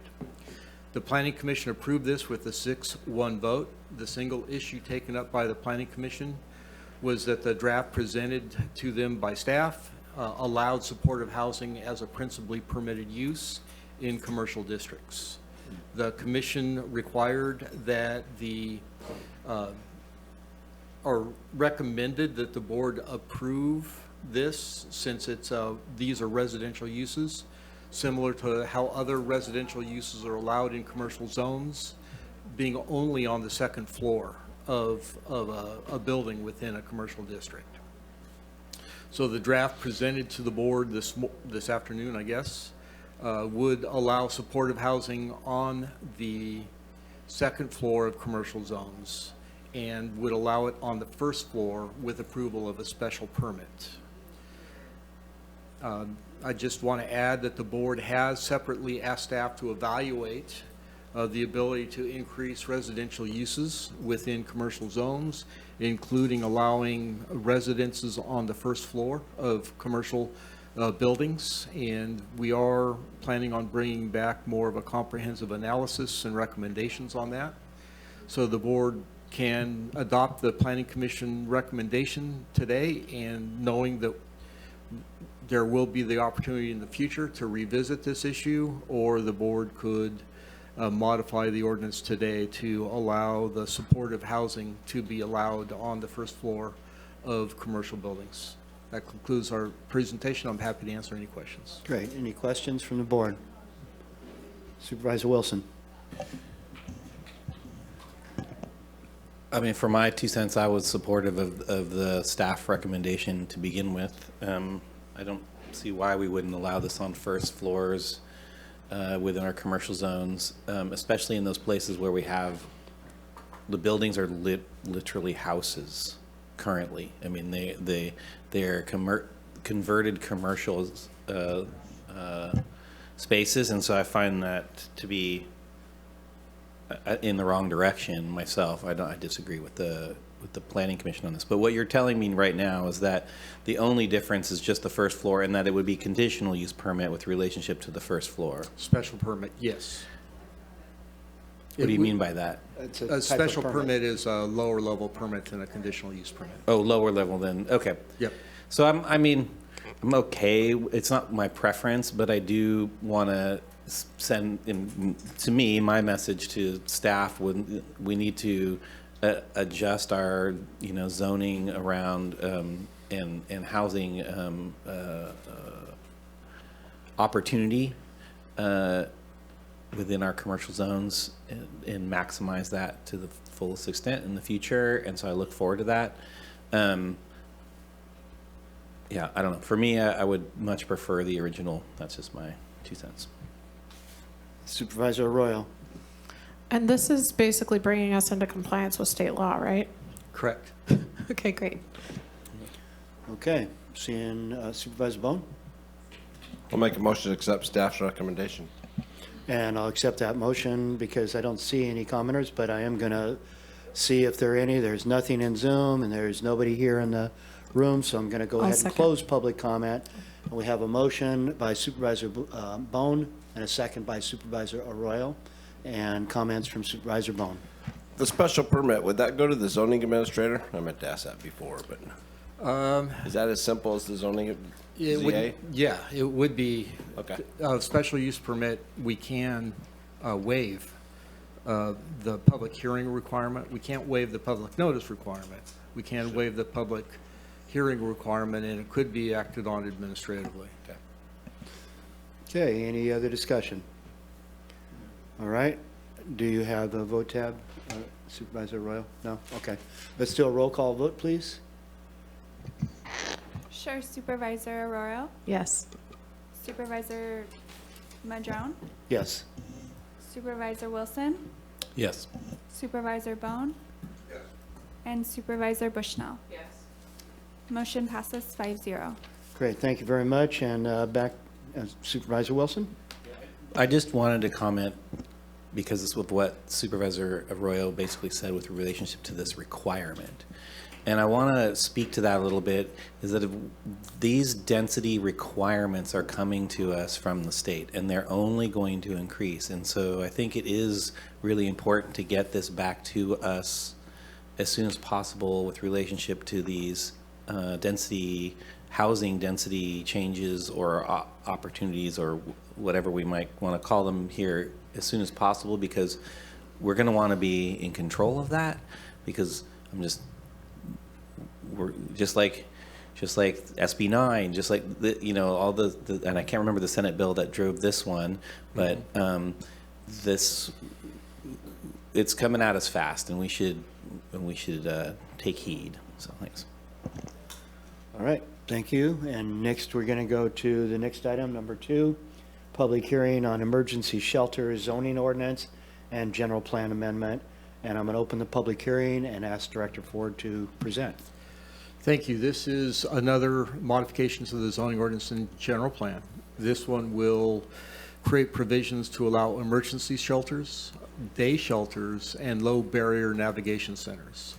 This action will provide clarity of where these activities are allowed, and they are important uses to respond to the needs of homeless individuals. The Planning Commission recommends approval of this with a vote of 5-0. Be happy to answer any questions. Any questions from the board? Supervisor Wilson? Specifically what zones, just for the public's interest? These are predominantly commercial zones. Okay. First floor is okay? Yes. All right, great. Supervisor Bohn? I'd make the motion to accept staff's recommendation on this also. Okay, and once again, I'm going to ask, no, there's nobody in Zoom. There's nobody here in the audience that wants to make public comment. And so we'll close public comment, and we have a motion by Supervisor Bohn. Do we have a second? I'll second. Second by Supervisor Wilson, and let's call the vote, please. Supervisor Arroyo, Yes. Supervisor Wilson, Yes. Supervisor Madrone, Yes. Supervisor Bohn, and Supervisor Bushnell. Motion passes 5-0. We're on a roll today. So last item on our agenda, other than closed session, is the NAPEC zone reclassification. And Director Ford, again, I'll open the public hearing.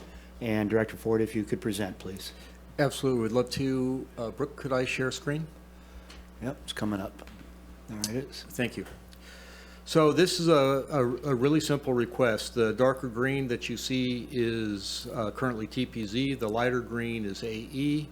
What this proposal would do is take this square right here and convert it to TPZ. And it would take this square right here, except for a little carve out there that you see as a meadow. That will remain AE B5 160, and the rest of it would convert to TPZ. So from a mapping perspective, this would just all go to the darker green. And it is, if I were to take the layer off, you would see that it is clearly all forest land, all timberland. Be happy to answer any questions. Great, thank you for that. Any clarifying questions, et cetera, from the board? Supervisor Wilson. Through the chair, Director Ford, just give me the summary of why a landowner would want to do this. What's the request? So the reason a motivation? landowner wanted to do this, there are tax advantages to having land in TPZ. And so in exchange for having the land designated as such, they will take responsibility for managing the land for timberland production. And this is still discretionary on our part to lower the property taxes. Well, that comes along with the zoning. I understand. So today's action is absolutely discretionary, yes. Yes, I hear what you're saying. So, great. Supervisor Bushnell? Excuse me. John, is there any, there's not, is there a Williamson Act contract on any of that?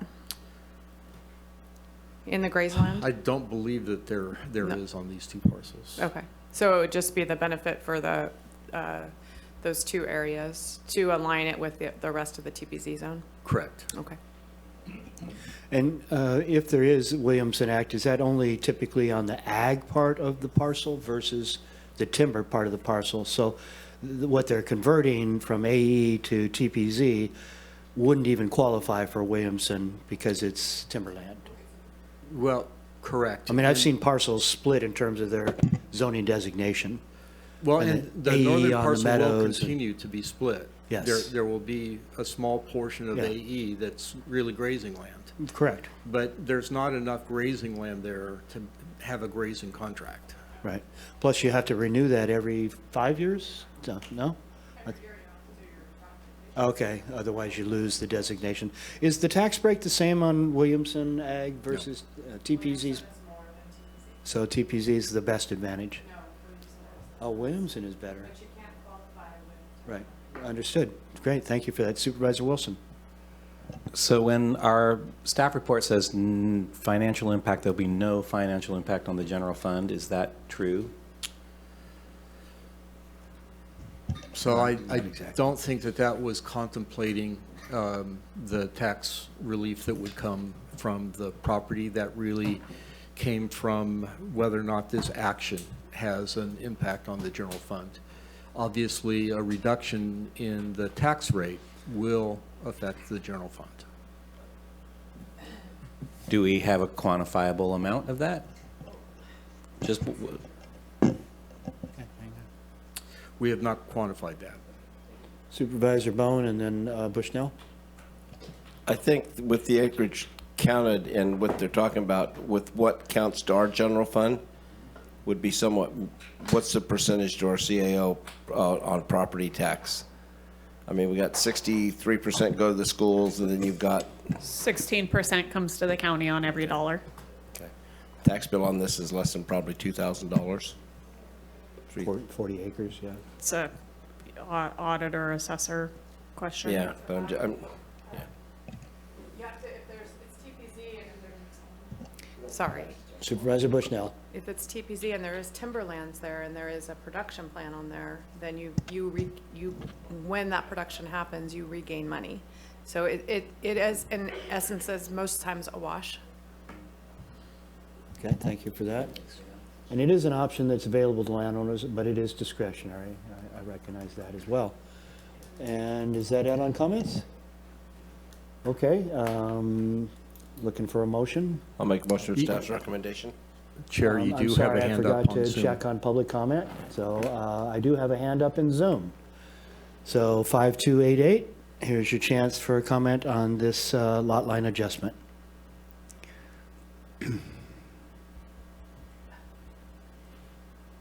There you go, welcome. Yeah, I was not making comment because you guys were moving along so fast and then you started dragging your feet again. So I recommend you put a rider on this that basically Rex Bohn leaves every day at 10 o'clock. Maybe we could have the whole meeting done by then. Thank you for my opportunity to speak. It's a little bit rude, sorry. Anyway, that's my comment. But at any rate, thank you for your comment. Sorry for mine. I'm going to go to those here in the audience today. Is there any public comment here today? No, I'm seeing none. back to the board. I'm going to close public comment and public hearing and bring it back to Supervisor Wilson.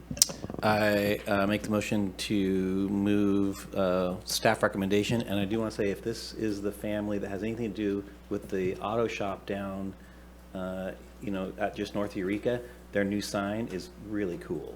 Just going to put it out there. It's great, and I can't imagine they aren't related because it's such a unique last His name. father. Yeah. No, Really. which one? Are you talking down there? No, the one by the airport over there. Oh, no, that's his. Second. Okay, we have a motion by Supervisor Wilson and a second by Supervisor Bushnell. And let the record reflect that Supervisor Wilson was very supportive of a sign. Looks like a small billboard. Okay, so let's go ahead and do a roll call vote, please. Supervisor Arroyo, Yes. Supervisor Wilson, Yep. Supervisor Madrone, Yes. Supervisor Bohn, and Supervisor Bushnell. Motion passes 5-0. Thank you very much. And at this point, we are going to recess and go into closed session, and then we'll be back after that. But before we leave, we'll have to have it read into the record and take public comment. Thank you, Chairman Madrone. It is the intention of the board to meet in closed session pursuant to California Government Code Section 54956.9D1 in order to discuss existing litigation in the case of John P. Wilson et al. Versus County of Humboldt et al. Humboldt County Superior Court Case Number CV 2300981. Great, thank you for that. And I'll go to Zoom, and we have one hand up, 5288. This is your opportunity for comment. Welcome. Well, I'll try not to be rude. Basically, I strongly applaud the fact that Supervisor Rex there went ahead and said he had a potential conflict of interest and would not be participating in that. I always support those kind of things. Sounds like it might be a litigation over some county-owned property or something of that nature that didn't go through or something. We don't know. It's always nice to know, and I guess maybe you report out and see if there's been some kind of resolution. Do you know about what time you anticipate reporting out of closed session, please? Absolutely, and I'm going to go to public comment here in the room, and seeing none. County Council, how much time do we expect? I would say 20 to 30 minutes, Chairman Madrone. 20 to 30, okay, so there's your estimate and time, and we are in recess. Thank you. Okay.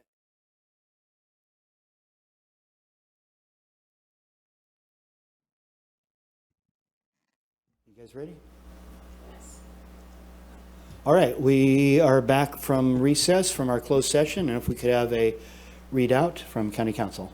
Thank you, Chairman Madrone. With regard to item K1, the board voted 4-0 with Supervisor Bohn abstaining to authorize the Humboldt County Counsel's Office to defend the case of John P. Wilson et al.